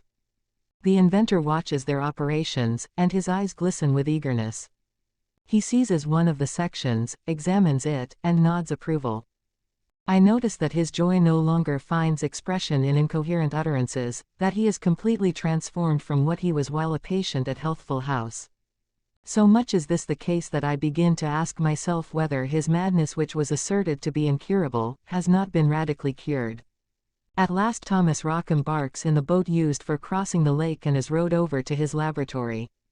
Engineer Serko accompanies him. In an hour's time the tug's cargo has all been taken out and transported to the storehouses. Kirkarahe exchanges a word or two with Engineer Serko and then enters his mansion. Later, in the afternoon, I see them walking up and down in front of the beehive and talking earnestly together. Then they enter the new tunnel, followed by Captain Spade. If I could but follow them. If I could but breathe for a while the bracing air of the Atlantic, of which the interior of Back Cup only receives attenuated puffs, so to speak. From September 26 to October 10. 15 days have elapsed. Under the directions of Engineer Serko and Thomas Rock the sections of the engines have been fitted together. Then the construction of their supports has begun. These supports are simple trestles, fitted with transverse troughs or grooves of various degrees of inclination, and which could be easily installed on the deck of the Ebba, or even on the platform of the tug, which can be kept on a level with the surface. Thus Kirkarahe will be ruler of the seas, with his yacht. No warship, however big, however powerful, will be able to cross the zone of danger, whereas the Ebba will be out of range of its guns. If only my notice were found. If only the existence of this lair of Back Cup were known. Means would soon be found, if not of destroying the place, at least of starving the band into submission. October 20. To my extreme surprise I find this morning that the tug has gone away again. I recall that yesterday the elements of the piles were renewed, but I thought it was only to keep them in order. In view of the fact that the outside can now be reached through the new tunnel, and that Thomas Rock has everything he requires, I can only conclude that the tug has gone off on another marauding expedition. Yet this is the season of the equinoctial gales, and the Bermudan waters are swept by frequent tempests. This is evident from the violent gusts that drive back the smoke through the crater and the heavy rain that accompanies it, as well as by the water in the lagoon, which swells and washes over the brown rocks on its shores. But it is by no means sure that the Ebba has quitted her cove. However staunch she may be, she is, it seems to me, of too light a build to face such tempests as now rage, even with the help of the tug. On the other hand, although the tug has nothing to fear from the heavy seas, as it would be in calm water a few yards below the surface, it is hardly likely that it has gone on a trip unless to accompany the schooner. I do not know to what its departure can be attributed, but its absence is likely to be prolonged, for it has not yet returned. Engineer Serko has remained behind, but Kirkarahe, Captain Spade, and the crew of the schooner, I find, have left. Life in the cavern goes on with its usual dispiriting monotony. I pass hour after hour in my cell, meditating, hoping, despairing, following in fancy the voyage of my little barrel, tossed about at the mercy of the currents and whose chances of being picked up, I fear, are becoming fainter each day, and killing time by writing my diary, which will probably not survive me. Thomas Rock is constantly occupied in his laboratory manufacturing his deflagrator. I still entertain the conviction that nothing will ever induce him to give up the secret of the liquid's composition, but I am perfectly aware that he will not hesitate to place his invention at Kirkarahe's service. I often meet Engineer Serko when my strolls take me in the direction of the beehive. He always shows himself disposed to chat with me, though, it is true, he does so in a tone of impertinent frivolity. We converse upon all sorts of subjects, but rarely of my position. Recrimination thereanent is useless and only subjects me to renewed bantering. October 22. Today I asked Engineer Serko whether the Ebba had put to sea again with the tug. Yes, Mr. Simon Hart, he replied, and though the clouds gather and loud the tempest roars, be in no uneasiness in regard to our dear Ebba. Will she be gone long? We expect her back within 48 hours. It is the last voyage Count d'Artigas proposes to make before the winter gales render navigation in these parts impracticable. Is her voyage one of business or pleasure? Of business, Mr. Hart, of business, answered Engineer Serko with a smile. Our engines are now completed, and when the fine weather returns we shall resume offensive operations against unfortunate merchantmen, as unfortunate as they are richly laden. Acts of piracy, whose impunity will, I trust, not always be assured, I cried. Calm yourself, dear colleague, be calm. Be calm. No one, you know, can ever discover our retreat, and none can ever disclose the secret. Besides, with these engines, which are so easily handled and are of such terrible power, it would be easy for us to blow to pieces any ship that attempted to get within a certain radius of the island. Providing, I said, that Thomas Rock has sold you the composition of his deflagrator as he has sold you that of his fulgurator. That he has done, Mr. Hart, and it behooves me to set your mind at rest upon that point. From this categorical response I ought to have concluded that the misfortune had been consummated, but a certain hesitation in the intonation of his voice warned me that implicit reliance was not to be placed upon Engineer Serco's assertions. October 25. What a frightful adventure I have just been mixed up in, and what a wonder I did not lose my life. It is only by a miracle that I am able to resume these notes, which have been interrupted for 48 hours. With a little luck, I should have been delivered. I should now be in one of the Bermudan ports, St. George or Hamilton. The mysteries of Back Cup would have been cleared up. The description of the schooner would have been wired all over the world, and she would not dare to put into any port. The provisioning of Back Cup would be impossible, and Kerkerahe's bandits would be condemned to starve to death. This is what occurred. At 8 o'clock in the evening on October 23, I quitted my cell in an indefinable state of nervousness, and with a presentiment that a serious event was imminent. In vain I had tried to seek calmness in sleep. It was impossible to do so, and I rose and went out. Outside Back Cup the weather must have been very rough. Violent gusts of wind swept in through the crater and agitated the water of the lagoon. I walked along the shore on the Beehive side. No one was about. It was rather cold, and the air was damp. The pirates were all snugly ensconced in their cells, with the exception of one man, who stood guard over the new passage, notwithstanding that the outer entrance had been blocked. From where he was this man could not see the lagoon, moreover there were only 2 lamps alight, one on each side of the lake, and the forest of pillars was wrapped in the profoundest obscurity. I was walking about in the shadow, when someone passed me. I saw that he was Thomas Rock. He was walking slowly, absorbed by his thoughts, his brain at work, as usual. Was this not a favorable opportunity to talk to him, to enlighten him about what he was probably ignorant, namely, the character of the people into whose hands he had fallen? He cannot, I argued, know that the Count d'Artigas is none other than Kerkerahe, the pirate. He cannot be aware that he has given up a part of his invention to such a bandit. I must open his eyes to the fact that he will never be able to enjoy his millions, that he is a prisoner in Back Cup, and will never be allowed to leave it, any more than I shall. Yes, I will make an appeal to his sentiments of humanity, and point out to him what frightful misfortunes he will be responsible for if he does not keep the secret of his deflagrator. All this I had said to myself, and was preparing to carry out my resolution, when I suddenly felt myself seized from behind. 2 men held me by the arms, and another appeared in front of me. Before I had time to cry out the man exclaimed in English. Hush, not a word. Are you not Simon Hart? Yes, how did you know? I saw you come out of your cell. Who are you, then? Lieutenant Davon, of the British Navy, of HMS Standard, which is stationed at the Bermudas. Emotion choked me so that it was impossible for me to utter a word. We have come to rescue you from Kerkerahe, and also propose to carry off Thomas Rock, he added. Thomas Rock. I stammered. Yes, the document signed by you was found on the beach at St. George. In a keg, Lieutenant Davon, which I committed to the waters of the lagoon. And which contained, went on the officer, the notice by which we were apprised that the island of Back Cup served as a refuge for Kerkerahe and his band. Kerkerahe, this false Count d'Artigas, the author of the double abduction from Healthful House. Ah, Lieutenant Davon, now we have not a moment to spare, we must profit by the obscurity. One word, Lieutenant Davon, how did you penetrate to the interior of Back Cup? By means of the submarine boat Sword, with which we have been making experiments at St. George for 6 months past.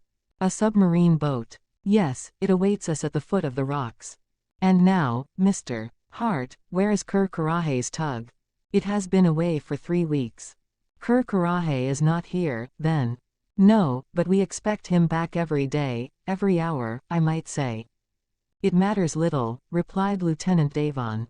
It is not after Carahe, but Thomas Rock, we have come, and you also, Mr. Hart. The Sword will not leave the lagoon till you are both on board. If she does not turn up at St.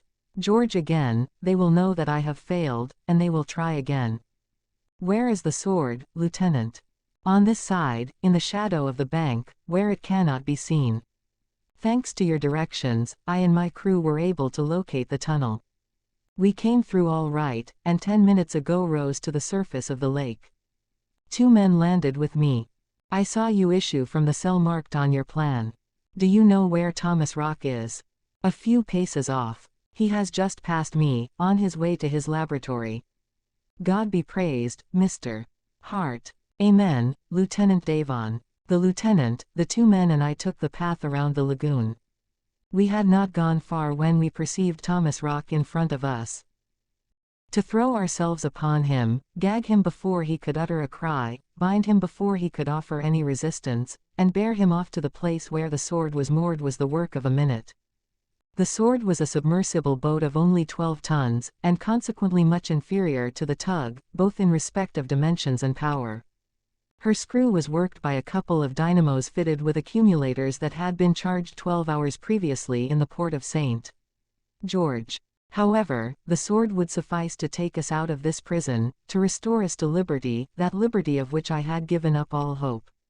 Thomas Rock was at last to be rescued from the clutches of Carahe and Engineer Serco. The rascals would not be able to utilize his invention, and nothing could prevent the warships from landing a storming party on the island, who would force the tunnel in the wall and secure the pirates. We saw no one while the 2 men were conveying Thomas Rock to the Sword, and all got on board without incident. The lid was shut and secured, the water compartments filled, and the Sword sank out of sight. We were saved. The Sword was divided into 3 watertight compartments. The after one contained the accumulators and machinery. The middle one, occupied by the pilot, was surmounted by a periscope fitted with lenticular portholes, through which an electric search lamp lighted the way through the water. Forward, in the other compartment, Thomas Rock and I were shut in. My companion, though the gag which was choking him had been removed, was still bound, and, I thought, knew what was going on. But we were in a hurry to be off, and hoped to reach St. George that very night if no obstacle was encountered. I pushed open the door of the compartment and rejoined Lieutenant Davon, who was standing by the man at the wheel. In the after compartment 3 other men, including the engineer, awaited the lieutenant's orders to set the machinery in motion. Lieutenant Davon, I said, I do not think there is any particular reason why I should stay in there with Rock. If I can help you to get through the tunnel, pray command me. Yes, I shall be glad to have you by me, Mr. Hart. It was then exactly 37 minutes past 8. The search lamp threw a vague light through the water ahead of the Sword. From where we were, we had to cross the lagoon through its entire length to get to the tunnel. It would be pretty difficult to fetch it, we knew, but, if necessary, we could hug the sides of the lake until we located it. Once outside the tunnel the Sword would rise to the surface and make for St. George at full speed. At what depth are we now? I asked the lieutenant. About a fathom. It is not necessary to go any lower, I said. From what I was able to observe during the equinoctial tides, I should think that we are in the axis of the tunnel. All right, he replied. Yes, it was all right, and I felt that Providence was speaking by the mouth of the officer. Certainly Providence could not have chosen a better agent to work its will. In the light of the lamp I examined him. He was about 30 years of age, cool, phlegmatic, with resolute physiognomy, the English officer in all his native impassibility, no more disturbed than if he had been on board the Standard, operating with extraordinary sang-froid, I might even say, with the precision of a machine. On coming through the tunnel I estimated its length at about 50 yards, he remarked. Yes, Lieutenant, about 50 yards from one extremity to the other. This calculation must have been pretty exact, since the new tunnel cut on a level with the coast is 35 feet in length. The order was given to go ahead, and the sword moved forward very slowly for fear of colliding against the rocky side. Sometimes we came near enough to it to distinguish a black mass ahead of it, but a turn of the wheel put us in the right direction again. Navigating a submarine boat in the open sea is difficult enough. How much more so in the confines of a lagoon? After 5 minutes maneuvering, the sword, which was kept at about a fathom below the surface, had not succeeded in sighting the orifice. Perhaps it would be better to return to the surface, Lieutenant, I said. We should then be able to see where we are. I think you are right, Mr. Hart, if you can point out just about where the tunnel is located. I think I can. Very well, then. As a precaution the light was turned off. The engineer set the pumps in motion, and, lightened of its water ballast, the boat slowly rose in the darkness to the surface. I remained at my post so that I could peer through the lookouts. At last the ascensional movement of the sword stopped, and the periscope emerged about a foot. On one side of me, lighted by the lamp by the shore, I could see the beehive. What is your opinion? Demanded the lieutenant. We are too far north. The orifice is in the west side of the cavern. Is anybody about? Not a soul. Capital, Mr. Hart. Then we will keep on a level with the surface, and when we are in front of the tunnel, and you give the signal, we will sink. It was the best thing to be done. We moved off again and the pilot kept her head towards the tunnel. When we were about 12 yards off I gave the signal to stop. As soon as the current was turned off the sword stopped, opened her water tanks and slowly sank again. Then the light in the lookout was turned on again, and there in front of us was a black circle that did not reflect the lamp's rays. There it is, there is the tunnel. I cried. Was it not the door by which I was going to escape from my prison? Was not liberty awaiting me on the other side? Gently the sword moved towards the orifice. Oh, the horrible mischance. How have I survived it? How is it that my heart is not broken? A dim light appeared in the depth of the tunnel, about 25 yards in front of us. The advancing light could be none other than that, projected through the lookout of Kerr-Karraje's submarine boat. The tug! The tug! I exclaimed. Lieutenant, here is the tug returning to Back Cup. Full speed astern, ordered the officer, and the sword drew back just as she was about to enter the tunnel.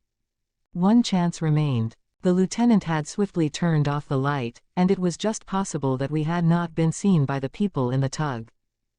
Perhaps, in the dark waters of the lagoon, we should escape notice, and when the oncoming boat had risen and moored to the jetty, we should be able to slip out unperceived.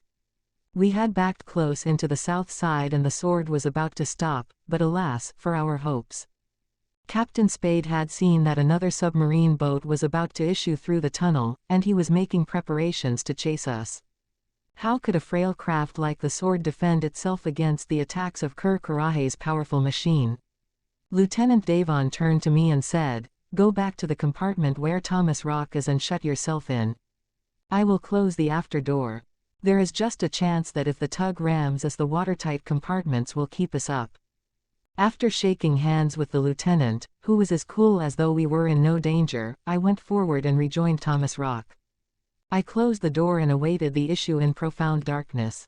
Then I could feel the desperate efforts made by the sword to escape from or ram her enemy. I could feel her rushing, gyrating and plunging. Now she would twist to avoid a collision. Now she would rise to the surface, then sink to the bottom of the lagoon. Can anyone conceive such a struggle as that in which, like two marine monsters, these machines were engaged in beneath the troubled waters of this inland lake? A few minutes elapsed, and I began to think that the sword had eluded the tug and was rushing through the tunnel. Suddenly there was a collision. The shock was not, it seemed to me, very violent, but I could be under no illusion, the sword had been struck on her starboard quarter. Perhaps her plates had resisted, and if not, the water would only invade one of her compartments, I thought. Almost immediately after, however, there was another shock that pushed the sword with extreme violence. She was raised by the ram of the tug which sawed and ripped its way into her side. Then I could feel her heel over and sink straight down, stern foremost. Thomas Rock and I were tumbled over violently by this movement. There was another bump, another ripping sound, and the sword lay still. Just what happened after that I am unable to say, for I lost consciousness. I have since learned that all this occurred many hours ago. I however distinctly remember that my last thought was, if I am to die, at any rate Thomas Rock and his secret perish with me, and the pirates of Back Cup will not escape punishment for their crimes. 15. Expectation. As soon as I recover my senses I find myself lying on my bed in my cell, where it appears I have been lying for 36 hours. I am not alone. Engineer Serko is near me. He has attended to me himself, not because he regards me as a friend, I surmise, but as a man from whom indispensable explanations are awaited, and who afterwards can be done away with if necessary.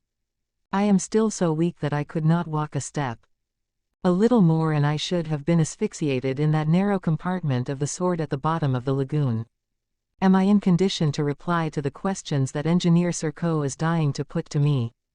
Yes, but I shall maintain the utmost reserve. In the first place I wonder what has become of Lieutenant Davon and the crew of the Sword. Did those brave Englishmen perish in the collision? Are they safe and sound like us, for I suppose that Thomas Rock has also survived? The first question that Engineer Serko puts to me is this. Will you explain to me what happened, Mr. Hart? Instead of replying it occurs to me to question him myself. And Thomas Rock? I inquire. In good health, Mr. Hart. Then he adds in an imperious tone, tell me what occurred. In the first place, tell me what became of the others. What others? Replies Serko, glancing at me savagely. Why, those men who threw themselves upon Thomas Rock and me, who gagged, bound, and carried us off and shut us up, I know not where. On reflection I had come to the conclusion that the best thing to do was to pretend that I had been surprised before I knew where I was or who my aggressors were. You will know what became of them later. But first, tell me how the thing was done. By the threatening tone of his voice, as he for the third time puts this question, I understand the nature of the suspicions entertained of me. Yet to be in the position to accuse me of having had relations with the outside, he would have had to get possession of my keg. This he could not have done, seeing that it is in the hands of the Bermudan authorities. The pirates cannot, I am convinced, have a single proof to back up their suspicions. I therefore recount how about 8 o'clock on the previous evening I was walking along the edge of the lagoon, after Thomas Rock had passed me, going towards his laboratory, when I felt myself seized from behind, how having been gagged, bound, and blindfolded, I felt myself carried off and lowered into a hole with another person whom I thought I recognized from his groans as Thomas Rock, how I soon felt that I was on board a boat of some description and naturally concluded that it was the tug, how I felt it sink, how I felt a shock that threw me violently against the side, and how I felt myself suffocating and lost consciousness, since I remember nothing further. Engineer Serko listens with profound attention, a stern look in his eyes and a frown on his brow, and yet he can have no reason that authorizes him to doubt my word. You claim that 3 men threw themselves upon you?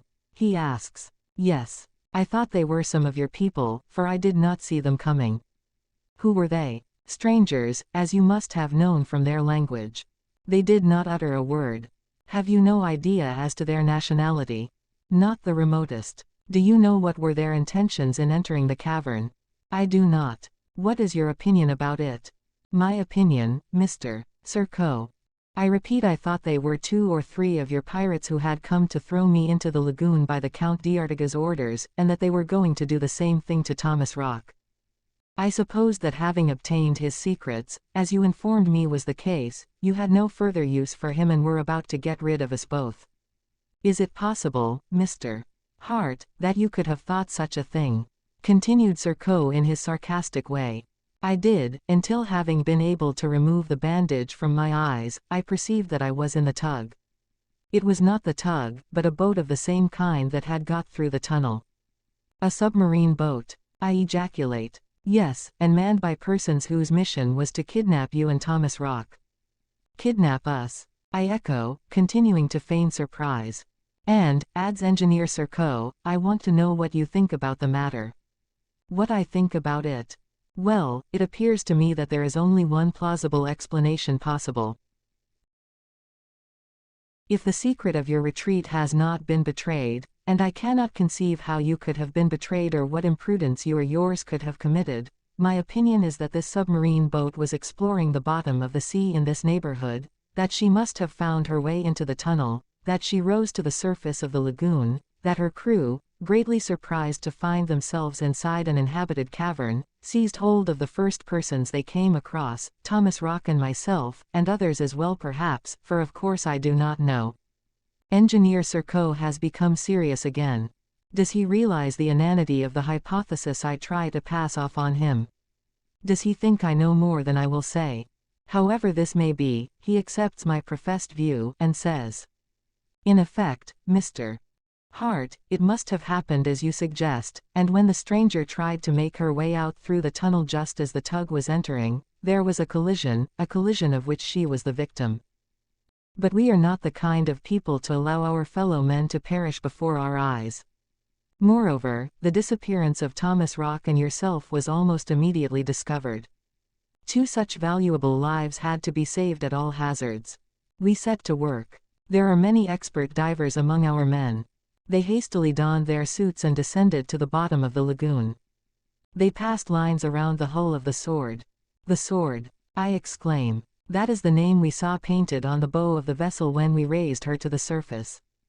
What satisfaction we experienced when we recovered you, unconscious, it is true, but still breathing, and were able to bring you back to life. Unfortunately all our attentions to the officer who commanded the Sword, and to his crew were useless. The shock had torn open the after and middle compartments, and they paid with their lives the misfortune, due to chance, as you observe, of having discovered our mysterious retreat.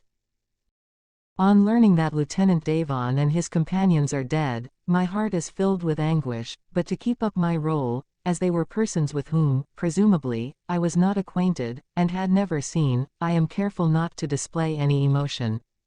I must, on no account, afford ground for the suspicion that there was any connivance between the commander of the Sword and me. For aught I know, Engineer Serko may have reason to be very skeptical about the discovery of the tunnel being accidental. What, however, I am most concerned about is that the unlooked-for occasion to recover my liberty was lost. Shall I ever be afforded another chance? However this may be, my notice reached the English authorities of the archipelago, and they now know where coronet is to be found. When it is seen that the Sword does not return to Bermuda, there can be no doubt that another attempt will be made to get inside Back Cup, in which, had it not been for the inopportune return of the tug, I should no longer be a prisoner. I have resumed my usual existence, and having allayed all mistrust, am permitted to wander freely about the cavern, as usual. It is patent that the adventure has had no ill effect upon Thomas Rock. Intelligent nursing brought him around, as it did me. In full possession of his mental faculties he has returned to work, and spends the entire day in his laboratory. The Ebba brought back from her last trip bales, boxes, and a quantity of objects of varied origin, and I conclude that a number of ships must have been pillaged during this marauding expedition. The work on the trestles for Rock's engine goes steadily forward, and there are now no fewer than 50 engines. If coronet and Engineer Serko are under the necessity of defending Back Cup, 3 or 4 will be sufficient to render the island unapproachable, as they will cover a zone which no vessel could enter without being blown to pieces. And it occurs to me that they intend to put Back Cup in a state of defense after having argued as follows. If the appearance of the Sword in the lagoon was due to chance, the situation remains unchanged, and no power, not even England, will think of seeking for the Sword inside the cavern. If, on the other hand, as the result of an incomprehensible revelation, it has been learned that Back Cup has become the retreat of coronet, if the expedition of the Sword was a first effort against the island, another of a different kind, either a bombardment from a distance, or an attack by a landing party, is to be expected. Therefore, ere we can quit Back Cup and carry away our plunder, we shall have to defend ourselves by means of Rock's fulgurator. In my opinion the rascals must have gone on to reason still further in this wise. Is there any connection between the disclosure of our secret, if it was, and however it may have been made, and the double abduction from Healthful House? Is it known that Thomas Rock and his keeper are confined in Back Cup? Is it known that the abduction was effected in the interest of coronet? Have Americans, English, French, Germans, and Russians reason to fear that an attack in force against the island would be doomed to failure? Coronet must know very well that these powers would not hesitate to attack him, however great the danger might be. The destruction of his lair is an urgent duty in the interest of public security and of humanity. After sweeping the West Pacific, the pirate and his companions are infesting the West Atlantic, and must be wiped out at all costs. In any case, it is imperative that the inhabitants of Back Cup should be on their guard. This fact is realized, and, from the day on which the sword was destroyed, strict watch has been kept. Thanks to the new passage, they are able to hide among the rocks without having recourse to the submarine tunnel to get there, and day and night a dozen sentries are posted about the island. The moment a ship appears in sight, the fact is at once made known inside the cavern. Nothing occurs for some days, and the latter succeed each other with dreadful monotony. The pirates, however, feel that Back Cup no longer enjoys its former security. Every moment an alarm from the sentries posted outside is expected. The situation is no longer the same since the advent of the sword. Gallant Lieutenant Davon, gallant crew, may England, may the civilized nations, never forget that you have sacrificed your lives in the cause of humanity. It is evident that now, however powerful may be their means of defense, even more powerful than a network of torpedoes, Engineer Serko and Captain Spade are filled with an anxiety that they vainly essay to dissemble. They hold frequent conferences together. Maybe they discuss the advisability of quitting Back Cup with their wealth, for they are aware that if the existence of the cavern is known, means will be found to reduce it, even if the inmates have to be starved out. This is, of course, mere conjecture on my part. What is essential to me is that they do not suspect me of having launched the keg that was so providentially picked up at Bermuda. Never, I must say, has Engineer Serko ever made any allusion to any such probability. No, I am not even suspected.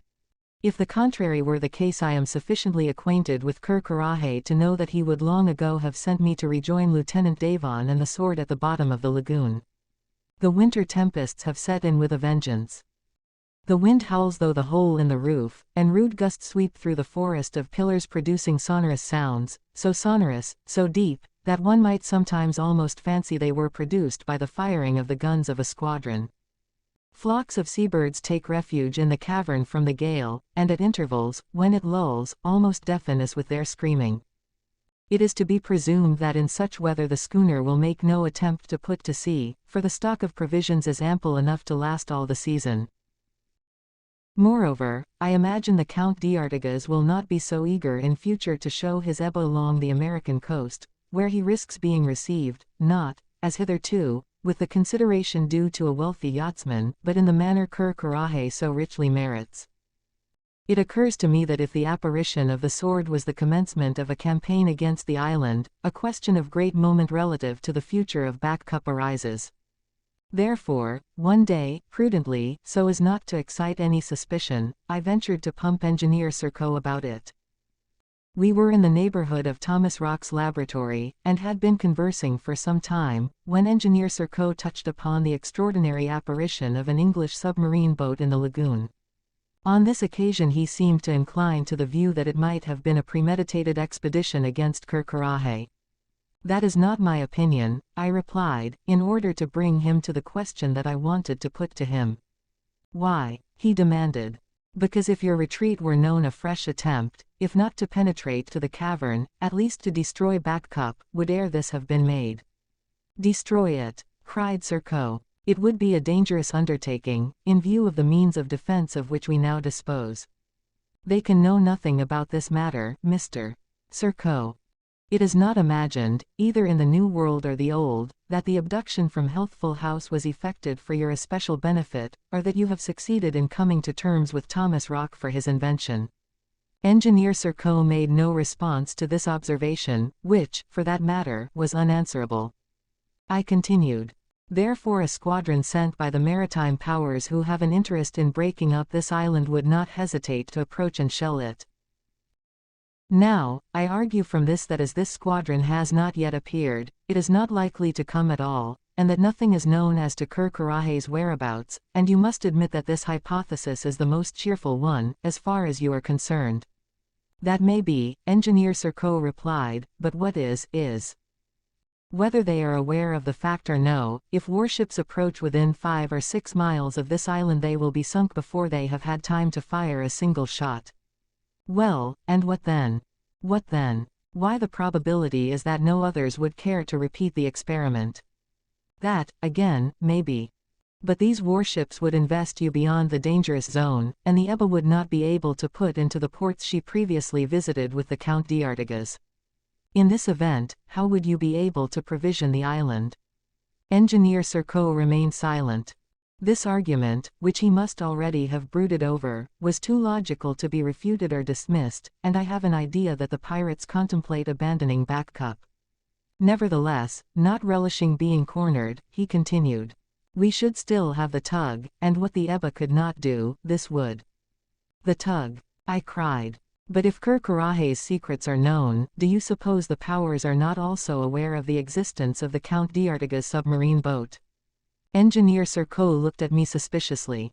Mr. Hart, he said, you appear to me to carry your deductions rather far.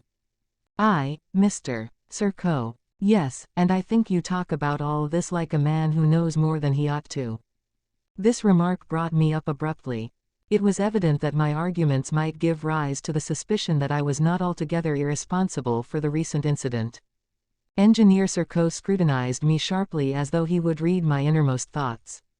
Mr. Serko, I observed, by profession, as well as by inclination, I am accustomed to reason upon everything.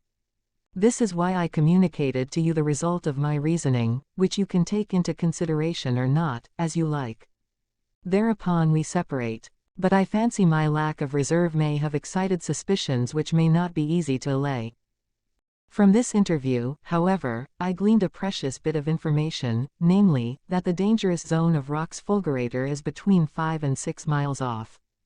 Perhaps, during the next equinoctial tides, another notice to this effect in another keg may also reach a safe destination. But how many weary months to wait before the orifice of the tunnel will again be uncovered? The rough weather continues, and the squalls are more violent than ever.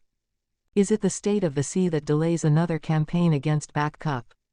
Lieutenant Davon certainly assured me that if his expedition failed, if the Sword did not return to St. George, another attempt under different conditions would be made with a view to breaking up this bandit's lair. Sooner or later the work of justice must be done, and Back Cup be destroyed, even though I may not survive its destruction.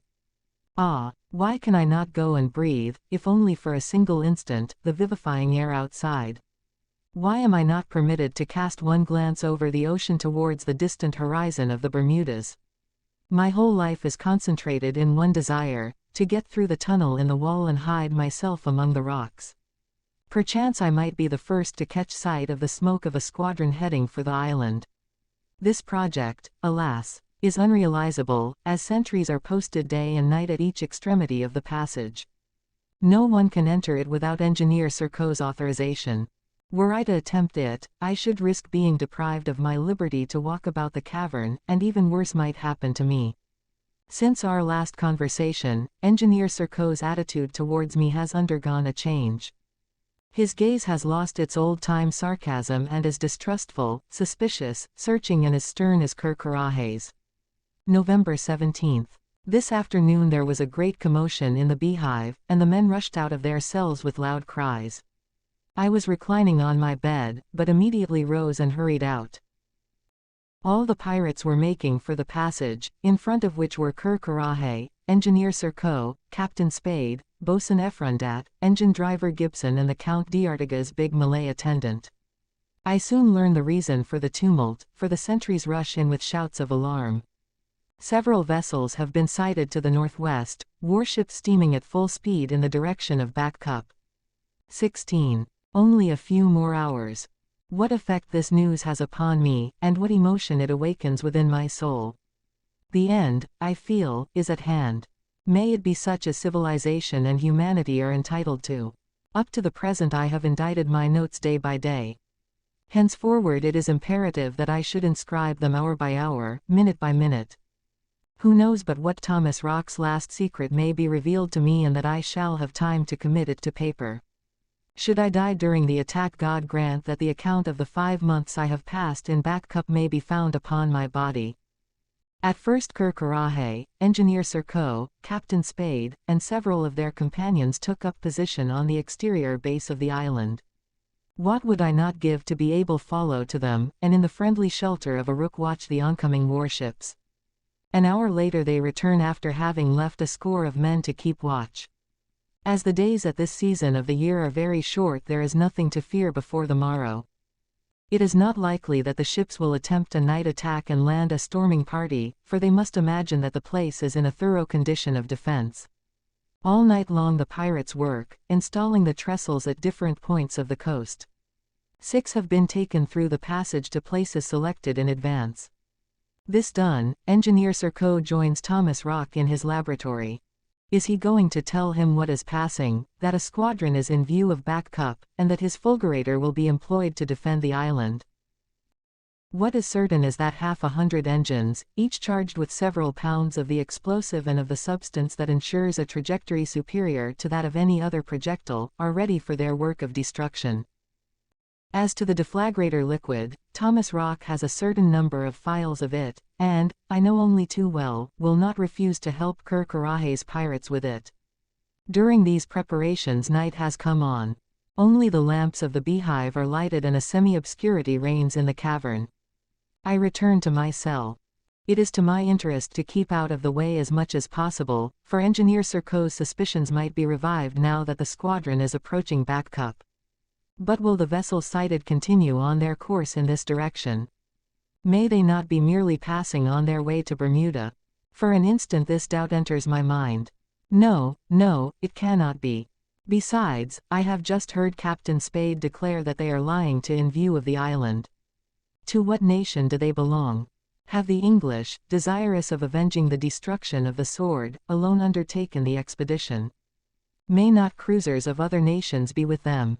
I know not, and it is impossible to ascertain. And what does it matter, after all, so long as this haunt is destroyed, even though I should perish in the ruins like the heroic Lieutenant Davon and his brave crew? Preparations for defense continue with coolness and method under Engineer Serko's superintendence. These pirates are obviously certain that they will be able to annihilate their assailants as soon as the latter enter the dangerous zone.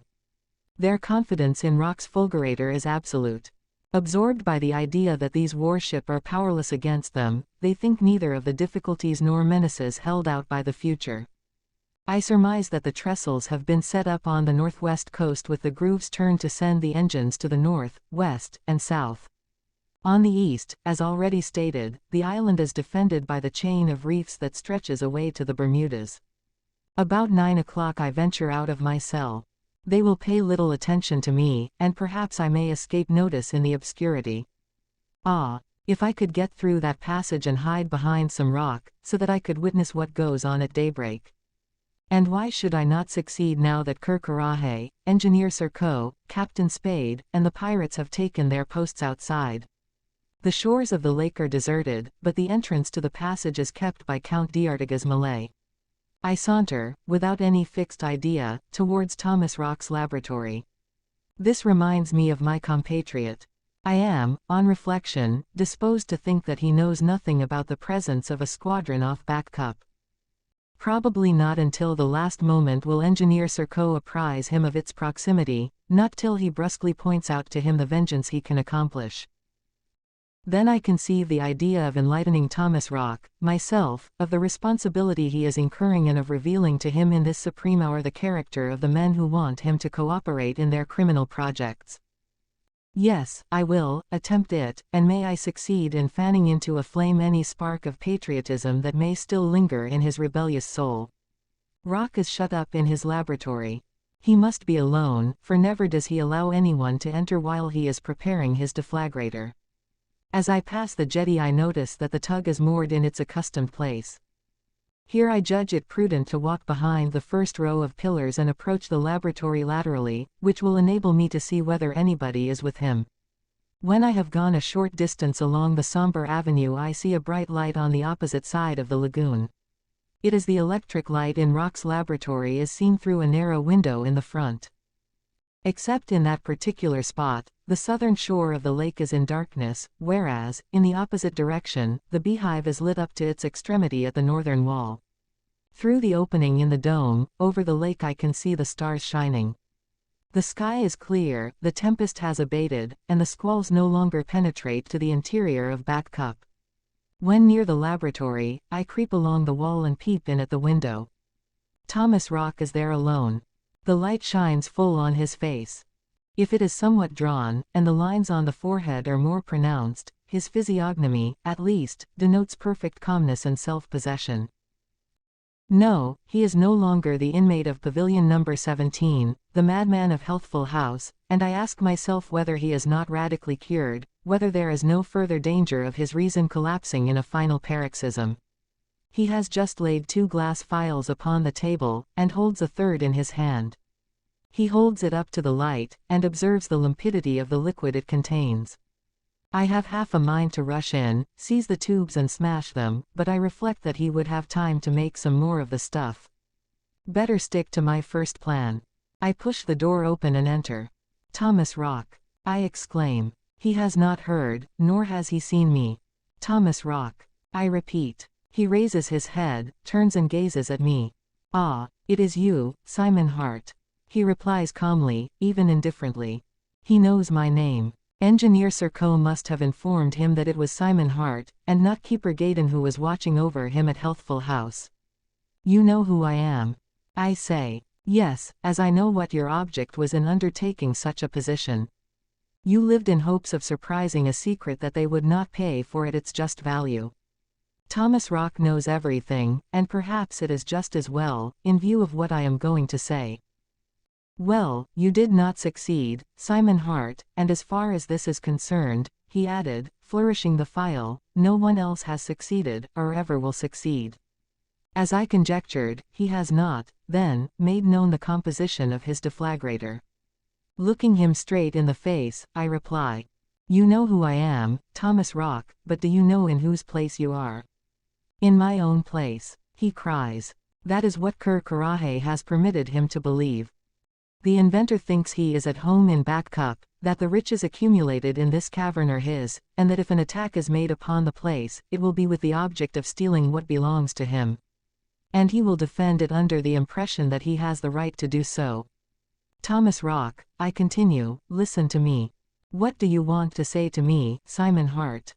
This cavern into which we have been dragged, is occupied by a band of pirates, and Rock does not give me time to complete the sentence. I doubt even whether he has understood me. I repeat, he interrupts vehemently, that the treasures stored here are the price of my invention. They have paid me what I asked for my fulgurator, what I was everywhere else refused, even in my own country, which is also yours, and I will not allow myself to be despoiled. What can I reply to such insensate assertions? I, however, go on. Thomas Rock, do you remember Healthful House?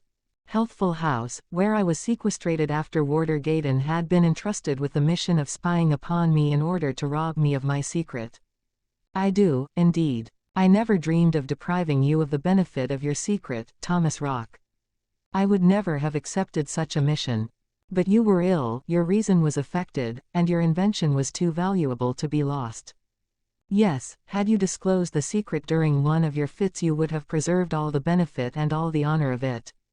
Really, Simon Hart. Rock replies disdainfully. Honor and benefit. Your assurances come somewhat late in the day. You forget that on the pretext of insanity, I was thrown into a dungeon.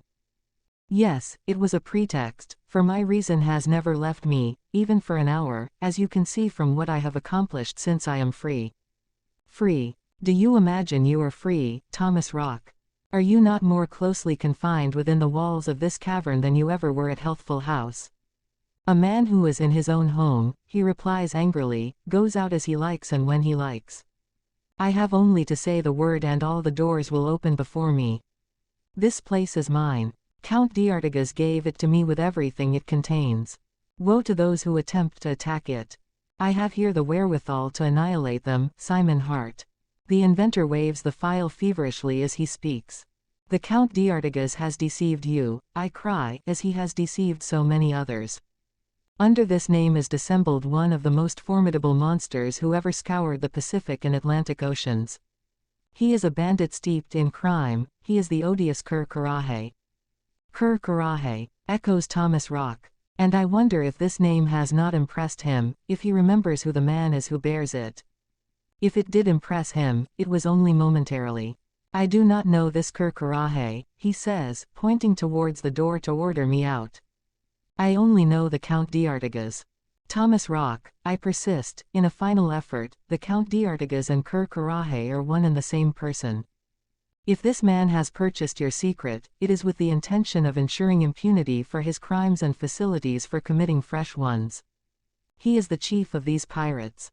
Pirates, cries Rock, whose irritation increases the more I press him. The real pirates are those who dare to menace me even in this retreat, who tried it on with the sword, for Serko has told me everything, who sought to steal in my own home what belongs to me, what is but the just price of my discovery. No, Thomas Rock, the pirates are those who have imprisoned you in this cavern of Back Cup, who will utilize your genius to defend it, and who will get rid of you when they are in entire possession of your secrets. Thomas Rock here interrupts me. He does not appear to listen to what I say. He has a fixed idea, that of vengeance, which has been skillfully worked upon by Engineer Serko, and in which his hatred is concentrated to the exclusion of everything else. The bandits, he hisses, are those who spurned me without a hearing, who heaped injustice and ignominy upon me, who drove me from country to country, whereas I offered them superiority, invincibleness, omnipotence. It is the eternal story of the unappreciated inventor, to whom the indifferent or envious refuse the means of testing his inventions, to pay him the value he sets upon them. I know it well, and also know all the exaggeration that has been written upon this subject. It is clearly no time for reasoning with Thomas Rock. My arguments are entirely lost upon the hapless dupe of Cur Coraje and his accomplices. In revealing to him the real name of the Count d'Artigas, and denouncing to him this band and their chief, I had hoped to wean him from their influence and make him realize the criminal end they have in view. My hope was vain. He does not believe me. And then what does he care whether the brigand's name is Count d'Artigas or Cur Coraje? Is not he, Thomas Rock, master of Back Cup? Is he not the owner of these riches accumulated by 20 years of murder and rapine? Disarmed before such moral degeneracy, knowing not how I can touch his ulcerated, irresponsible heart, I turn towards the door. It only remains for me to withdraw. What is to be, will be, since it is out of my power to prevent the frightful denouement that will occur in a few hours. Thomas Rock takes no more notice of me. He seems to have forgotten that I am here. He has resumed his manipulations without realizing that he is not alone. There is only one means of preventing the imminent catastrophe. Throw myself upon Rock, place him beyond the power of doing harm, strike him, kill him, yes, kill him.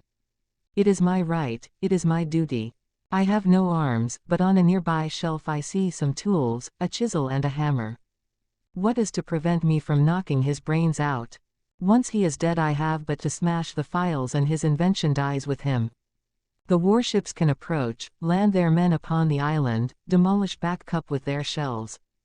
Cur Coraje and his band will be killed to a man. Can I hesitate at a murder that will bring about the chastisement of so many crimes? I advance to the shelf and stretch forth my hand to seize the chisel. As I do so, Thomas Rock turns round. It is too late to strike. A struggle would ensue. The noise and his cries would be heard, for there are still some pirates not far off. I can even now hear someone approaching, and have only just time to fly if I would not be seen. Nevertheless, I make one last attempt to awaken the sentiment of patriotism within him. Thomas Rock, I say, warships are in sight. They have come to destroy this lair. Maybe one of them flies the French flag. He gazes at me. He was not aware that Back Cup is going to be attacked, and I have just apprised him of the fact. His brow darkens and his eyes flash. Thomas Rock, would you dare to fire upon your country's flag, the tricolor flag? He raises his head, shakes it nervously, and with a disdainful gesture. What do you mean by, your country? I no longer have any country, Simon Hart. The inventor spurned no longer has a country. Where he finds an asylum, there is his fatherland. They seek to take what is mine. I will defend it, and woe, woe to those who dare to attack me. Then rushing to the door of the laboratory and throwing it violently open, he shouts so loudly that he must be heard at the beehive. Go. Get you gone. I have not a second to lose, and I dash out. 17. 1 against 5. For a whole hour I wander about among Back Cup's dark vaults, amid the stone trees, to the extreme limit of the cavern. It is here that I have so often sought an issue, a crevice, a crack through which I might squeeze to the shore of the island. My search has been futile. In my present condition, a prey to indefinable hallucinations, it seems to me that these walls are thicker than ever, that they are gradually closing in upon and will crush me. How long this mental trouble lasts I cannot say. But I afterwards find myself on the beehive side, opposite the cell, in which I cannot hope for either repose or sleep. Sleep, when my brain is in a whirl of excitement. Sleep, when I am near the end of a situation that threatened to be prolonged for years and years. What will the end be as far as I am personally concerned?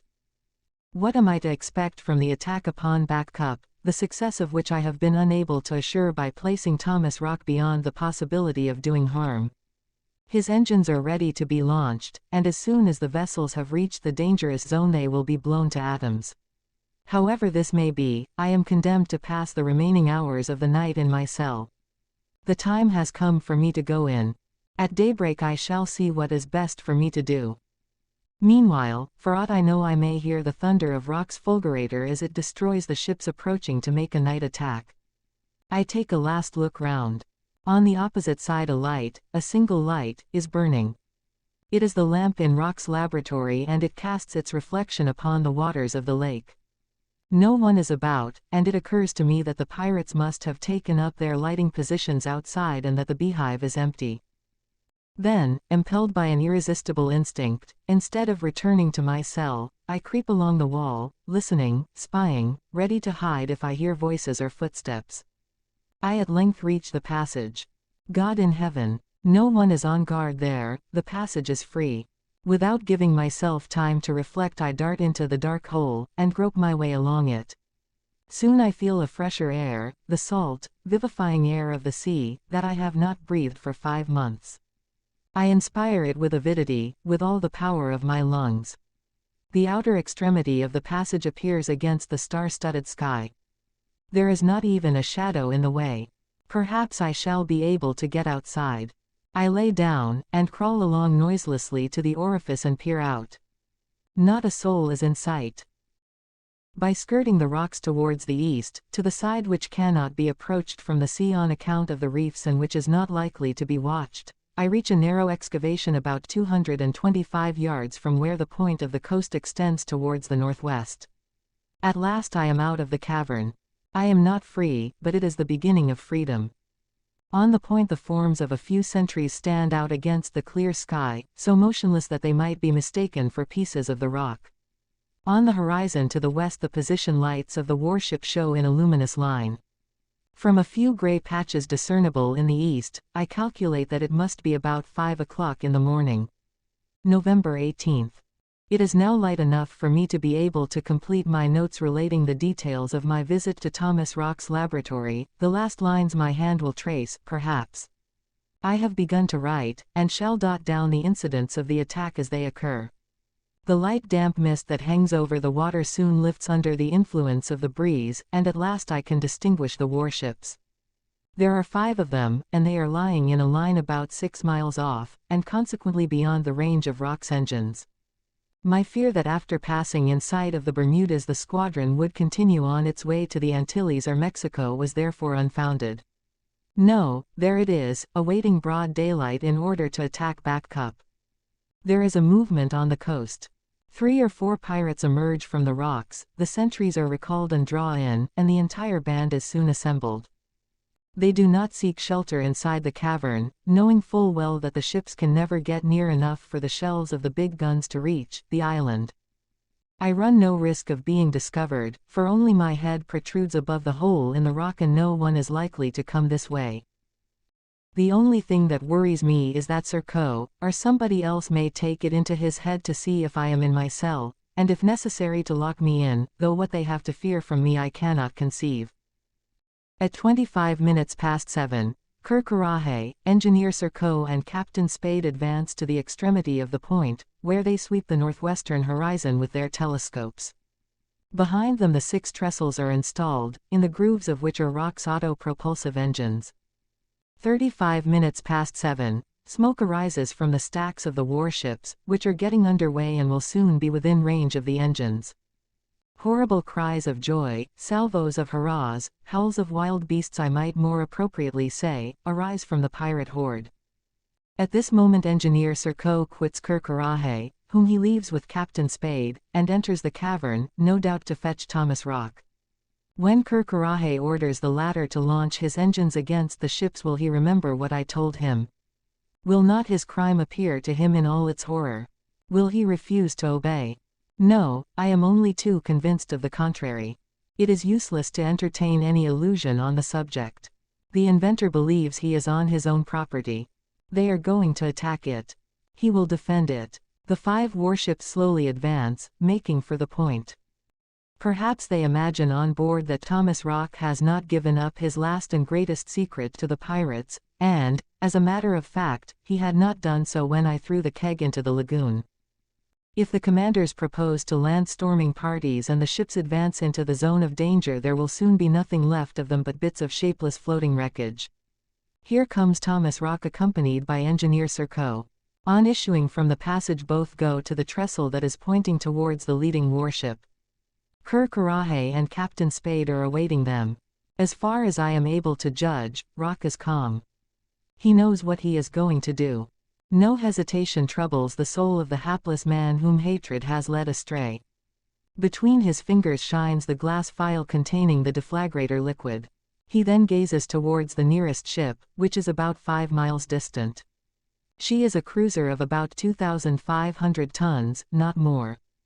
She flies no flag, but from her build I take her to belong to a nation for which no Frenchman can entertain any particular regard. The 4 other warships remain behind. It is this cruiser which is to begin the attack. Let her use her guns, then, since the pirates allow her to approach, and may the first of her projectiles strike Thomas Rock. While Engineer Surco is estimating the distance, Rock places himself behind the trestle. 3 engines are resting on it, charged with the explosive, and which are assured a long trajectory by the fusing matter without it being necessary to impart a gyratory movement to them, as in the case of inventor Turpin's gyroscopic projectiles. Besides, if they drop within a few hundred yards of the vessel, they will be quite near enough to utterly destroy it. The time has come. Thomas Rock. Engineer Surco cries, and points to the cruiser. The latter is steaming slowly towards the northwestern point of the island and is between 4 and 5 miles off. Rock nods assent, and waves them back from the trestle. Kirkarahe, Captain Spade and the others draw back about 50 paces.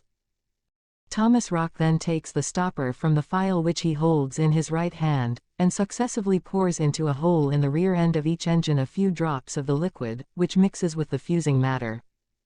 45 seconds elapse, the time necessary for the combination to be effected, 45 seconds during which it seems to me that my heart ceases to beat. A frightful whistling is then heard, and the 3 engines tear through the air, describing a prolonged curve at a height of 300 feet, and pass the cruiser. Have they missed it? Is the danger over? No. The engines, after the manner of Artillery Captain Chappell's discoid projectile, return towards the doomed vessel like an Australian boomerang. The next instant the air is shaken with a violence comparable to that which would be caused by the explosion of a magazine of melinite or dynamite. Bat Cup Island trembles to its very foundations. The cruiser has disappeared, blown to pieces. The effect is that of the Zelinsky shell, but centupled by the infinite power of Rock's fulgurator. What shouts the bandits raise as they rush towards the extremity of the point! Kirkarahe, Engineer Surco, and Captain Spade remain rooted to the spot, hardly able to credit the evidence of their own eyes. As to Thomas Rock, he stands with folded arms, and flashing eyes, his face radiant with pride and triumph. I understand, while I abhor his feelings. If the other warships approach, they will share the same fate as the cruiser. They will inevitably be destroyed. Oh, if they would but give up the struggle and withdraw to safety, even though my last hope would go with them. The nations can consult and arrive at some other plan for destroying the island. They can surround the place with a belt of ships that the pirates cannot break through and starve them to death like so many rats in a hole. But I know that the warships will not retire, even though they know they are going to certain death. One after the other they will all make the attempt. And I am right. Signals are exchanged between them. Almost immediately clouds of black smoke arise and the vessels again advance. One of them, under forced draft, distances the others in her anxiety to bring her big guns quickly into action. At all risks I issue from my hole, and gaze at the oncoming warship with feverish eyes, awaiting, without being able to prevent it, another catastrophe. This vessel, which visibly grows larger as it comes nearer, is a cruiser of about the same tonnage as the one that preceded her.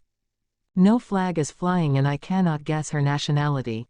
She continues steaming at full speed in an effort to pass the zone of danger before other engines can be launched. But how can she escape them since they will swoop back upon her?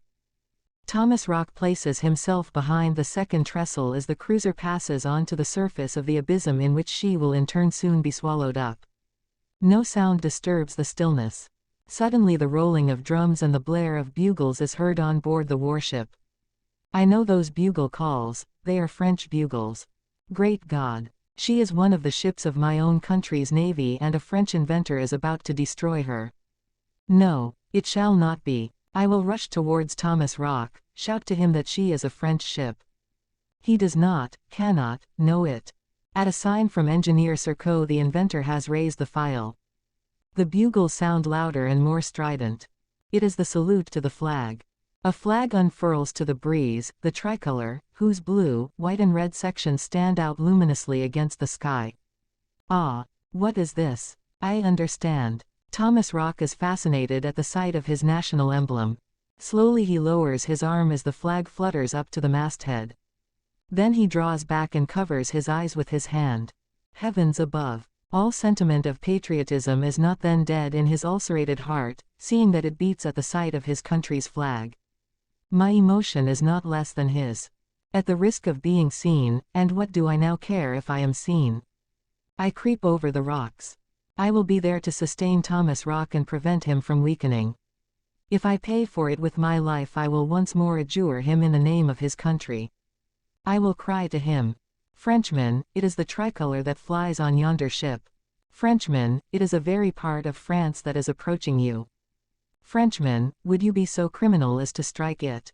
But my intervention will not be necessary. Thomas Rock is not a prey to one of the fits to which he was formerly subject. He is perfectly sane. When he found himself facing the flag he understood, and drew back. A few pirates approach to lead him to the trestle again. He struggles and pushes them from him. Coronet and Engineer Serco run up. They point to the rapidly advancing ship. They order him to launch his engines. Thomas Rock refuses. Captain Spade and the others, mad with rage, menace him, curse him, strike him, try to wrest the file from him. Rock throws it on the ground and crushes it underfoot. Then panic seizes upon the crowd of wretches. The cruiser has passed the zone and they cannot return her fire. Shells begin to rain all over the island, bursting the rocks in every direction. But where is Thomas Rock? Has he been killed by one of the projectiles? No, I see him for the last time as he dashes into the passage. Coronet, Engineer Serco and the others follow him to seek shelter inside of Back Cup. I will not return to the cavern at any price, even if I get killed by staying where I am. I will jot down my final notes and when the French sailors land on the point I will go. End of Engineer Simon Hart's notes. 18. On board the Tonnant. After the failure of Lieutenant Davon's mission with the sword, the English authorities waited in vain for the expedition to return, and the conviction at length gained ground that the bold sailors had perished, but whether the sword had been lost by striking against a rock or had been destroyed by Coronet's pirates, could not, of course, be ascertained. The object of the expedition, based upon the indications of the document found in the keg that was thrown up on the shore at St. George was to carry off Thomas Rock ere his engines were completed. The French inventor having been recovered, without forgetting engineer Simon Hart, he was to be handed over to the care of the Bermudan authorities. That done, there would be nothing to fear from his fulgurator when the island was attacked. When, however, the Sword had been given up for lost, another expedition of a different kind was decided upon. The time that had elapsed, nearly 8 weeks, from the date of the document found in the keg, had to be taken into consideration. It was thought that during the interval, Ker might have gained possession of Rock's secrets. An entente concluded between the maritime powers resulted in the sending of 5 warships to Bermudan waters. As there was a vast cavern inside Back Cup Mountain, it was decided to attempt to bring the latter down like the walls of a bastion, by bombarding it with powerful modern artillery. The squadron assembled at the entrance to the Chesapeake, in Virginia, and sailed for the archipelago, which was sighted on the evening of November 17. The next morning the vessel selected for the first attack steamed forward. It was about 4.5 miles from the island, when 3 engines, after passing the vessel, swerved round and exploded about 60 yards from her. She sank immediately. The effect of the explosion, which was superior to any previously obtained by new explosives, was instantaneous. Even at the distance they were from the spot where it occurred, the 4 remaining ships felt the shock severely. 2 things were to be deduced from this sudden catastrophe. 1. The pirate Ker was in possession of Rock's fulgurator. 2. The new engine possessed the destructive power attributed to it by its inventor. After the disappearance of the unfortunate cruiser, the other vessels lowered boats to pick up a few survivors who were clinging to the floating wreckage. Then it was that the signals were exchanged and the warships started towards the island. The swiftest of them, the Tonnant, a French cruiser, forged ahead while the others forced their draft in an effort to catch up with her. The Tonnant, at the risk of being blown to pieces in turn, penetrated the danger zone half a mile, and then ran up her flag while maneuvering to bring her heavy guns into action. From the bridge the officers could see Ker band scattered on the rocks of the island. The occasion was an excellent one for getting a shot at them before the bombardment of their retreat was begun, and fire was opened with the result that the pirates made a rush to get into the cavern. A few minutes later there was a shock terrific enough to shake the sky down. Where the mountain had been, naught but a heap of smoking, crumbling rocks was to be seen. Back Cup had become a group of jagged reefs against which the sea, that had been thrown back like a gigantic tidal wave, was beating and frothing. What was the cause of the explosion? Had it been voluntarily caused by the pirates when they realized that escape was impossible?